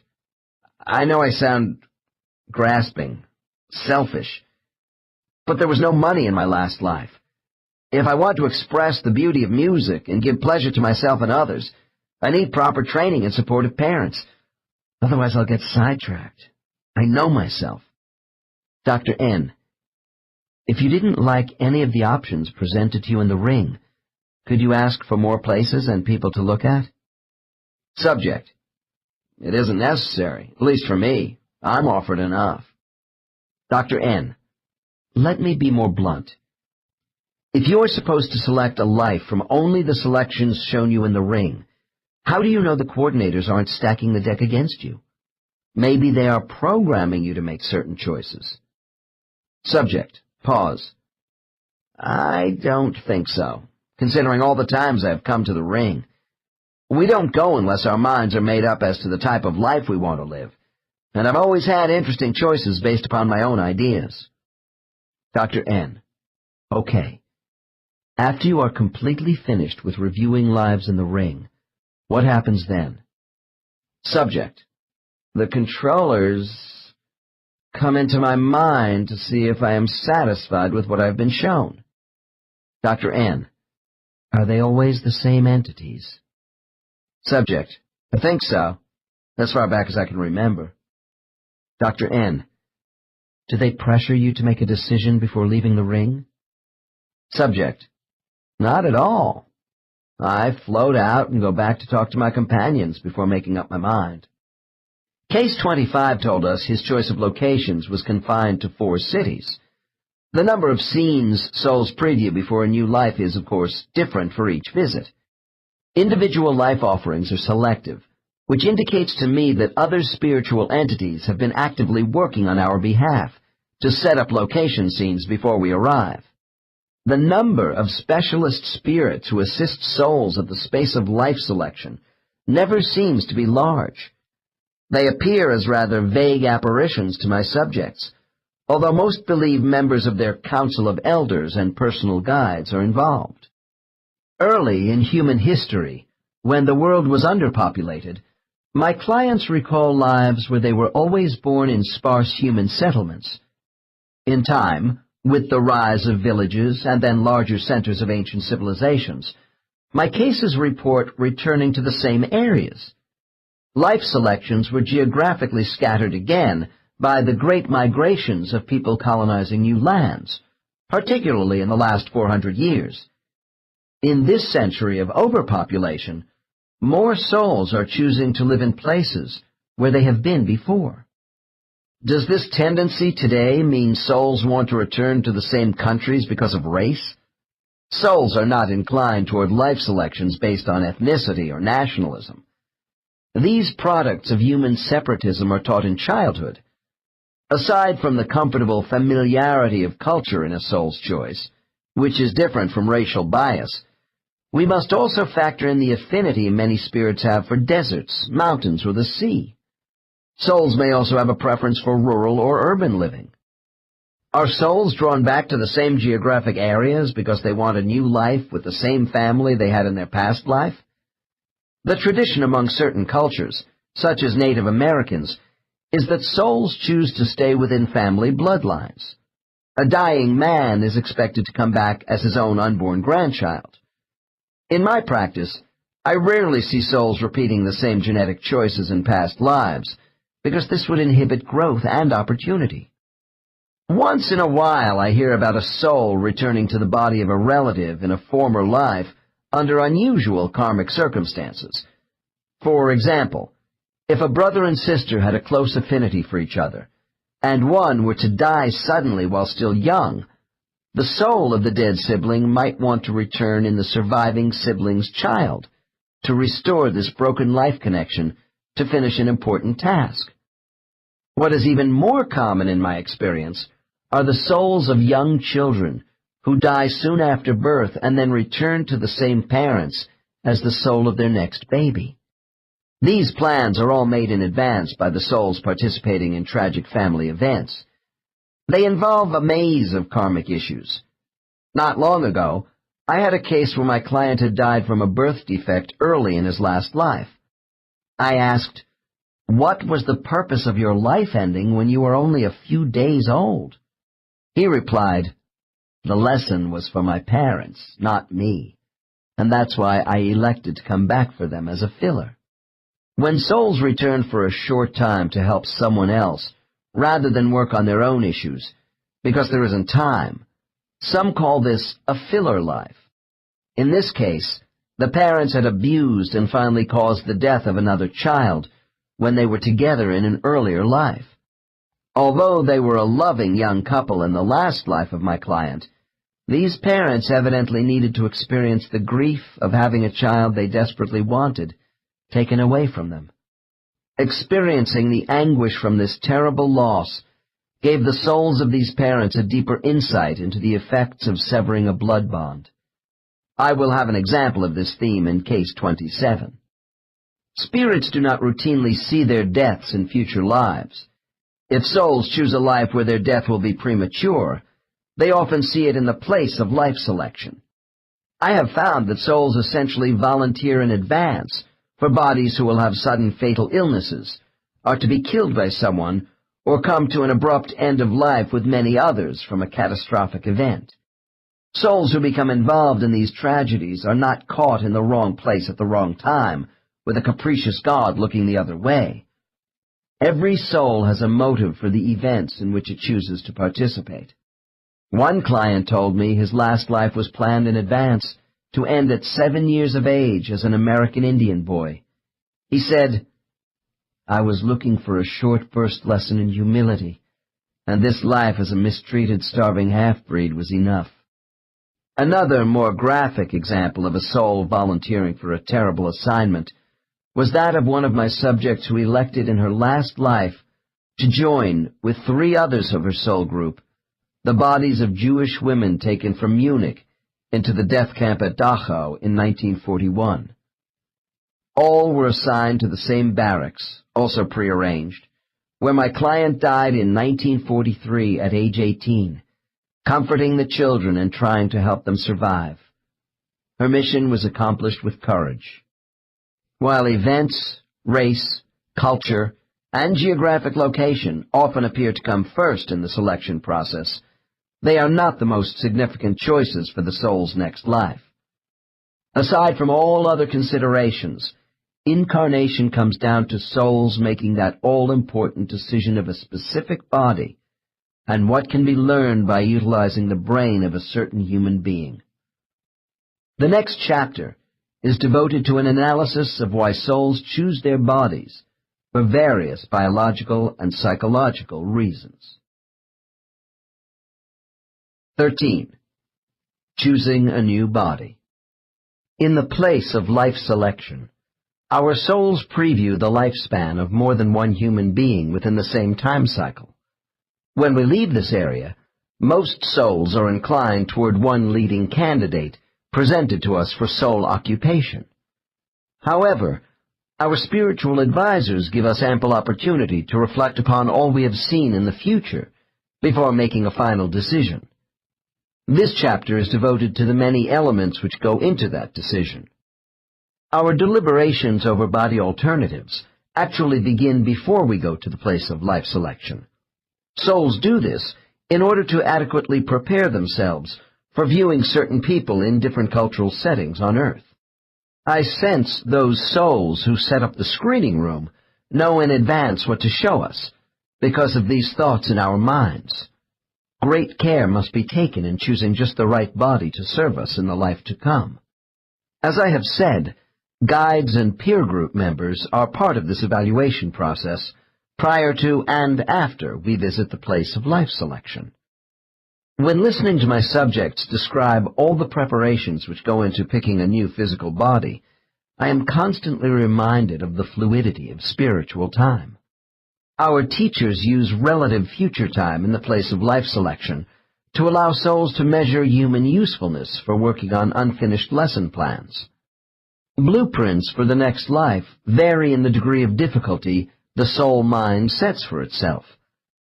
If we have just come off an easy life, making little interpersonal progress, our soul might want to choose a person in the next time cycle who will face heartache and perhaps tragedy.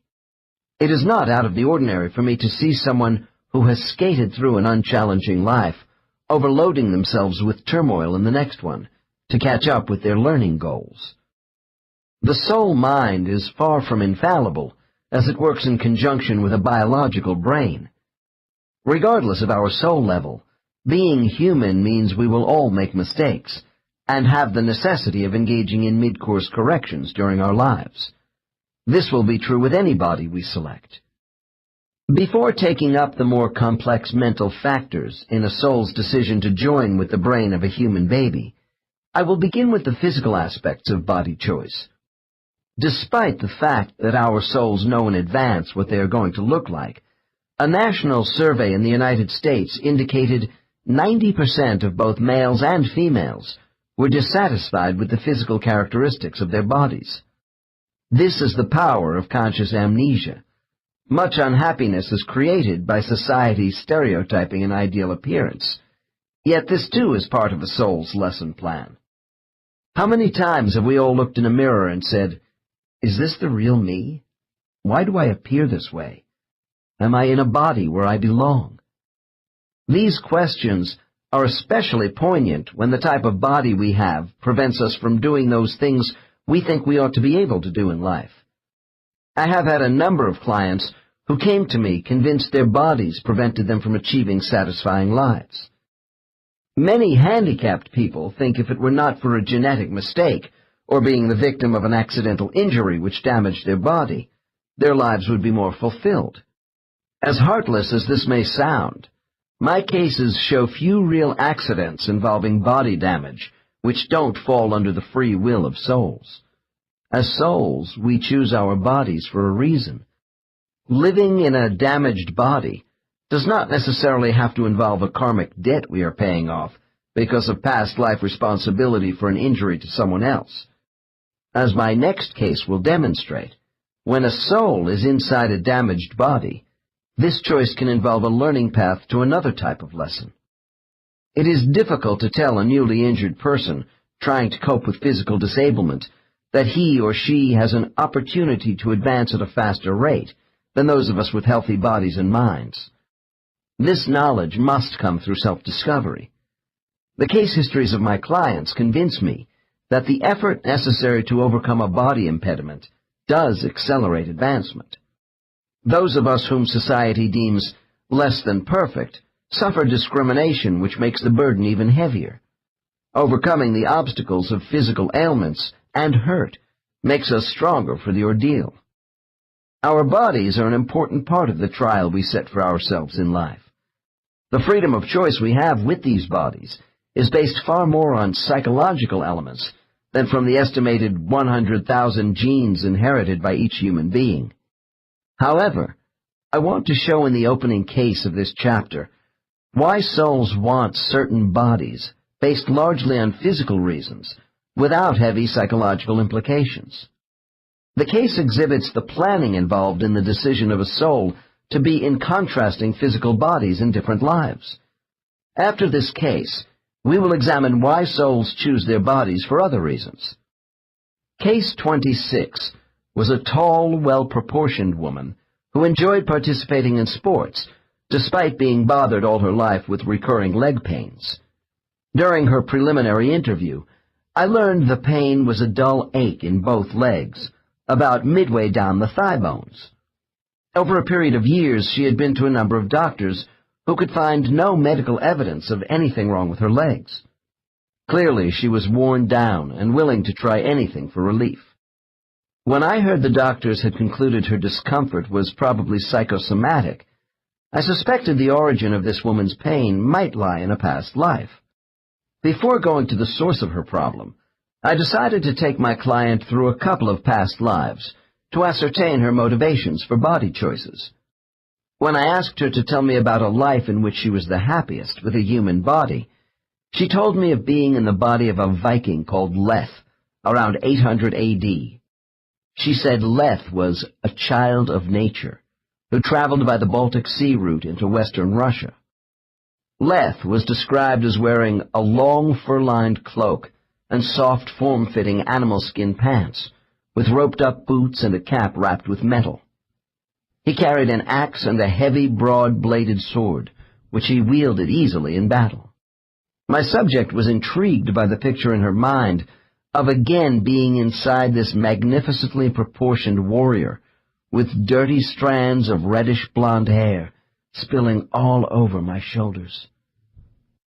Standing well over 6 feet tall, he must have been a giant of his time, with enormous strength, a huge chest, and powerful limbs. A man of great endurance, Leth navigated with other Norsemen over long distances, sailing up rivers and hiking through thick virgin forests, pillaging settlements along the way.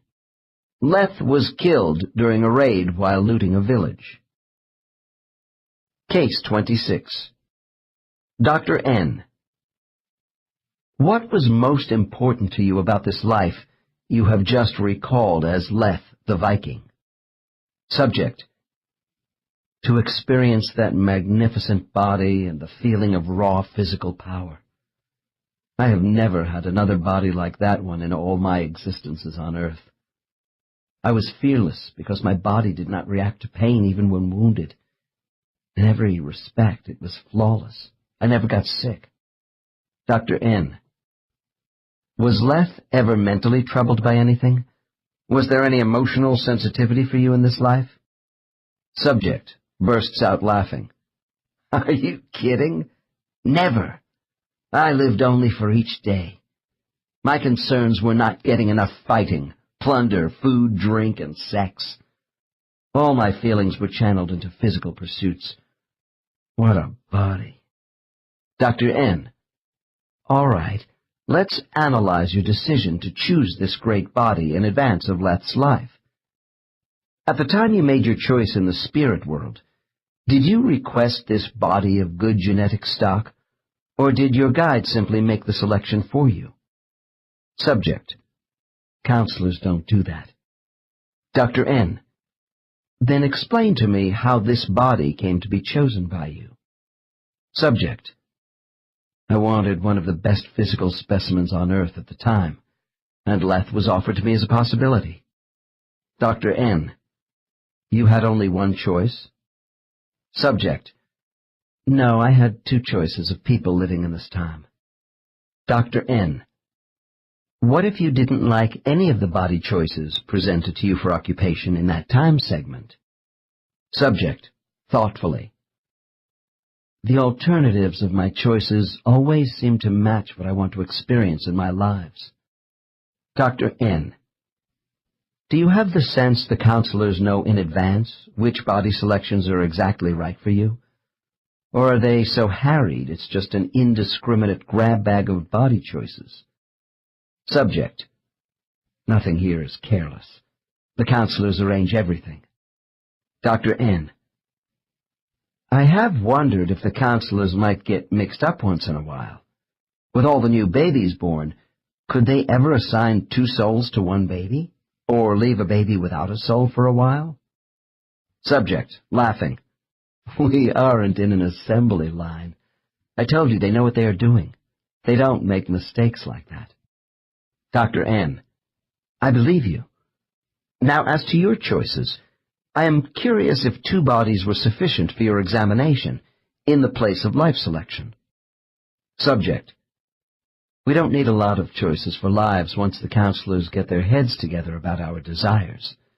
I already had some idea of the right body size and shape, and the sex I wanted before being exposed to my two choices. Dr. N.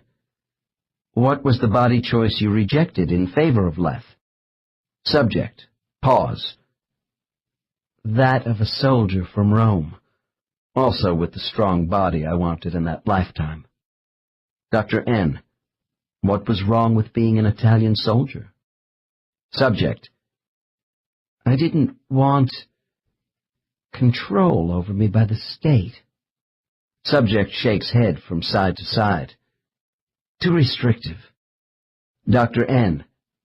As I remember, by the 9th century, much of Europe had fallen under the authority of Charlemagne's Holy Roman Empire. Subject. That was the trouble with the soldier's life. As a Viking, I answered to nobody. I was free. I could move around with my band of invaders in the wilderness without any governmental control. Dr. N. Then freedom was also an issue in your choice. Subject. Absolutely. The freedom of movement, the fury of battle, the use of my strength and uninhibited action. Life at sea and in the forests was robust and constant.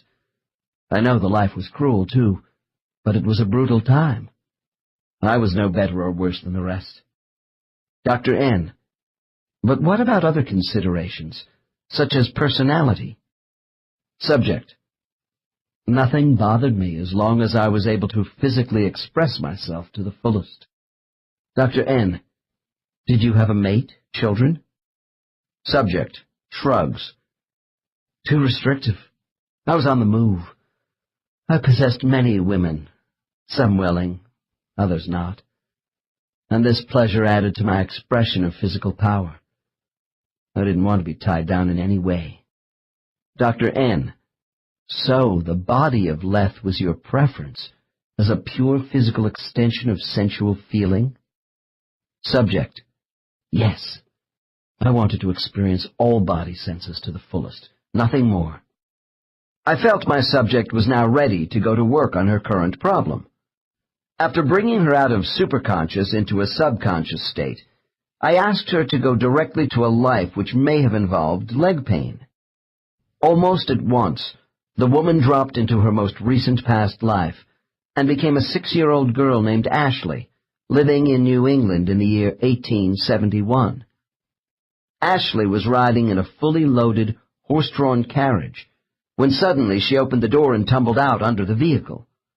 When she hit the cobblestone street, one of the heavy rear carriage wheels rolled over her legs at the same point above both knees, crushing the bones. My subject re-experienced a sharp pain in her legs while describing the fall. Despite efforts from local physicians and the prolonged use of wood splints, Ashley's leg bones did not heal properly.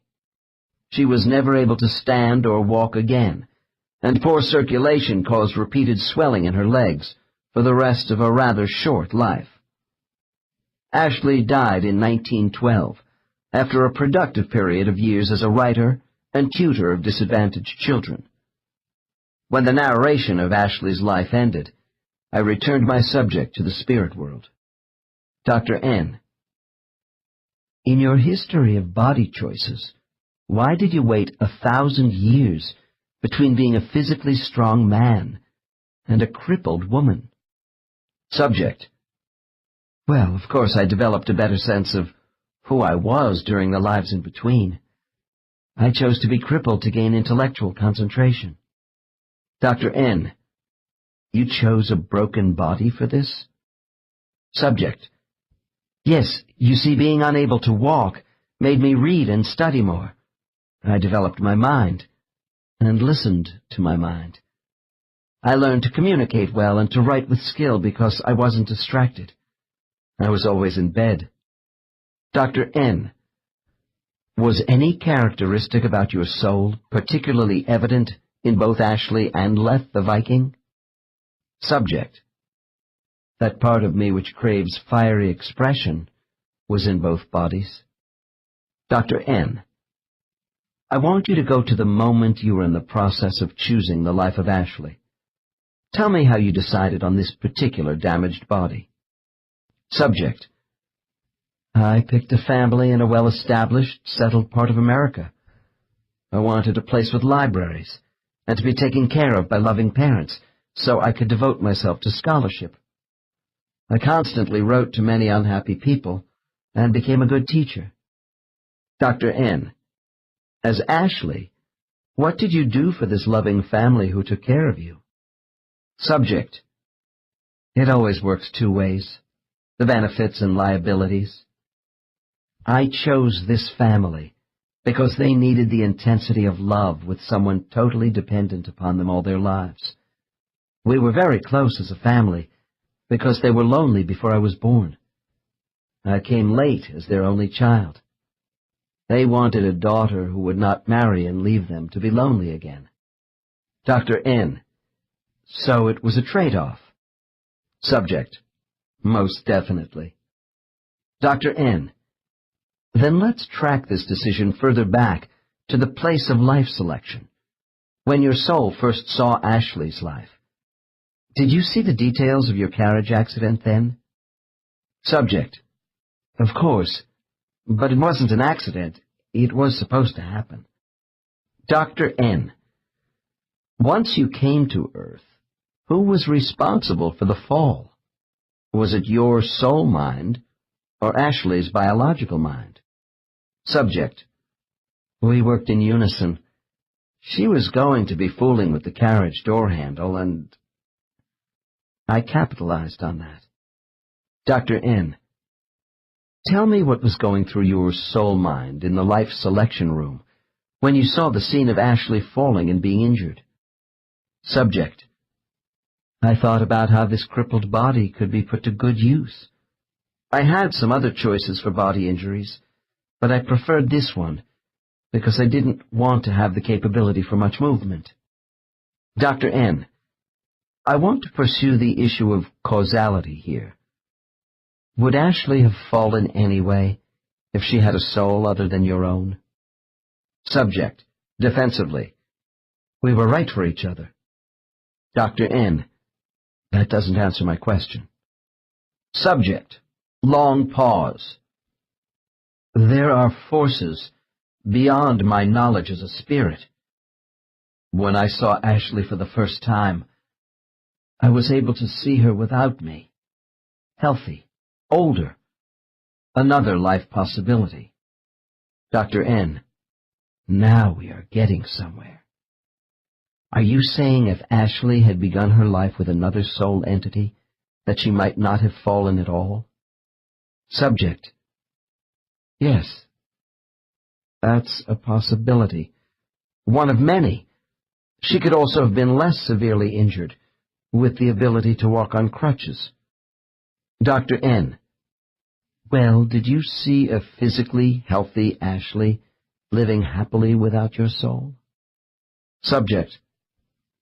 I saw a grown woman, normal legs, unhappiness with a man, frustration at being trapped in an unrewarding life, sorrowful parents, but easier.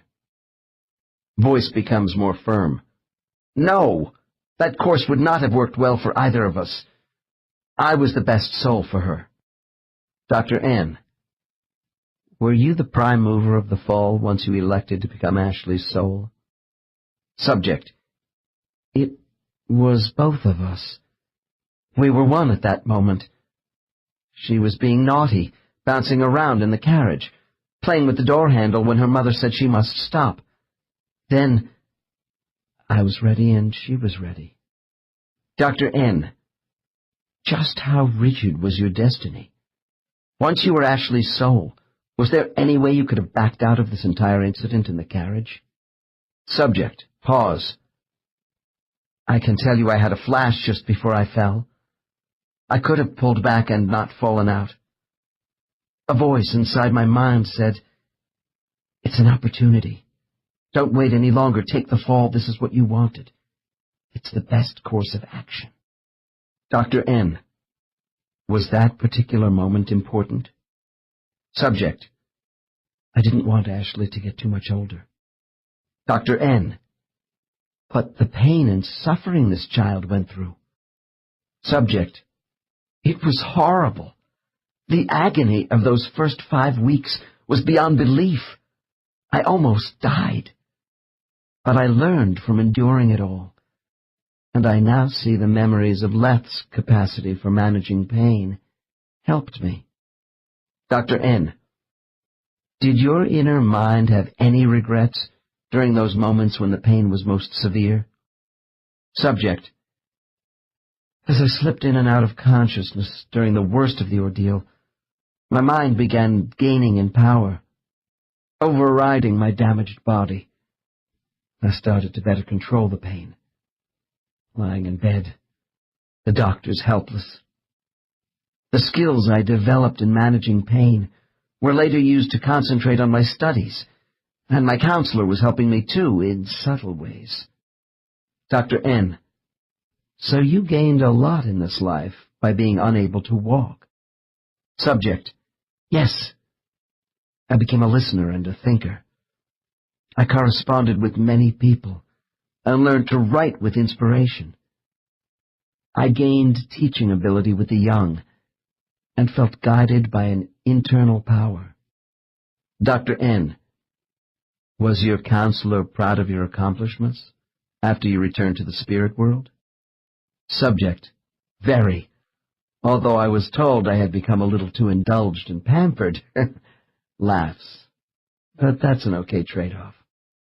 Dr. N, how does your experience with the strong body of Leth and the weak one of Ashley help you today? Or is this of no consequence? Subject, I benefit every day by my appreciation of the necessity of a union between mind and body to learn lessons. During my client's reliving of the street scene which broke her legs, I initiated desensitization measures. At the close of our session together, I then deprogrammed her generational memory of leg pain entirely. This woman later notified me she has had no further pain and regularly enjoys playing tennis. The two past lives I have represented in this case were largely devoted to physical choices for soul actualization in two quite different environments. Souls search for self-expression by developing different aspects of their character. Regardless of what physical or mental tools are used through the use of many bodies, the laws of karma will prevail. If the soul chooses one extreme, somewhere down the line this will be counterbalanced by an opposite choice to even out development. The physical lives of Leth and Ashley are examples of karmic compensation. The Hindus believe a rich man sooner or later must become a beggar for his soul to develop adequately. By surviving different challenges, our soul identity is strengthened. The word strength should not be misunderstood. My subjects say the real lessons of life are learned by recognizing and coming to terms with being human. Even as victims, we are beneficiaries because it is how we stand up to failure and duress, which really marks our progress in life. Sometimes one of the most important lessons is to learn to just let go of the past. While souls carefully consider the physical attributes of an earth body in a variety of cultural settings, they give much more attention to the psychological aspects of human life. This decision is the most vital part of the entire selection process for the soul. Before entering the place of life selection, it is to a soul's advantage to ponder the factors of heredity and environment which affect how a biological life form will function. I have heard that a soul's spiritual energy has a fluctuating influence on whether the temperament of its human host will be extroverted or introverted, rationalistic or idealistic, emotionally or analytically dominated. Because of such variables, souls need to reflect in advance on the types of bodies which will serve them best in the life to come. From what I can gather, a soul's thoughts about certain human behavior preferences for themselves in the next life are known by guides and those masters charged with operating the life selection stations. It appears to me some souls take this responsibility more seriously than others. Yet a soul in the pre-life selection phase can reflect only so much on how they would fit into a specific body. When souls are called to the place of life selection, the guesswork is over. Now they must match their spiritual identity against a mortal being. Why one soul joined, for psychological reasons, with two human beings thousands of years apart is the basis of my next case. Case 27 is a Texas businessman who owns a large, successful clothing firm. During a vacation in California, Steve came to see me on the advice of a friend. As I took his history, I noticed he was tense and hypervigilant. While his fingers toyed with a keychain, Steve's eyes darted anxiously around my office. I asked if he was nervous or afraid of hypnosis as a procedure, and he replied, "No, I'm more afraid of what you will uncover." This client told me his employees were demanding and disloyal, and the multitude of personnel complaints had become intolerable. His solution had been to increase discipline and fire people. I learned that he had 2 failed marriages and was a binge alcoholic. He said he had recently tried a recovery program but quit because they were getting too critical of me. As we talked further, Steve explained that his mother disappeared after leaving him on the steps of a church in Texas within a week of his birth. After a few lonely and unhappy years in an orphanage, an older couple adopted him. He added that these people were stern disciplinarians who seemed to disapprove of him all the time. Leaving home in his teens, Steve had many scrapes with the law and once attempted suicide. I found this client's personality to be overly assertive and untrusting of authority. His anger was rooted in feelings of isolation and abandonment issues. Steve said he felt like he was losing control over his life and was willing to try anything to find the real me. I agreed to short-term exploration of his unconscious mind if he would consider seeing a therapist later in his own town for sustained counseling. As this case unfolds, we will see how Steve's soul maintains its identity while responding to physical life in a human body. The intensity of this association is increased in hypnosis when my subjects discuss their motives for body selection. One reason why I have used this case is to expose a difficult barrier to discovering our identity, that of childhood trauma. Souls who unite with people that develop early personality disorders deliberately set themselves up for a difficult life. Before taking my client into the spirit world to learn why his soul chose this life, it was necessary to relive his early childhood memories. In the short excerpt which begins this case, this subject will see his real mother again. It is one of the most poignant scenes I have ever facilitated. Case 27. Dr. N. You are now a baby in the first week of life, and your mother is seeing you for the last time. It doesn't matter that you are a baby, because your inner adult mind knows everything that is going on. Describe to me exactly what transpires. Subject. Subject starts to shake. I'm in a basket. There's a faded blue blanket around me. I'm being set down on some steps. It's cold. Dr. N. Where are these steps? Subject. In front of a church. In Texas. Dr. N. Who is setting you down on the church steps? Subject. The shaking increases. My mother is bending down over me, saying goodbye. Begins to cry. Dr. N. What can you tell me about your mother's reason for leaving you? Subject. She is young. Not married to my father. He is already married. She is crying. I can feel her tears falling on my face. Dr. N. Look up at her.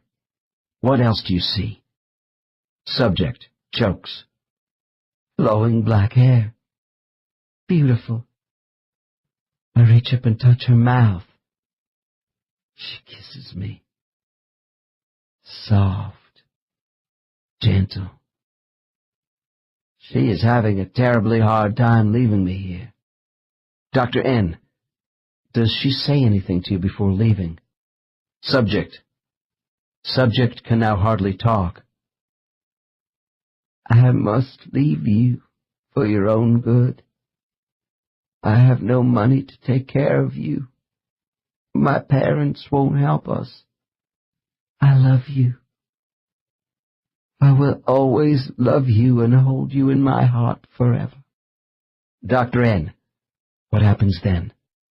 Subject. She takes hold of a heavy door knocker. It has an animal on it. And bangs on the door. We hear footsteps coming. Now she is gone. Dr. N. What do your inner thoughts tell you about all you have seen? Subject, almost overcome by emotion. Oh, she wanted me after all. Didn't want to leave me. She loved me. Dr. N. I place my hand on the subject's forehead and begin a series of post-hypnotic suggestions, which end with the following instructions.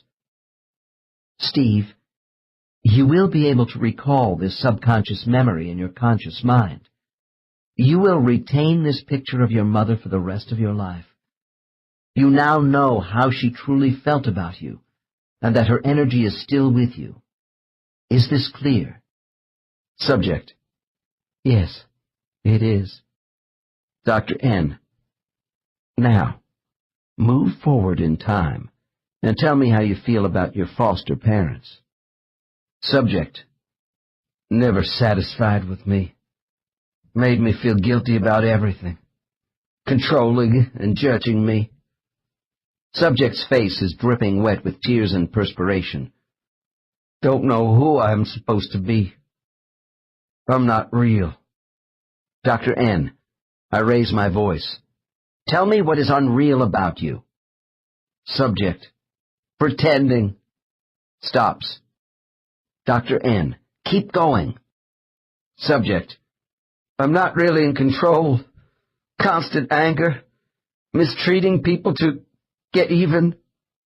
Hopelessness. Note.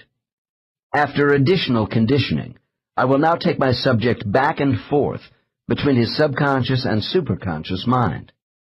Dr. N. All right, Steve. Now let's go back to the time before your birth into this life. Tell me if you have ever lived in another life with the soul of your birth mother. Subject. Long pause. Yes, I have. Dr. N. Was there ever a particular life you lived with this soul on Earth which involved any sort of physical or emotional pain between the two of you? Subject. After a moment, subject's hands grip the arms of his chair. Oh, damn! That's it! Of course, it's her! Dr. N. Try to relax and not go too fast for me. I want you to enter the life you see in your mind at the most crucial point in your relationship with this soul, on the count of 3. 1, 2, 3. Subject. A deep sigh. Oh, my. It's the same person. A different body. But she was my mother then, too. Dr. N. Stay focused on the Earth scene. Is it day or night? Subject. Pause. Broad daylight. Hot sun and sand. Dr. N. Describe what is happening under the hot sun in the sand. Subject. Haltingly. I am standing in front of my temple, before a large crowd of people.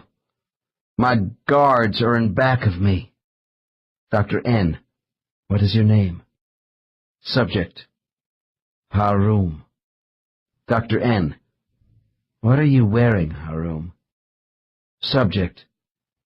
A long white robe and sandals. I have a staff in my hand with gold snakes on it as a symbol of my authority. Dr. N. What is your authority, Harum? Subject. Proudly. I am a high priest. Note: further inquiries revealed this man was a tribal leader who was located on the Arabian Peninsula close to the Red Sea around 2000 BC. In pre-classical times, this area was known as the Kingdom of Sheba, or Saba. I also learned the temple was a large oval structure of mud bricks and stone, dedicated to a moon god. Dr. N. What are you doing in front of your temple? Subject: I am on the steps judging a woman. She is my mother. She is kneeling down in front of me. There's a look of pity and fear in her eyes as she looks up at me. Dr. N. How can her eyes show both pity and fear at once? Subject: There is pity in her eyes because of the power which has consumed me, in taking so much control over the daily lives of my people. And there is fear, too, for what I am about to do. This disturbs me, but I must not show it. Dr. N. Why is your mother kneeling on the temple steps before you? Subject: She has broken into the storage house and stolen food to give to the people. Many are hungry at this time of year, but I alone can order distribution. The food must be measured out carefully. Dr. N. Did she act against some rule of food rationing? Was this a question of survival? Subject, abruptly: There is more to this. By disobeying me, she is undermining my authority. I use the distribution of food as a means of control over my people. I want them all to be loyal to me. Dr. N. What are you going to do with your mother? Subject, with conviction: My mother has violated the law. I can save her, but she must be punished as an example. I decide she will die. Dr. N. How do you feel about killing your own mother, Harum? Subject: It must be done. She has been a constant thorn in my side, causing unrest among my people because of her position. I cannot govern freely with her here any longer. Even now she is defiant. I order her death by banging my staff on the stone steps. Dr. N. Later on, are you sad about ordering your mother's execution? Subject, voice becomes strained: I must not think about such things if I am to maintain power. At this point, Steve's mind had relived two emotionally wrenching events involving voluntary actions of separation between mother and son. Although he had made the karmic connection, it was important that his abandonment as a baby not be isolated as pure historic retribution. For healing to begin, we had to go further. The next stage in our session together was designed to recover Steve's soul identity. To do this, I took him into the spirit world. In each of my cases, I tried to bring the subject back to the most appropriate spiritual area to get the best results. In case 13, I used the place of orientation. With case 27, we will go back to relive the spiritual time just after his return from the place of life selection. In this setting, I want Steve to see the reasons for his current body choice and the role of other soul participants in his life. Dr. N. By what name are you known in the spirit world? Subject, Sumus. Dr. N. All right, Sumus. Since we are now in the spirit world again, I want us to go to the period just following your initial viewing of the man who is Steve. What are your thoughts? Subject, such a resentful man. He is so angry about his mother dumping him on a doorstep, and those hard-nosed people who will take over as his parents. I don't know if I even want to take this body. Dr. N. I understand. But why don't we put that decision aside for a few minutes, while other things develop? Tell me what you actually do once you leave the place of life selection. Subject, sometimes I might want to be by myself for a while. Usually I am anxious to have the opinions of my friends about the lives I look at, especially one this rough. Dr. N. Surely you had more than one body option. Subject shakes head. This is the one I should take. It's a rough decision. Dr. N. Tell me, Sumus, when you are back with your group of friends, do you discuss the possibility of yourself associating with some of them in the next life? Subject. Yes. More often than not, these close friends are going to be in my life to come, just as I will be in theirs. Some of my clutch will not be in certain lives. It doesn't matter. We all discuss our next life with each other. I want to get their ideas on details. You see, we all know each other so well, our strengths and weaknesses, former successes and failures, what to watch out for, that kind of thing. Dr. N. Did you discuss with them any details about the kind of person you should be in your next life before actually going to the place of life selection? Subject. Oh, yeah, in a roundabout way, nothing concrete. Now that I have seen Steve and who the others might be in relation to him in this life, there are reservations. So I talked to Jor. Dr. N. Is Jor your guide? Subject. Yes.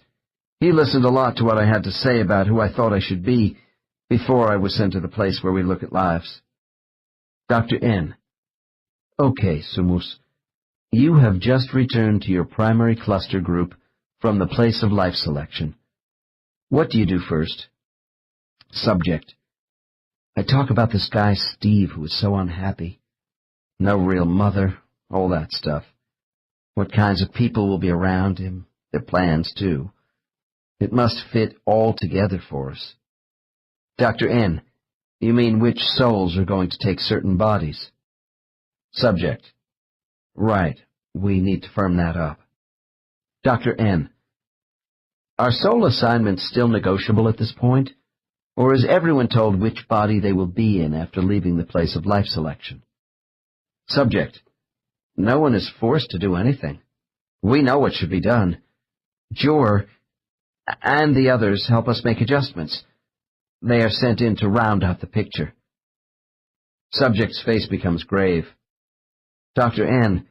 Is something bothering you at this moment, Sumus? Subject, in a cheerless manner. My friends are moving away. There are others coming. Oh. Dr. N. I gather some deliberations are about to occur with other souls. Try to relax as best you can. On my command, you will clearly relate to me everything that is happening. Do you understand? Subject, nervously. Yes. Dr. N. Begin. How many entities do you see? Subject. There are 4 of them coming over to me. Jor is one of them. Dr. N. Who is first? Subject. Subject grabs my hand. It's Ione. She wants to be my mother again. Dr. N. Is this the soul of the woman who is Harum's and Steve's mother? Subject. Yes, she is. Oh, I don't want to. Dr. N. What's going on? Subject. Ione is telling me it's time for us to settle things, to be in a disordered life as mother and son again. Dr. N. But Sumus, didn't you know this at the place of life selection, when you viewed Steve's mother taking her baby to the church? Subject. I saw the people, the possibility. It was still an abstract consideration. It wasn't actually me yet. I guess I need more convincing because Ione is here for a reason. Dr. N. I take it none of these newly arrived entities is from your own clutch. Subject. Sighs. No, they are not. Dr. N. Why did you and Ione wait 4,000 Earth years before discussing a balancing out of your treatment of her in Arabia? Subject. Earth years mean nothing. It could have been yesterday. I just wasn't ready to offset the harm I did to her as Harum. She says the circumstances are right for this exercise now. Dr. N.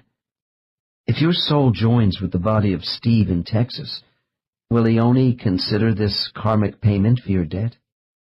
Subject, pause. My life as Steve is not supposed to be a punishment. Dr. N, I'm glad you see that. So what is the lesson to be learned? Subject, to feel what desertion is like in a family relationship. Deliberate severing. Dr. N, the severing of the mother and son bond by deliberate action. Subject, yes. To appreciate what it is like to be cast off. Dr. N, allow Ione to move away and have the other entities join us, Sumos. Subject, distressed. Ione is floating back to... Sure, coming forward or... Oh, shit! It's Talu and Kalish.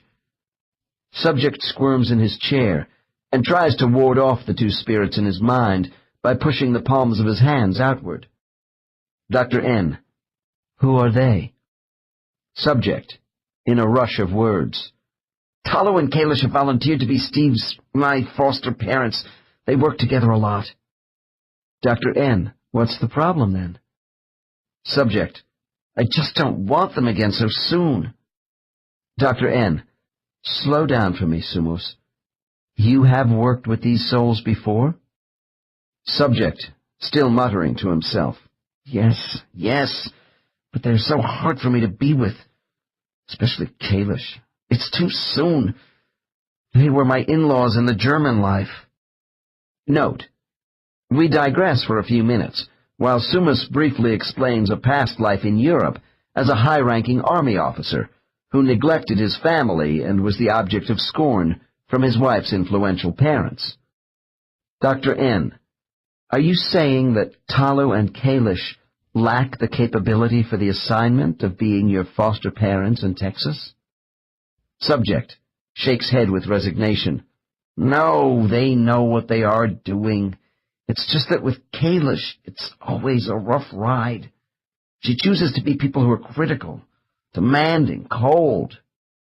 Dr. N, does she always present that sort of behavior in human bodies?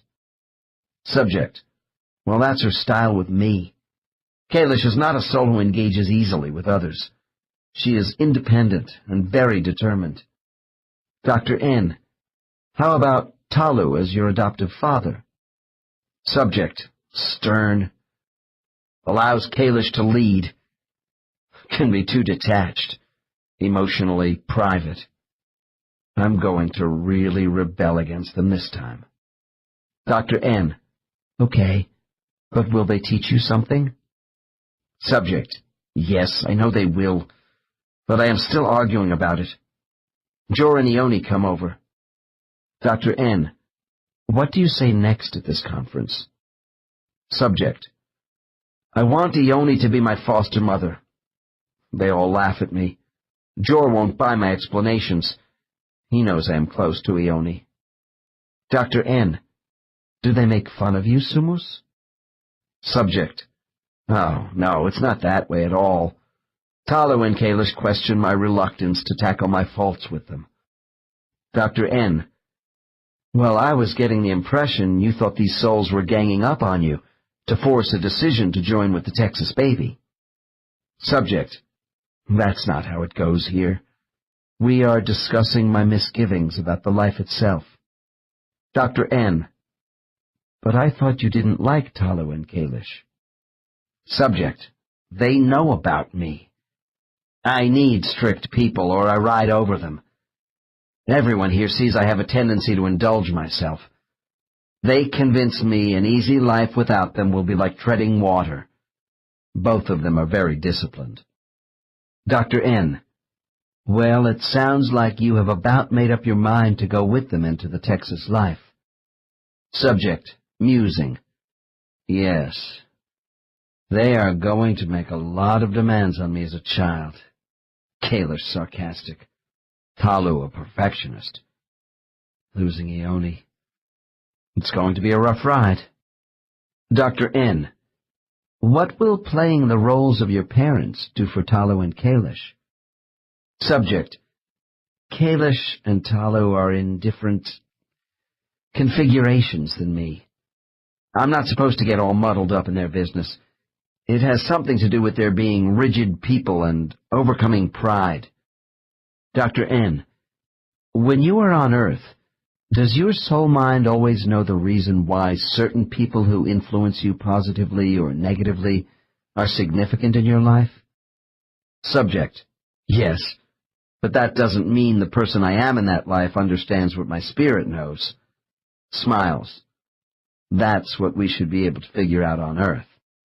Dr. N, which is what we are doing now. Subject: Yeah, and I am cheating a little with you helping, but it's okay. I can use it. It does seem an enigma that the knowledge of who we really are as souls is so difficult for many of us to reach through our conscious minds. By now, I'm sure the reader has discerned that even in a superconscious state, we do retain the ability to observe ourselves with a portion of the critical center of our conscious mentality. Assisting clients in reaching their inner selves by linking all facets of the mind is the most important part of my work in hypnotherapy. I want Steve to gain insight into the motives for his behavior by understanding his soul. The dialogue which follows provides us with further disclosures as to why Sumus integrated into Steve's body.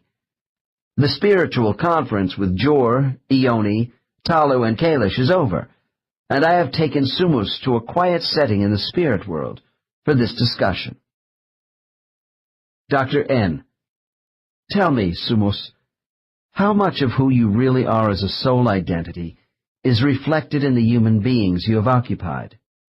Subject: Quite a lot, but no two bodies are alike. Laughs. Good body and soul mergers don't always happen, you know. I remember some of my former bodies more fondly than others. Dr. N, would you say your soul dominates or is subordinated by the human brain? Subject: That's difficult to answer, because there are subtle differences with the brain of each body which affects how we exhibit ourselves from that body. A human would be pretty vacant without us. We treat Earth bodies with respect, though.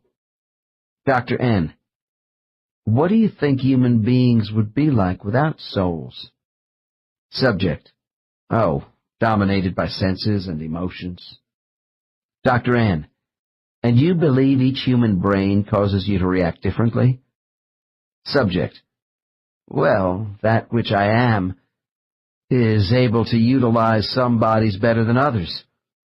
I don't always feel fully attached to a human being.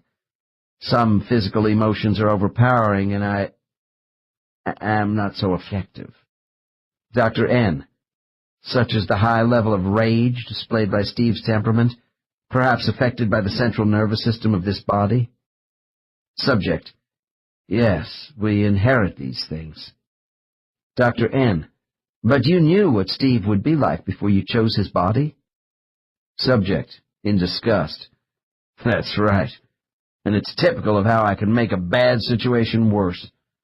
I am able to interpret only when the storms of the human mind are quiet, and yet I want to be stormy people.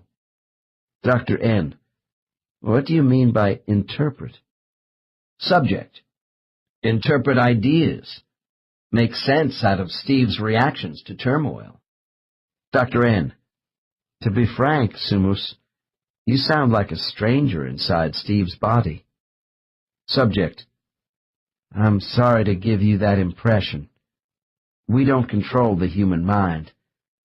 We try by our presence to elevate it, to see meaning in the world, and to be receptive to morality, to give understanding. Dr. N, that's all very well, but you use human bodies for your own development too, don't you? Subject: Sure, it's a blending. We give and take with our energy. Dr. N, oh, you tailor your energy to fit a host body? Subject: It would be better to say I use different facets of expression depending on the emotional drives of each body. Dr. N. Let's get specific, Sumus. What is going on between you and Steve's brain at this time on Earth? Subject. I have felt submerged. Sometimes my energy is tired and unresponsive to so much negativity. Dr. N. Looking back to your choices of Harum, Steve, and those other human bodies in between, do they all have traits in common which attracted you? Subject. Long pause. I am a contact entity. I seek humans who involve themselves aggressively with others. Dr. N. When I hear the word aggression, this means hostility to me, as opposed to being assertive. Is this what you intended to say? Subject. Pause. Well, I'm attracted to those who influence other people, vigorously, at full tilt. Dr. N. Are you a soul who enjoys controlling other people? Subject. I wouldn't say control exactly. I avoid choosing to be people who have no intense involvement with those around them. Dr. N. Sumus, aren't you being controlling when you try to direct other souls in their lives? Subject. No response. Dr. N. What would Jor say about your human relationships? Subject. That I like power as a means of influencing the acts of humans who are decision-makers. That I crave social and political groups where I lead. Dr. N. So you would not enjoy being in a human body which was quiet and unassuming? Subject. Definitely not. Dr. N. I push harder. Sumus, isn't it true you took pleasure in the way you were a part of Harum's misuse of power in Arabia, and that you gained satisfaction as Steve from mistreating your employees in Texas? Subject. Loudly. No, that isn't true. Things get out of hand easily when you try to lead humans. It's the conditions on Earth which screw everything up. It isn't all my fault. Dr. N. Is it possible that both Harum and Steve became more extreme in their conduct because your soul was with them? Subject. Heavily. I haven't done well.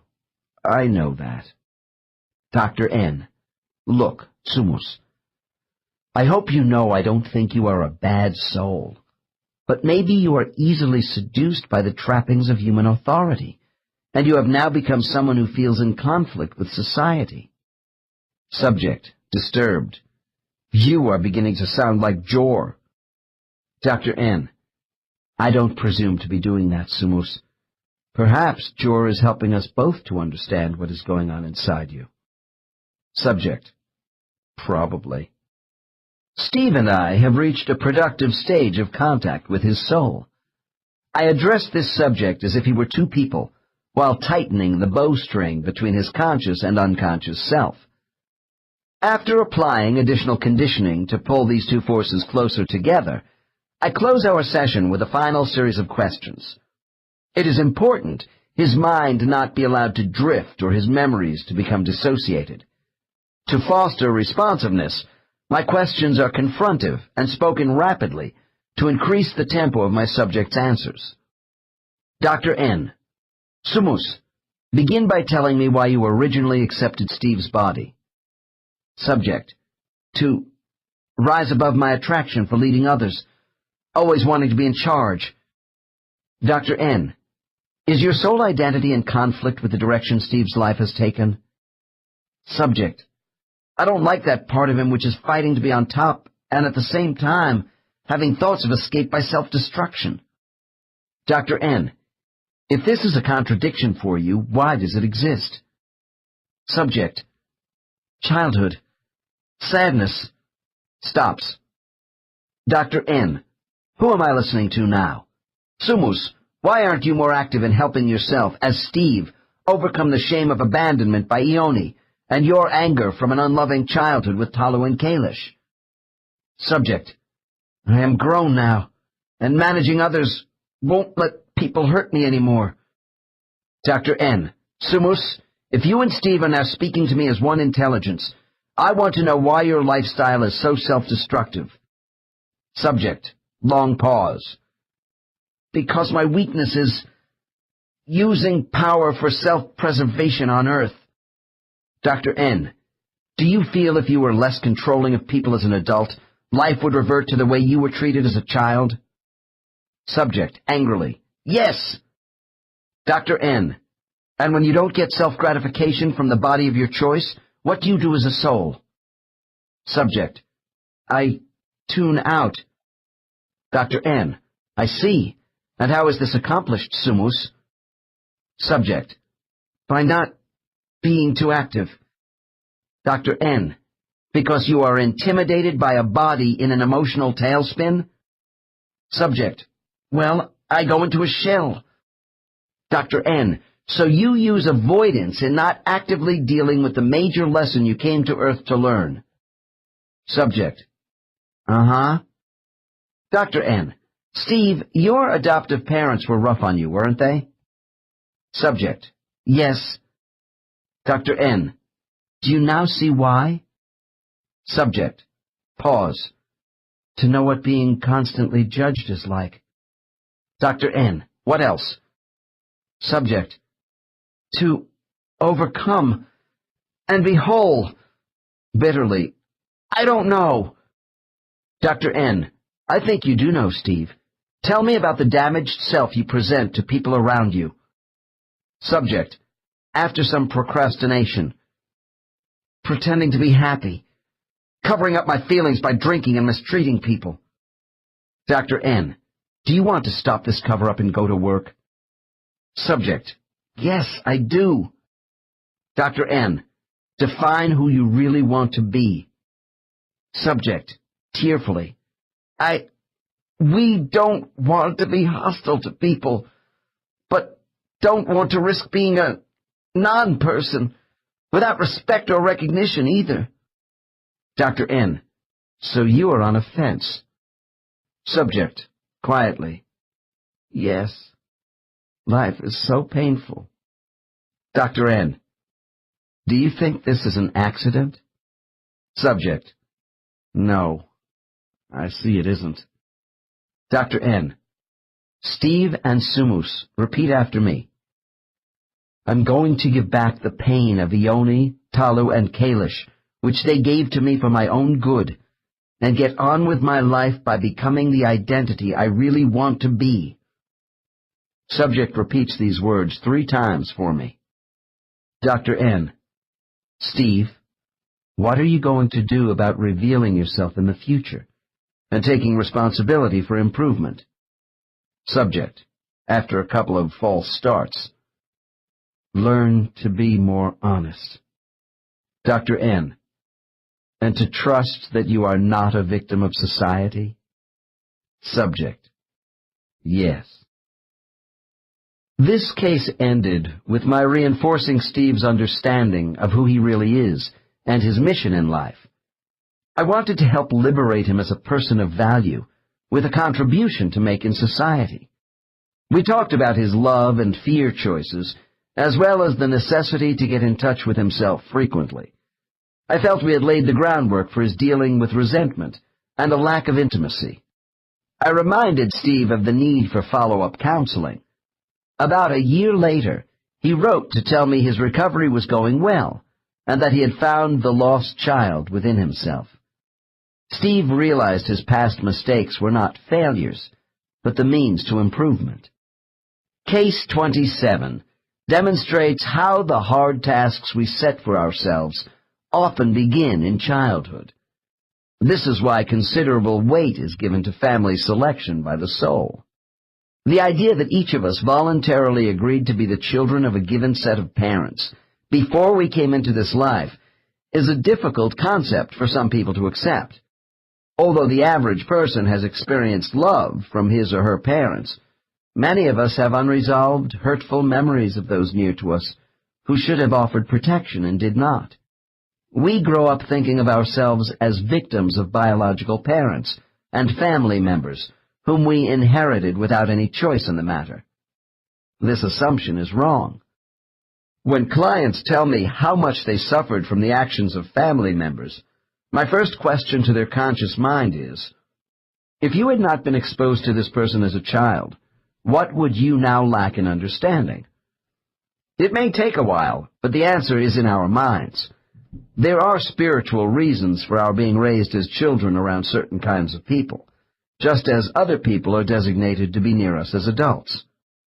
To know ourselves spiritually means understanding why we joined in life with the souls of parents, siblings, spouses, and close friends. There is usually some karmic purpose for receiving pain or pleasure from someone close to us. Remember, along with learning our own lessons, we come to Earth to play a part in the drama of others' lessons as well. There are people who, because they live in a terrible environment, suspect the spirit world of not being a center of divine compassion. However, it is the ultimate in compassion when beings who are spiritually linked to each other come forward by prior agreement into human lives involving love-hate relationships. Overcoming adversity in these relationships may mean we won't have to repeat certain abrasive alliances in future lives. Surviving such trials on Earth places us into a heightened state of perception with each new life and enhances our identity as souls. People in trance may have trouble making a clear distinction between their soul identity and human ego. If the human personality has little structure beyond the five senses and basic drives for survival without ensoulment, then the soul is our total personality. This means, for example, that one could not have a human ego which is jealous and also possess a soul which is not jealous.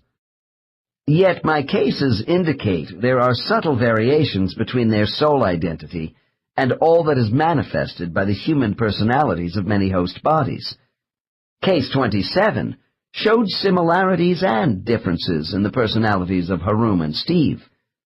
Our constant soul self seems to be a governing agent of human temperament, but we may express ourselves differently with each body. The souls of my subjects apparently select bodies which try to match their character flaws with human temperament for specific growth patterns. In one life, an overly cautious, low-energy soul might be disposed to blending with a quiet, rather subdued human host. This same soul, encouraged to take greater risks in another life, could choose to work more in opposition to its natural character by melding with a temperamentally high-strung, aggressive body type on Earth. Souls both give and receive mental gifts in life through a symbiosis of human brain cells and intelligent energy. Deep feelings generated by an eternal consciousness are conjoined with human emotion in the expression of one personality, which is as it should be.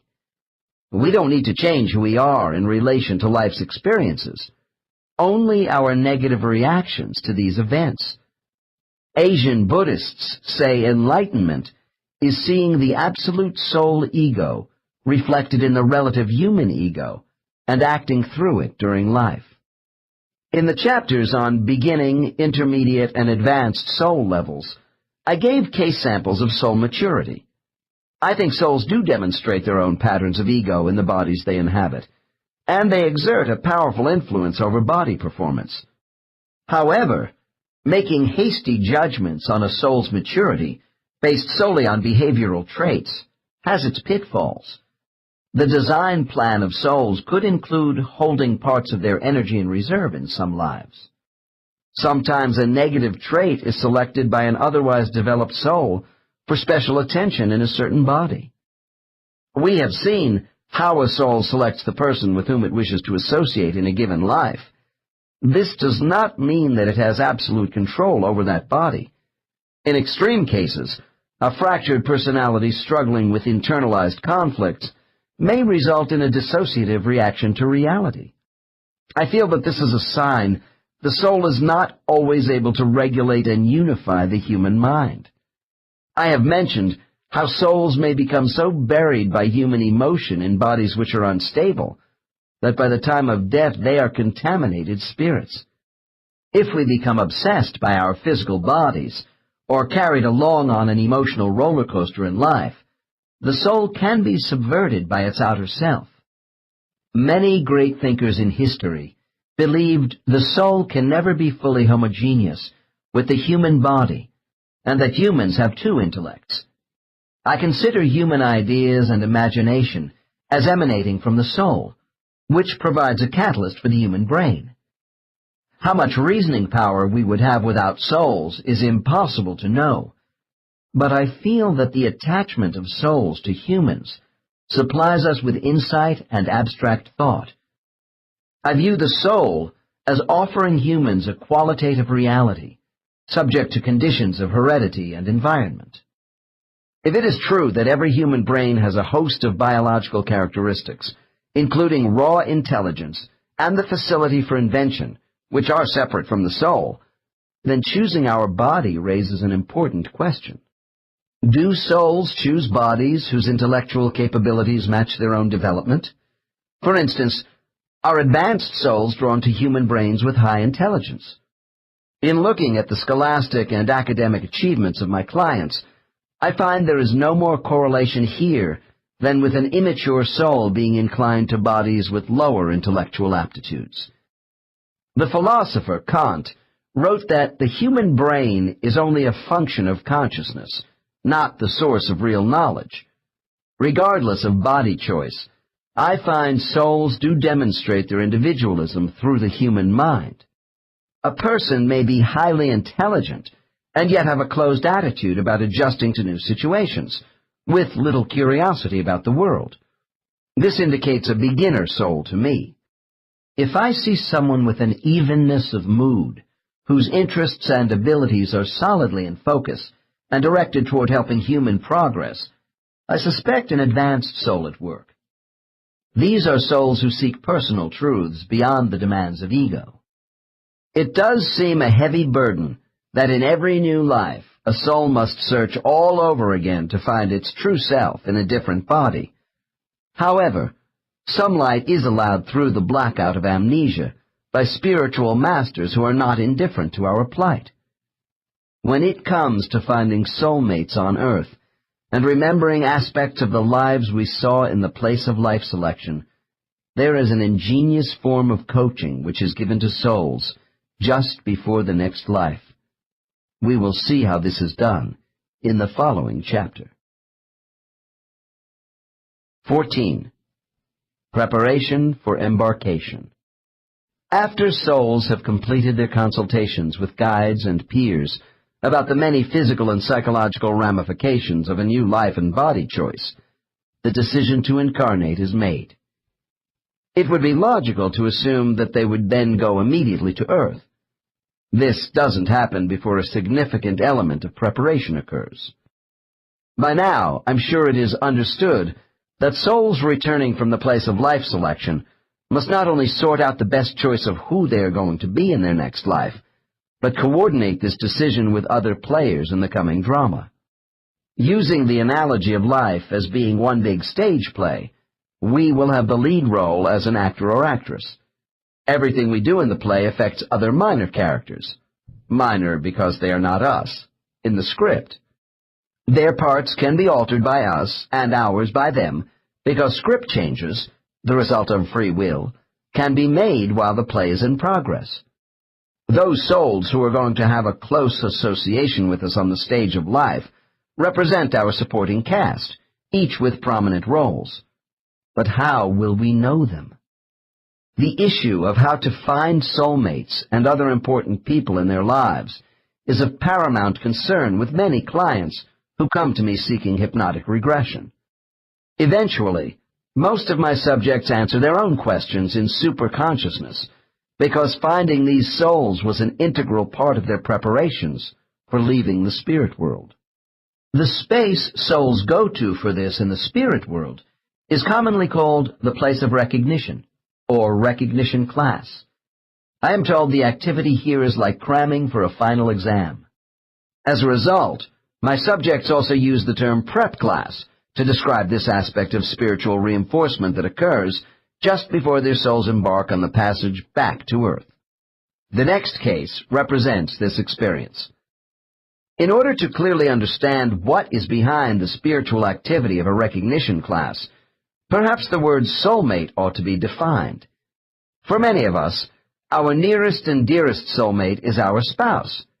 Yet, as we have seen in previous cases, souls of consequence in our lives may also be other family members or a close friend. The amount of time they are with us on earth can be long or short. What matters is the impact they have on us while here. At the risk of oversimplifying a complex issue, our relationships can be divided into a few general categories.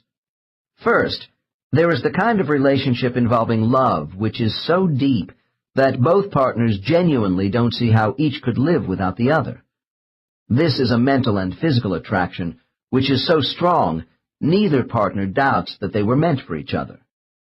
Second, there are relationships based upon companionship, friendship, and mutual respect. Finally, we have associations based largely upon more casual acquaintances, which offer some purposeful ingredient to our life. Thus, a soulmate can take many forms, and meeting people who fall into one of these categories is no game of Russian roulette. Soulmates are designated companions to help you and themselves accomplish mutual goals, which can best be achieved by supporting each other in various situations. In terms of friends and lovers, identity recognition of kindred spirits comes from our highest consciousness. It is a wonderful and mysterious experience, both physically and mentally. Connecting with beings we know from the spirit world in all sorts of physical disguises can be harmonious or frustrating. The lesson we must learn from human relationships is accepting people for who they are without expecting our happiness to be totally dependent upon anyone. I have had clients come to me with the assumption that they are probably not with a soulmate because of so much turmoil and heartbreak in their marriages and relationships. They fail to realize that karmic lessons set difficult standards for each of us, and painful experiences involving the heart are deliberate tests in life. They are often of the hardest kind. Whatever the circumstances, relationships between people are the most vital part of our lives. Is it coincidence, ESP, déjà vu, or synchronicity when the right time and place come together and you meet someone for the first time who will bring meaning into your life? Was there a fleeting, forgotten memory, something familiar tugging at the back of your mind? I would ask the reader to sort through these memories involving a distinctive first encounter with someone important in the past. Was it at school? Did this individual live in your neighborhood? How about meeting him or her at work or during some recreation? Did someone introduce you, or was it a chance meeting? What did you feel at that moment? I hate to tamper with your fond recollections of a supposedly spontaneous past meeting, but such descriptions as chance, happenstance, or impulse aren't applicable to crucial contacts. This makes them no less romantic. In cases involving soulmates, I have heard many heartfelt accounts of close spiritual beings who journeyed across time and space to find each other as physical beings at a particular geographic spot on Earth at a certain moment. It is also true our conscious amnesia can make meeting significant people difficult, and we may take a wrong turn and miss the connection at some juncture. However, there can be a prearrangement here for backup contingencies. In the case which follows, I will begin the dialogue at a point in the session where I am asking my subject about his spirit world activity just before rebirth into his present life. Case 28. Dr. N. Is it close to the time when you will be leaving the spirit world for another life? Subject. Yes. I'm about ready. Dr. N. After you left the place of life selection, was your soul mind made up as to who you would be and the people you were to meet on Earth? Subject. Yes. Everything is beginning to come together for me. Dr. N. What if you had second thoughts about your choice of a time frame or a particular human body? Could you back out? Subject, sighs. Yes, and I have done that before. We all have. At least the people I know. Most of the time it's intriguing to think about being alive on Earth again. Dr. N. But what if you resisted coming back to Earth shortly before you were due to incarnate? Subject. It's not that rigid. I would always discuss the possibilities, my concerns for a new life with my tutor and companions before making a firm commitment. The tutors know when we are stalling, but I have made up my mind. Dr. N. Well, I'm glad. Now tell me, once you are firmly committed to return to Earth, does anything else of importance transpire for you in the spirit world? Subject. I must go to the recognition class. Dr. N. What is this place like for you? Subject. It's an observation meeting with my companions, so I can recognize them later. Dr. N. When I snap my fingers, you will go immediately to this class. Are you ready? Subject. Yes, I am. Dr. N. Snapping my fingers. Explain to me what you are doing. Subject. I am floating in with the others to hear the speaker. Dr. N. I would like to accompany you, but you will have to be my eyes. Is that all right? Subject. Sure, but we must hurry a little. Dr. N. How does this place appear to you? Subject. A circular auditorium with a raised dais in the middle. That's where the speakers are. Dr. N. Are we going to float in and sit down on seats? Subject shakes head. Why would we need seats? Dr. N. Just wondering. How many souls are around us? Subject. Oh, about 10 or 15. People who are going to be close to me in the life to come. Dr. N. That's all the souls you see? Subject. No, you asked how many were around me. There are others, further away in groups, to hear their speakers. Dr. N. Are the 10 or 15 souls around you all from your cluster group? Subject. Some of them. Dr. N. Is this gathering similar to the one near the gateway where you met a few people right after your last life? Subject. Oh, no, that was more quiet. With just my family. Dr. N. Why was that homecoming meeting more quiet than where we are now? Subject.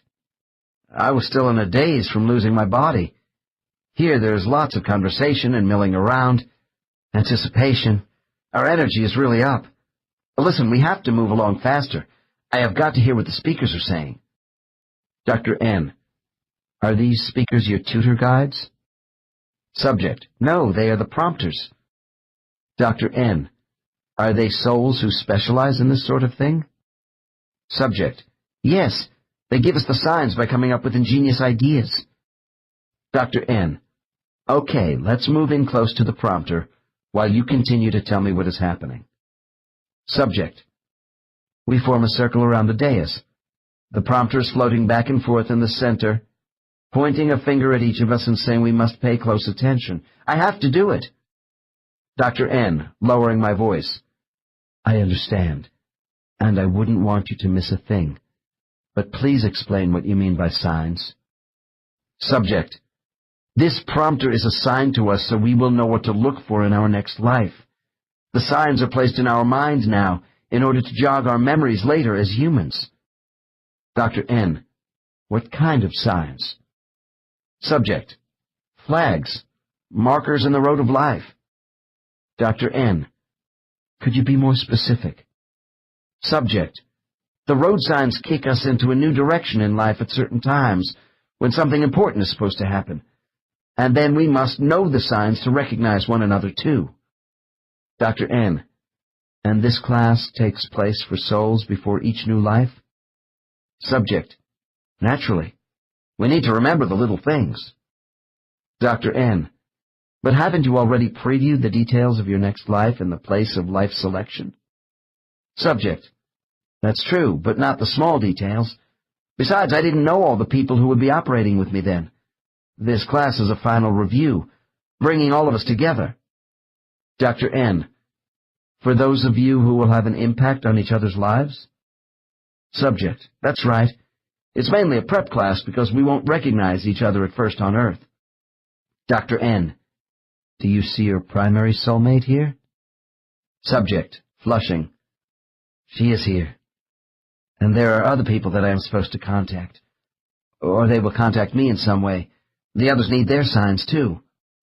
Dr. N, oh, so that's why these souls are a mixed gathering of entities from different groups. They are all going to play some significant role in each other's new life. Subject, impatiently. Yes, but I can't listen to what is going on with you talking. Shh. Dr. N, lowering my voice again. All right. On the count of 3, I am going to hold this class in suspension for a few minutes, so you won't miss anything. Softly. 1, 2, 3. The speaker is now quiet while you are going to explain a little more about the flags and the signs. Okay? Subject. I guess so. Dr. N. I am going to call these signs memory triggers. Are you telling me there will be special triggers for each of these people with you? Subject. That's why we have been brought together. There will be times in my life when these people will appear. I must try to remember some action by them, the way they look, move, talk. Dr. N. And each will trigger a memory for you? Subject. Yeah. And I'm going to miss some. The signs are supposed to click in our memory right away and tell us, oh, good, you are here now. Inside us. We can say to ourselves, it is time to work on the next phase. They may seem like insignificant little things, but the flags are turning points in our lives. Dr. N. What if people miss these road flags or signs of recognition? Because, like you said, you forgot what the prompter told you. Or what if you choose to ignore your inclinations and take another path? Subject, pause. We have other choices. They may not be as good. You can be stubborn, but... Stops. Dr. N. But what? Subject, with conviction. After this class, we usually don't forget the important signs. Dr. N. Why don't our guides just give us the answers we need on Earth? Why all this fooling around with signs to remember things? Subject. For the same reason we go to Earth without knowing everything in advance. Our soul power grows with what we discover. Sometimes our lessons get resolved pretty fast. Usually not. The most interesting part of the road are the turns, and it's best not to ignore the flags in our mind. Dr. N. All right. I'm going to count from 10 down to 1, and when I reach 1, your class will start again and you will listen while the prompter gives out signs. I will not speak until you raise the index finger of your right hand. This will be my sign that the class is over, and you can relate to me the signs you are to remember. Are you ready? Subject. Yes. Note. I finish my count and wait a couple of minutes before my subject raises his finger. This is a simple example of why time comparisons between Earth and spirit worlds are meaningless. Dr. N. That didn't take long. Subject. Yes, it did. The speaker had a lot to go through with all of us. Dr. N. I assume you have the details of recognition signs now firmly in your mind? Subject. I hope so. Dr. N. Good. Then tell me about the last sign you were given as the class ended. Subject. Pause. A silver pendant. I will see it when I am 7 years old, around the neck of a woman on my street. She always wore it. Dr. N. How will this silver object be a trigger for you? Subject. Abstractly. It shines in the sun. To catch my attention. I must remember. Dr. N. In a commanding tone. You have the capacity to bring your spiritual and earthly knowledge together. placing my hand on the subject's forehead. Why is the soul of this woman important for you to know? Subject. I meet her riding my bike on our street. She smiles. The silver pendant is bright. I ask about it. We become friends. Dr. N. Then what? Subject, wistfully. I will only know her a short time before we move. But it is enough. She will read to me and talk to me about life and teach me to respect people. Dr. N. As you grow older, can people themselves be signs or provide flags to help you make a connection? Subject. Sure. They might arrange introductions at the right time. Dr. N. Do you already know most of the souls who will be meaningful people to you on Earth? Subject. Yes. And if I don't, I'll meet them in class. Dr. N. I guess they can set up love relationship meetings, too? Subject. Laughs. Oh, the matchmakers. Yes, they do that. But meetings can be for friendship, getting people together to help your career, that kind of stuff. Dr. N. Then the souls who are in this auditorium and elsewhere can be involved with different kinds of associations in your life? Subject. Enthusiastically. Yeah, I'm going to connect with the guy who is on my baseball team. Another one will be a farming partner. Then there will be my lifelong pal from grade school. Dr. N. What if you connect with the wrong person in business, love, or whatever? Does that mean you missed a relationship sign or a red flag for an important event? Subject. It probably won't be wrong exactly. It could be a jump start to get you going in a new direction. Dr. N. Okay. Now tell me, what is the most important recognition sign you must remember from this prep class? Subject. Melinda's laugh. Dr. N. Who is Melinda? Subject. My wife-to-be. Dr. N. What is there to remember about Melinda's laugh? Subject. When we meet, her laugh is going to sound like tiny bells, chimes. I really can't describe it to you. Then the scent of her perfume when we first dance, a familiar fragrance. Her eyes. Dr. N. So you are actually given more than one trigger sign for your soulmate? Subject. Yes. I'm so dense, I guess the prompters thought I needed more clues. I didn't want to make a mistake when I met the right person. Dr. N. What is supposed to trigger her recognition of you? Subject. Grins. My big ears. Stepping on her toes, dancing. What we feel when we first hold each other. It is an old saying that the eyes are the windows to our soul. No physical attribute has more impact when soulmates meet on Earth. As to our other physical senses, I mentioned in an earlier chapter that souls retain such memories as sounds and smell. All 5 senses may be used by spiritual prompters as recognition signals in future lives. Case 28 began to express some discomfort with my keeping him from participating in his spiritual recognition class. I reinforced his visual association of floating around a central dais in an auditorium. Other people use different names. I gave my subject time to finish taking instruction and communicating with his friends, and then moved him out of the place of recognition. It is my practice never to rush clients in and out of their spiritual settings during a session, because I find this hinders the intensity of concentration and recall. When we had established ourselves away from the other souls, I talked to this man about his soulmate, Melinda. I learned these 2 souls were most comfortable in husband and wife roles, although occasionally they chose to relate differently in their lives together. Both these souls wanted to make sure they would connect on Earth in their current lives. I thought I would follow up on what actually had transpired. Dr. N.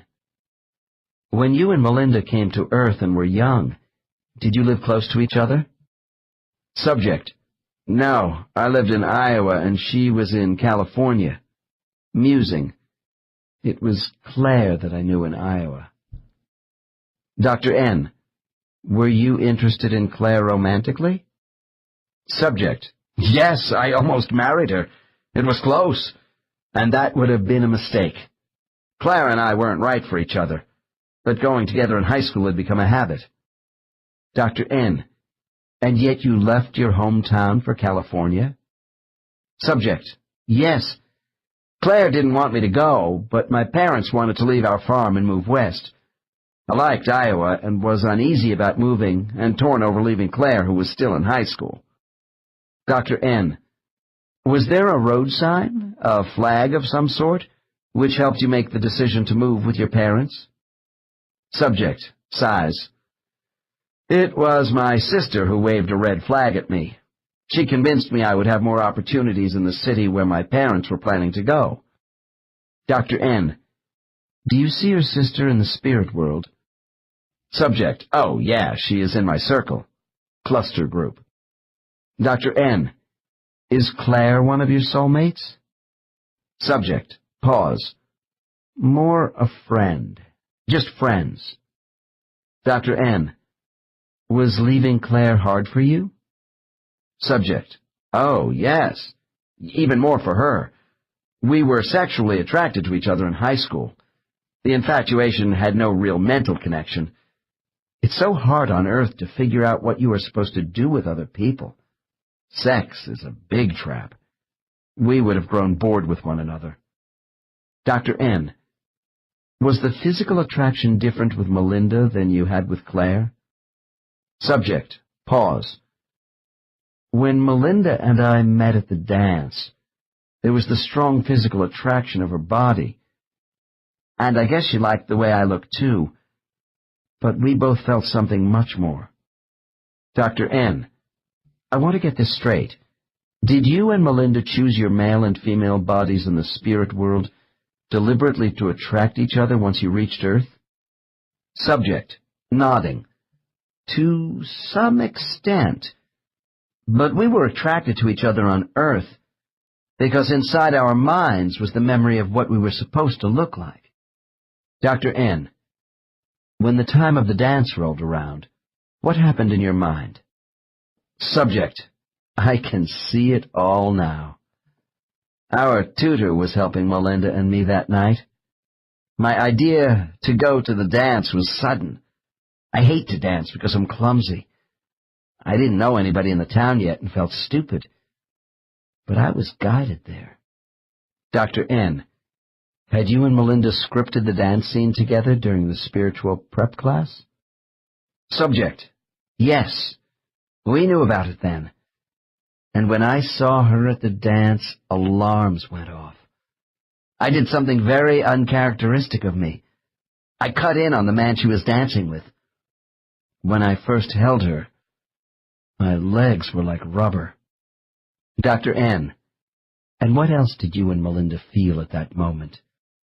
Subject: As if we were in another world. There was this familiarity. It was so weird during that dance. A knowing without doubt that something important was unfolding. The guidance.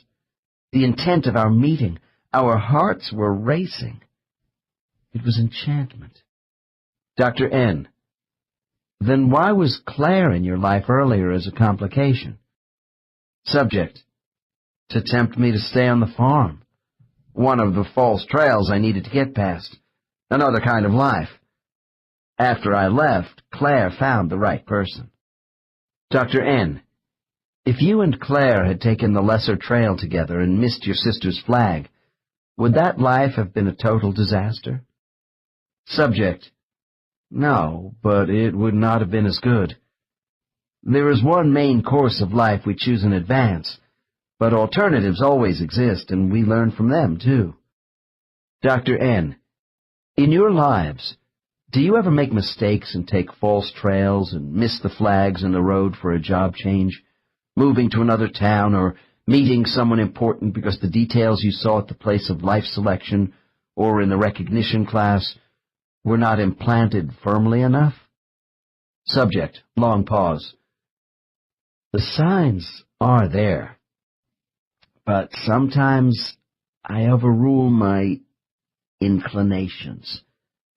There are times in my lives when I change directions because of too much thinking and analysis, or I do nothing for the same reasons. Dr. N. Ah, so you might do something other than what was planned in the spirit world. Subject. Yeah, and it may not work out as well. But we have the right to miss the red flags. Dr. N. Well, I have enjoyed our talk about the place of recognition, and I wondered if there is anything else this spiritual class does for you later in physical life. Subject, in a faraway voice. Yes.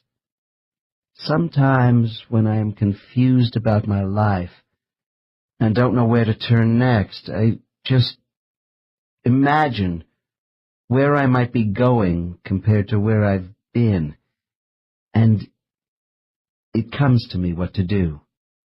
Helping clients recognize people who are destined to have an impact on their lives is a fascinating aspect of my practice. I believe those who come to see me about relationships are not in my office at a certain point in their lives by chance.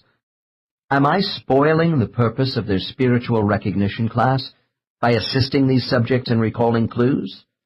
I don't think so, for two basic reasons. What they are not supposed to know yet probably won't be revealed in hypnosis, while on the other hand, quite a few of my clients only want confirmation of what they already suspect is true. I can speak about recognition signs from personal experience, since I was blessed by 3 specific clues to help me find my wife.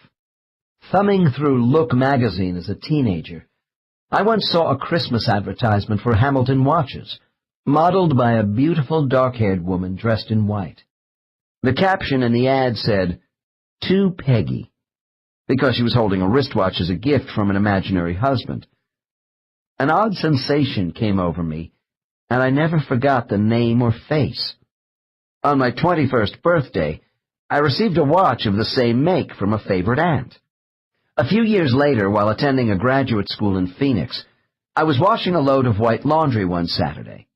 Suddenly, the first trigger was activated in my mind with the message, "It's time to meet the woman in white." I tried to shake it off, but the face in the ad pushed all other thoughts away. I stopped, looked at my Hamilton watch, and heard the command, "Go now." I thought about who wears white. Acting as if I was obsessed, I went to the largest hospital in the city and asked at the desk for a nurse matching the name and description. I was told there was such a person who was coming off her shift. When I saw her, I was stunned by the resemblance to the picture in my mind. Our meeting was awkward and embarrassing, but later we sat in the lobby and talked nonstop for 4 hours as old friends who hadn't seen each other for a while, which, of course, was true. I waited until after we were married to tell my wife about the reason I came to her hospital and the clues given to me to find her. I didn't want her to think I was crazy. It was then that I learned that on the day of our first meeting, she had told her astonished friends, "I just met the man I'm going to marry." My advice to people about meaningful encounters is not to intellectualize coming events too much. Some of our best decisions come from what we call instinct. Go with your gut feelings at the time. When a special moment is meant to happen in life, it usually does. One of the last requirements before embarkation for many souls is to go before the Council of Elders for the second time. While some of my subjects see the council only once between lives, most see them right after death and just before rebirth. The spirit world is an environment personified by order, and the elders want to reinforce the significance of a soul's goals for the next life. Sometimes my clients tell me they return to their spirit group after this meeting to say goodbye, while others say they leave immediately for reincarnation. The latter procedure was used by a subject who described this exit meeting in the following manner. My guide, Magra, escorts me to a soft white space which is like being in a cloud-filled enclosure. I see my committee of 3 waiting for me as usual. The middle elder seems to have the most commanding energy. They all have oval faces, high cheekbones, no hair, and smallish features. They seem to me to be sexless, or rather they appear to blend from male to female and back. I feel calm. The atmosphere is formal but not unfriendly. Each in turn asks me questions in a gentle way. The elders are all knowing about my entire span of lives, but they are not as directive as one might think. They want my input to assess my motivations and the strength of my resolve towards working in a new body. I am sure they have had a hand in the body choices I was given for the life to come, because I feel they are skilled strategists in life selection. The committee wants me to honor my contract. They stress the benefits of persistence and holding to my values under adversity. I often give in too easily to anger, and they remind me of this while reviewing my past actions and reactions towards events and people. The elders and Magra give me inspiration, hope, and encouragement to trust myself more in bad situations and not let things get out of hand. And then, as a final act to bolster my confidence when I'm about to leave, they raise their arms and send a power bolt of positive energy into my mind to take with me. One aspect of the 2 council meetings which I initially found rather odd is that members of the same soul group do not necessarily go before the same panel. For a while, I assumed there would always be a correlation here because all members of a single soul group have the same guide. I was wrong. In the minds of my subjects, even senior guides are thought to be a couple of steps below the developmental level of the omnipotent beings who make up their councils. They are similar to the old ones that Thies told us about in Chapter 11, but with more specific responsibilities toward life evaluation of souls. While a guide might, in some respects, be considered a personal confidant to a soul, this same familiarity does not extend to an elder. In time, I came to appreciate that an elder's authority, unlike that of guides, involves a cross-section of souls from many groups. Apparently, everyone in a soul group respects the intensely private nature of these proceedings. They all see their individual council of elders as godly. The elders are bathed in bright light, and the whole setting has an aura of divinity. A subject put it this way: when we are taken into the presence of these superior beings who exist in such a high spiritual realm, it validates our feelings about the source of creation.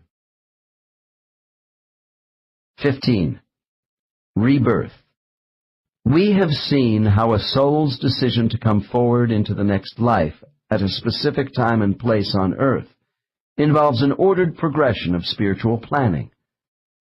As I bring the soul consciousness of my subjects nearer to the moment of their exit from the spirit world, most become quietly introspective, while others engage in light bantering with their friends. These reactions toward what lies ahead depend more on the individual soul than on the length of time since a last incarnation. Rebirth is a profound experience. Those souls getting ready for embarkation to Earth are like battle-hardened veterans, girding themselves for combat. This is the last chance for souls to enjoy the omniscience of knowing just who they are before they must adapt to a new body. My last case involves the soul of a woman who offers us a well-defined description of her most recent passage to Earth. Case 29. Dr. N. Has the time arrived for you to be reborn into your next life? Subject. Yes, it has. Dr. N.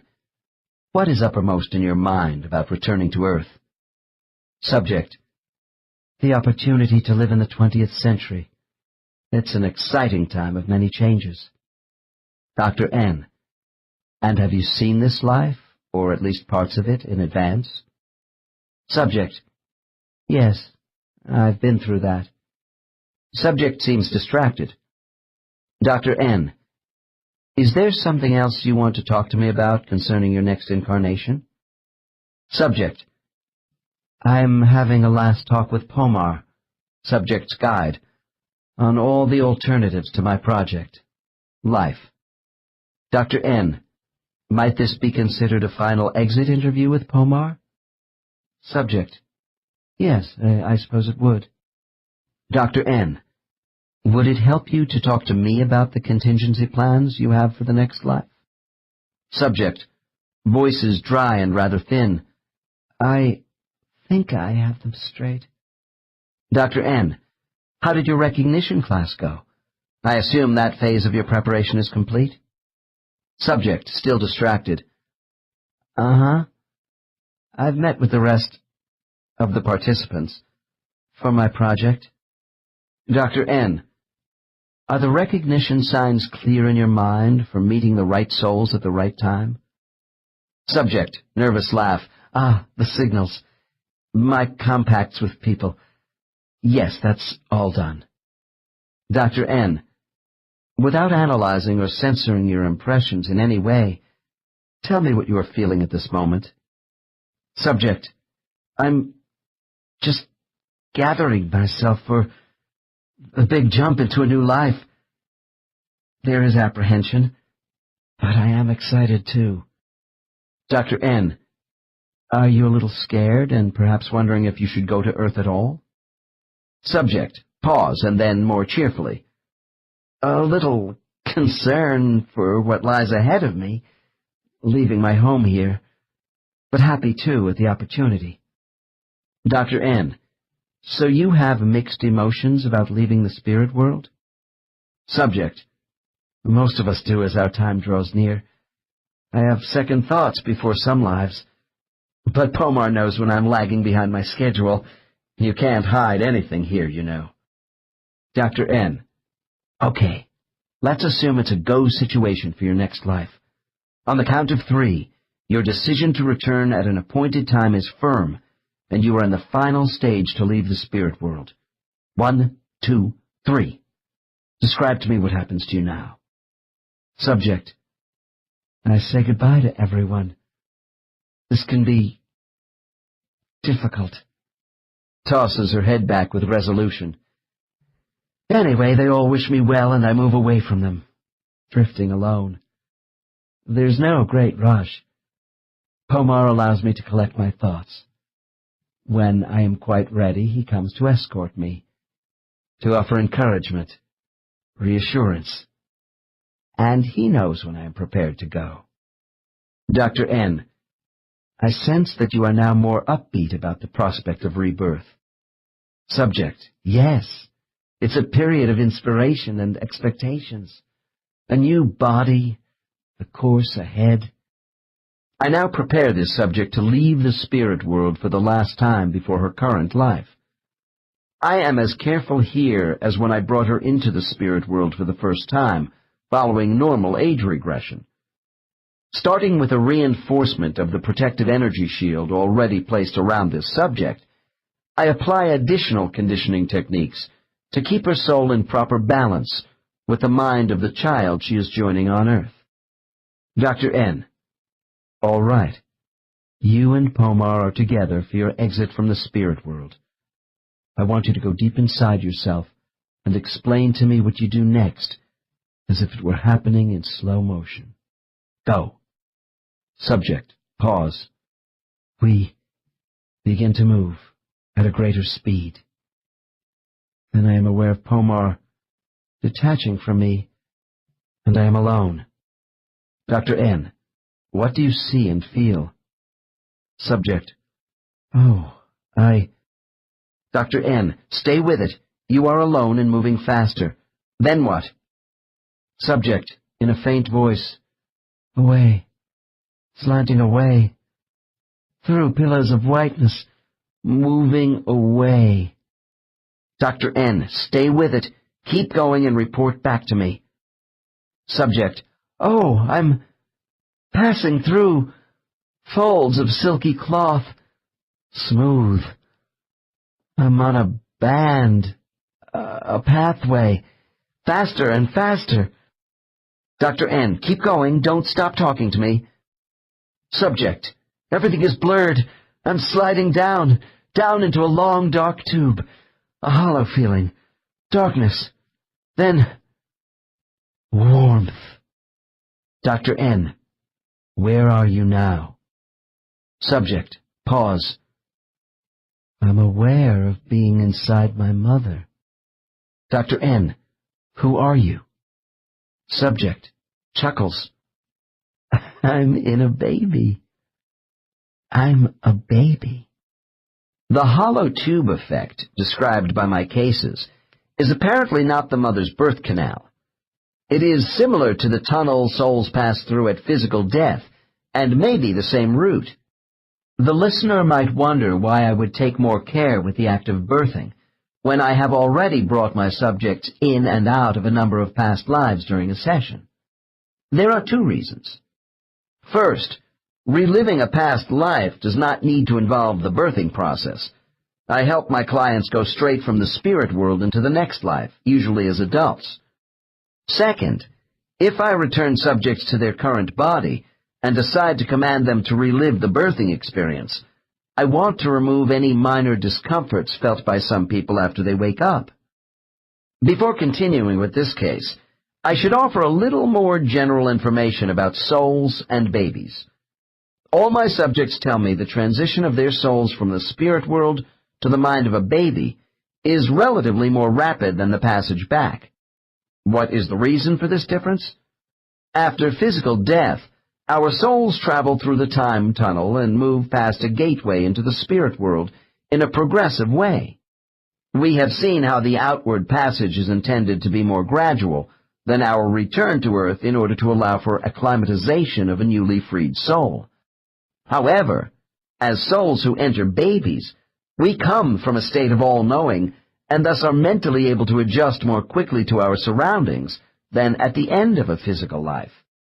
Then, too, we are given additional time for adaptation, while in our mother's womb. Nevertheless, having this time inside our mother does not mean we are fully prepared for the jarring paroxysm of birth, with blinding hospital lights, having to suddenly breathe air, and being physically handled for the first time. My subjects say if they were to compare the moment of birth with that of death, the physical shock of being born is much greater. At some point prior to birth, the soul will carefully touch and join more fully with the impressionable developing brain of a baby. When a soul decides to enter a baby, apparently that child has no free choice in accepting or rejecting the soul. At the moment of first entry, chronological time begins for the soul. Depending upon the inclinations of the particular soul involved, the connection may be early or late in the mother's pregnancy.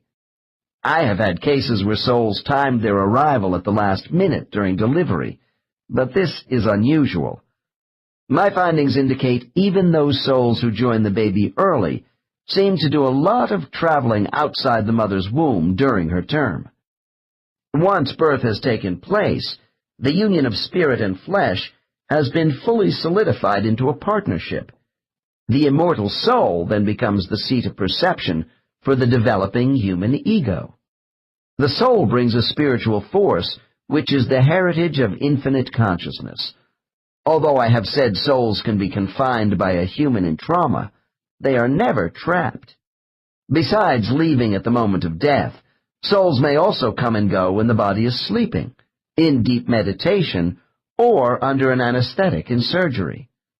The soul's absences are much longer in cases of severe brain damage and coma.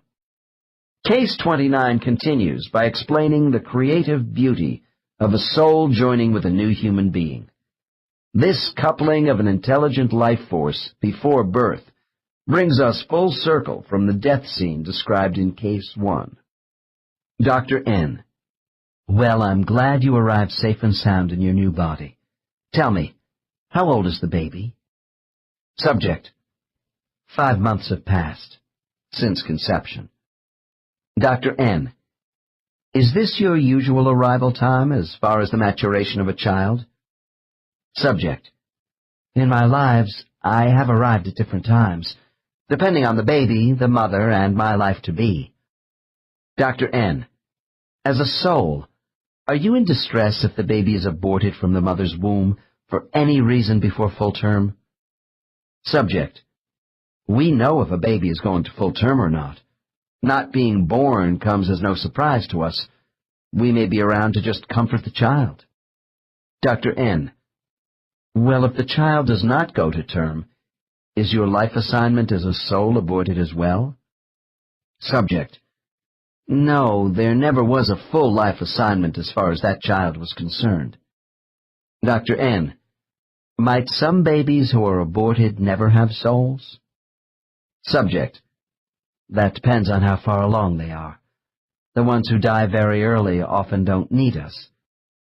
Note: this issue was as hotly debated in the past as it is today.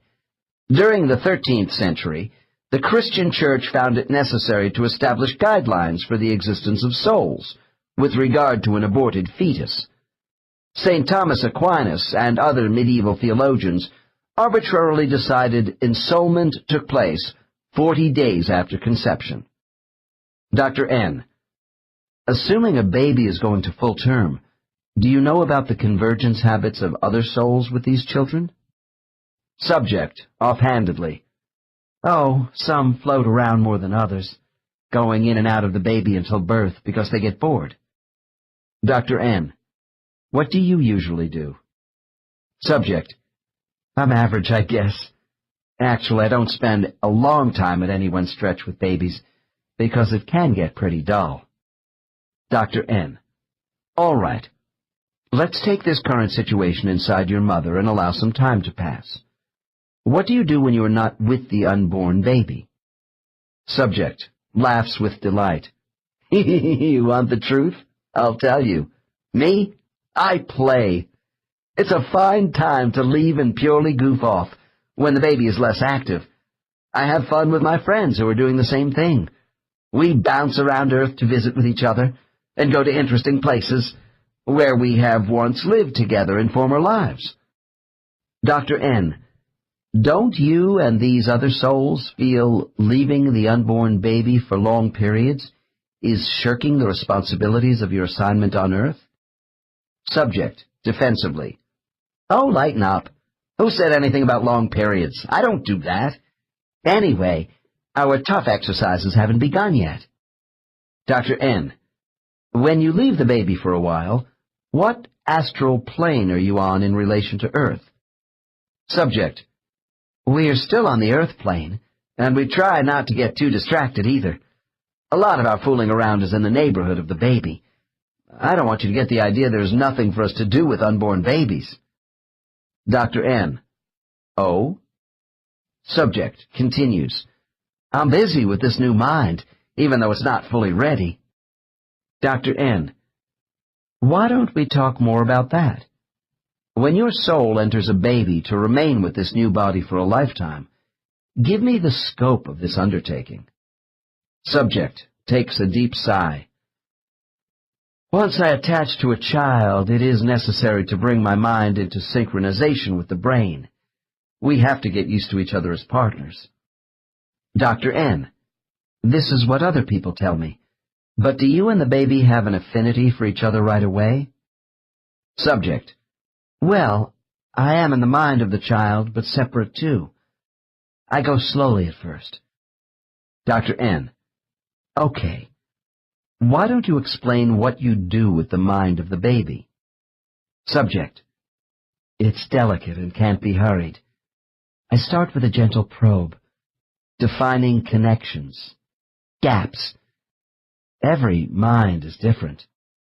Dr. N. Is there any conflict within the child against you?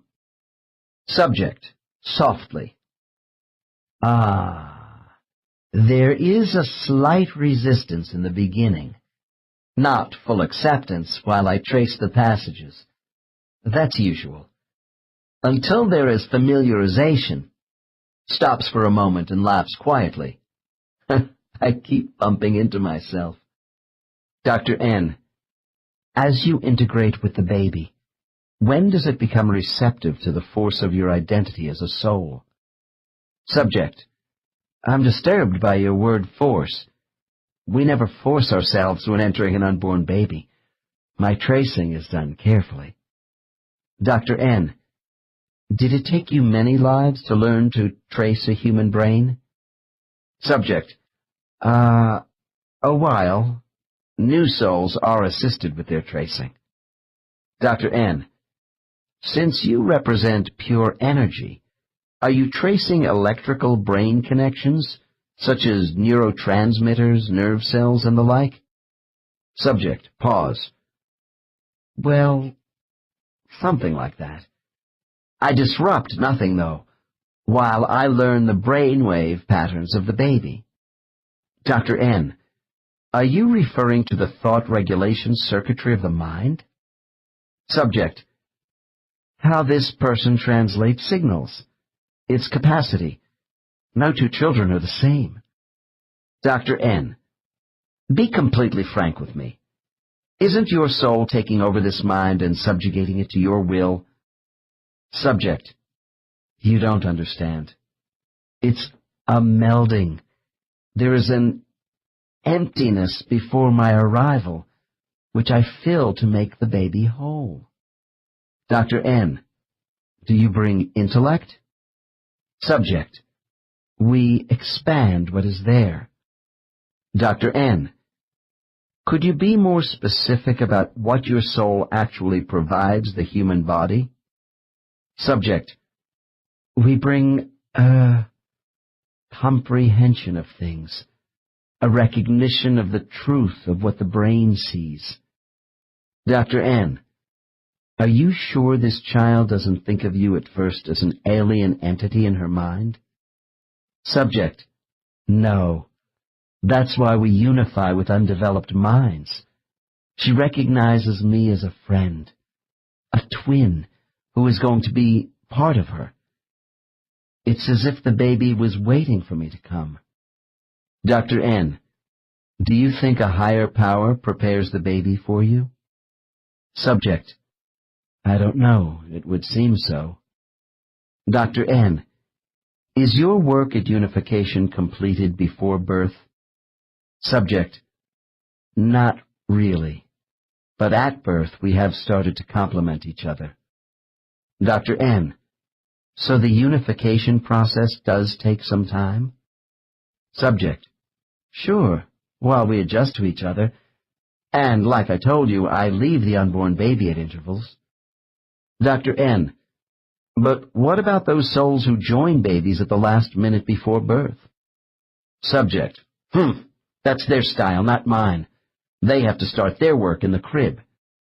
Dr. N: How far along in age is the body by the time your soul stops leaving the child altogether? Subject: At about 5 or 6 years of age. Usually we get fully operational when the child starts school. Children under this age can be left to their own devices a lot. Dr. N: Don't you have a duty to always be with your body?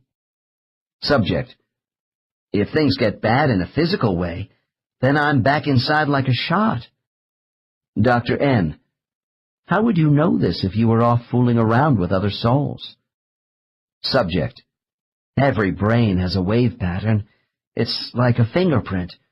We know immediately if the baby assigned to us is in trouble. Dr. N: So you are watching the baby assigned to you all the time, both inside and out, during the early stages of growth? Subject: With pride. Oh, yes. And I watch the parents. They might be having squabbles around the baby, which sets up disturbing vibrations. Dr. N: If this happens to the child, what do you do as its soul? Subject: Quiet the child as best I can. Reach out to the parents through the baby to calm them. Dr. N: Give me an example of how you can reach out to your parents. Subject: Oh, make the baby laugh in front of them by poking my parents' faces with both hands. This sort of thing further endears babies to parents. Dr. N: As a soul, you can control motor movements of the baby? Subject: I'm Me? I can push a little on that part of the brain which controls movements. I can tickle the kid's funny bone sometimes, too. I'll do whatever it takes to bring harmony to my assigned family. Dr. N, tell me what it is like being inside a mother's womb. Subject: I like the warm, comfortable feeling of love. Most of the time there is love. Sometimes there is stress. Anyway, I use this time to think and plan what I am going to do after birth. I think about my past lives and missed opportunities with other bodies, and this gives me incentive. Dr. N, and you haven't yet had the memories of all your past lives and your life in the spirit world blocked out by amnesia? Subject: that starts after birth. Dr. N, when the baby is born, does it have any conscious thoughts of who its soul is and the reasons for the attachment? Subject: pause. The child mind is so undeveloped, it does not reason out this information. It does have parts of this knowledge as a means of comfort, which then fades. By the time I speak, this information is locked deep inside me, and that's the way it's supposed to be. Dr. N, so will you have fleeting thoughts of other lives as a child? Subject: yes, we daydream. The way we play as children, creating stories, having imaginary friends who are real. But it fades. In the first few years of life, babies know more than they are given credit for.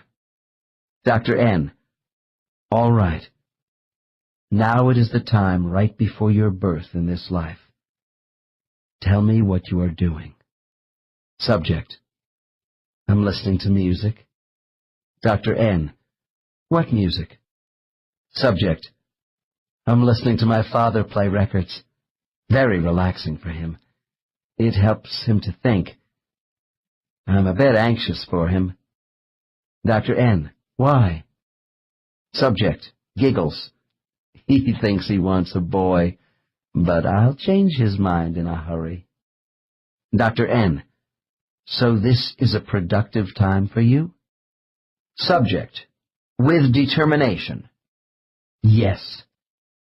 I'm busy planning for the approaching time when I will enter the world as a human and take that first breath.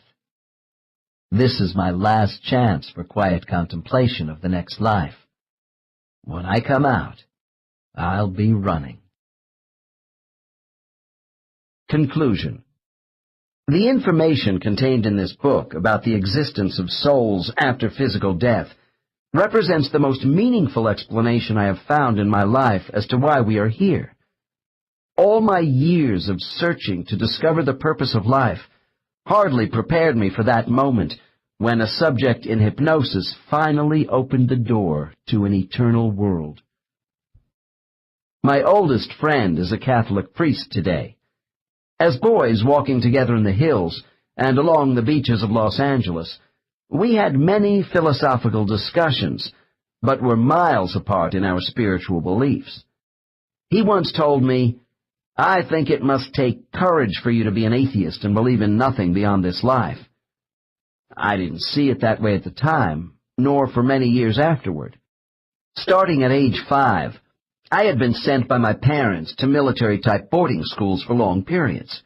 The feelings of abandonment and loneliness were so great, I believed in no higher power than myself. I now realize strength was given to me in subtle ways I was unable to see. My friend and I still have different approaches to spirituality, but we both have convictions today that order and purpose in the universe emanate from a higher consciousness. Looking back, I suppose it was no accident in my own life that people would eventually come to me for hypnosis, a medium of truth I could believe in, to tell me about guides, heavenly gateways, spiritual study groups, and creation itself in a world of souls.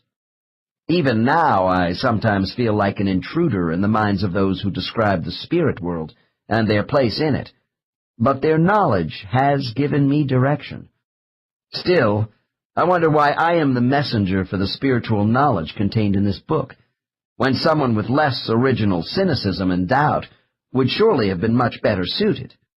Actually, it is the people represented in these cases who are the real messengers of hope for the future, not the reporter. Everything I have learned about who we are and where we come from, I owe to those who were drawn to me for help.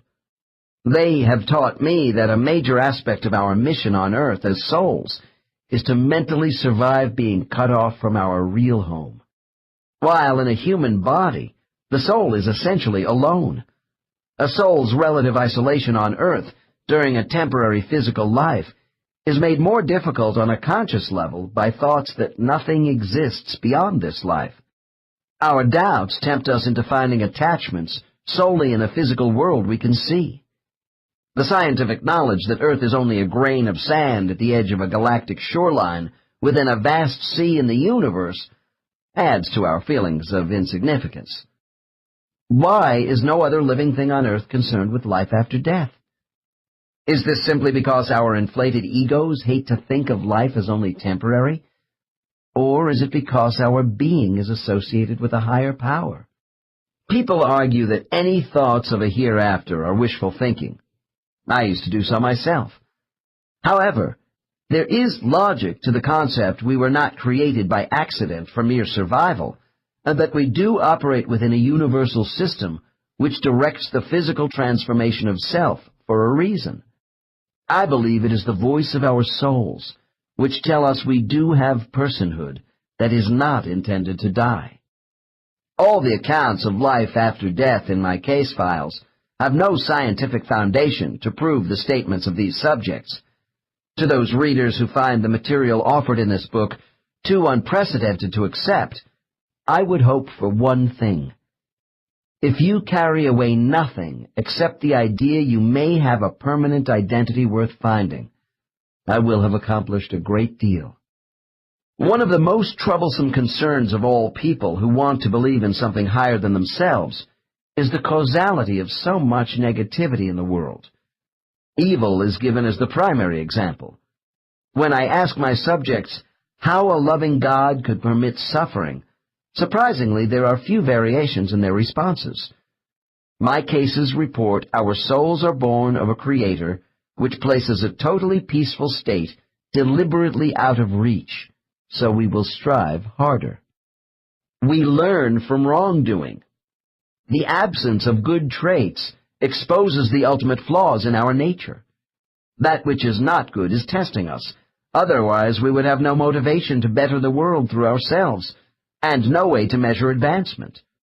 When I ask my subjects about the alternating merciful and wrathful qualities we perceive to be the self-expression of a teacher oversoul, some of them say the Creator only shows certain attributes to us for specific ends. For instance, if we equate evil with justice and mercy with goodness, and if God allowed us only to know mercy, there would be no state of justice. This book presents a theme of order and wisdom rising from many spiritual energy levels. In a remarkable underlying message, particularly from advanced subjects, the possibility is held out that the God Oversoul of our universe is on a less than perfect level. Thus, complete infallibility is deferred to an even higher divine source. From my work, I have come to believe that we live in an imperfect world by design.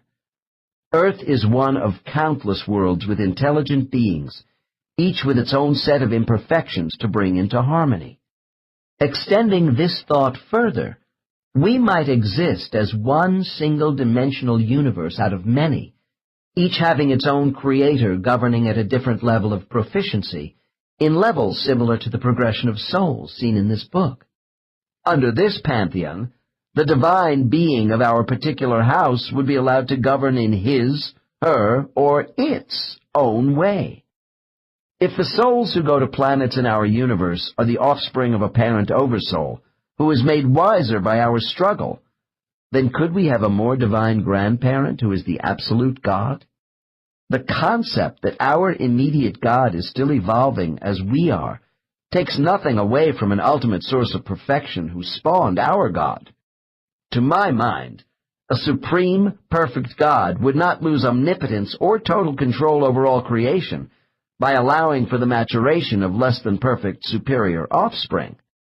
These lesser gods could be allowed to create their own imperfect worlds as a final means of edification, so they might join with the ultimate God. The reflected aspects of divine intervention in this universe must remain as our ultimate reality. If our God is not the best there is because of the use of pain as a teaching tool, then we must accept this as the best we have, and still take the reasons for our existence as a divine gift. Certainly, this idea is not easy to convey to someone who is physically suffering, for example, from a terminal illness. Pain in life is especially insidious because it can block the healing power of our souls, especially if we have not accepted what is happening to us as a preordained trial. Yet throughout life, our karma is designed so that each trial will not be too great for us to endure. At a Wat temple in the mountains of northern Thailand, a Buddhist teacher once reminded me of a simple truth. Life, he said, is offered as a means of self-expression, only giving us what we seek when we listen to the heart. The highest forms of this expression are acts of kindness. Our soul may be traveling away from a permanent home, but we are not just tourists. We bear responsibility in the evolution of a higher consciousness for ourselves and others in life. Thus, our journey is a collective one. We are divine but imperfect beings who exist in two worlds, material and spiritual. It is our destiny to shuttle back and forth between these universes, through time and space, while we learn to master ourselves and acquire knowledge. We must trust in this process with patience and determination. Our essence is not fully knowable in most physical hosts, but self is never lost because we always remain connected to both worlds. Perhaps the most gratifying feature of my work in uncovering the existence of a spirit world in the minds of my subjects is the effect this conscious knowledge has on them. The most significant benefit which comes from knowing we have a home of everlasting love waiting for us is being receptive to the higher spiritual power within our minds. The awareness that we do belong somewhere is reassuring and offers us peace, not merely as a haven from conflict, but to unify ourselves with a universal mind. One day, we are going to finish this long journey, all of us, and reach an ultimate state of enlightenment, where everything is possible. This concludes Journey of Souls.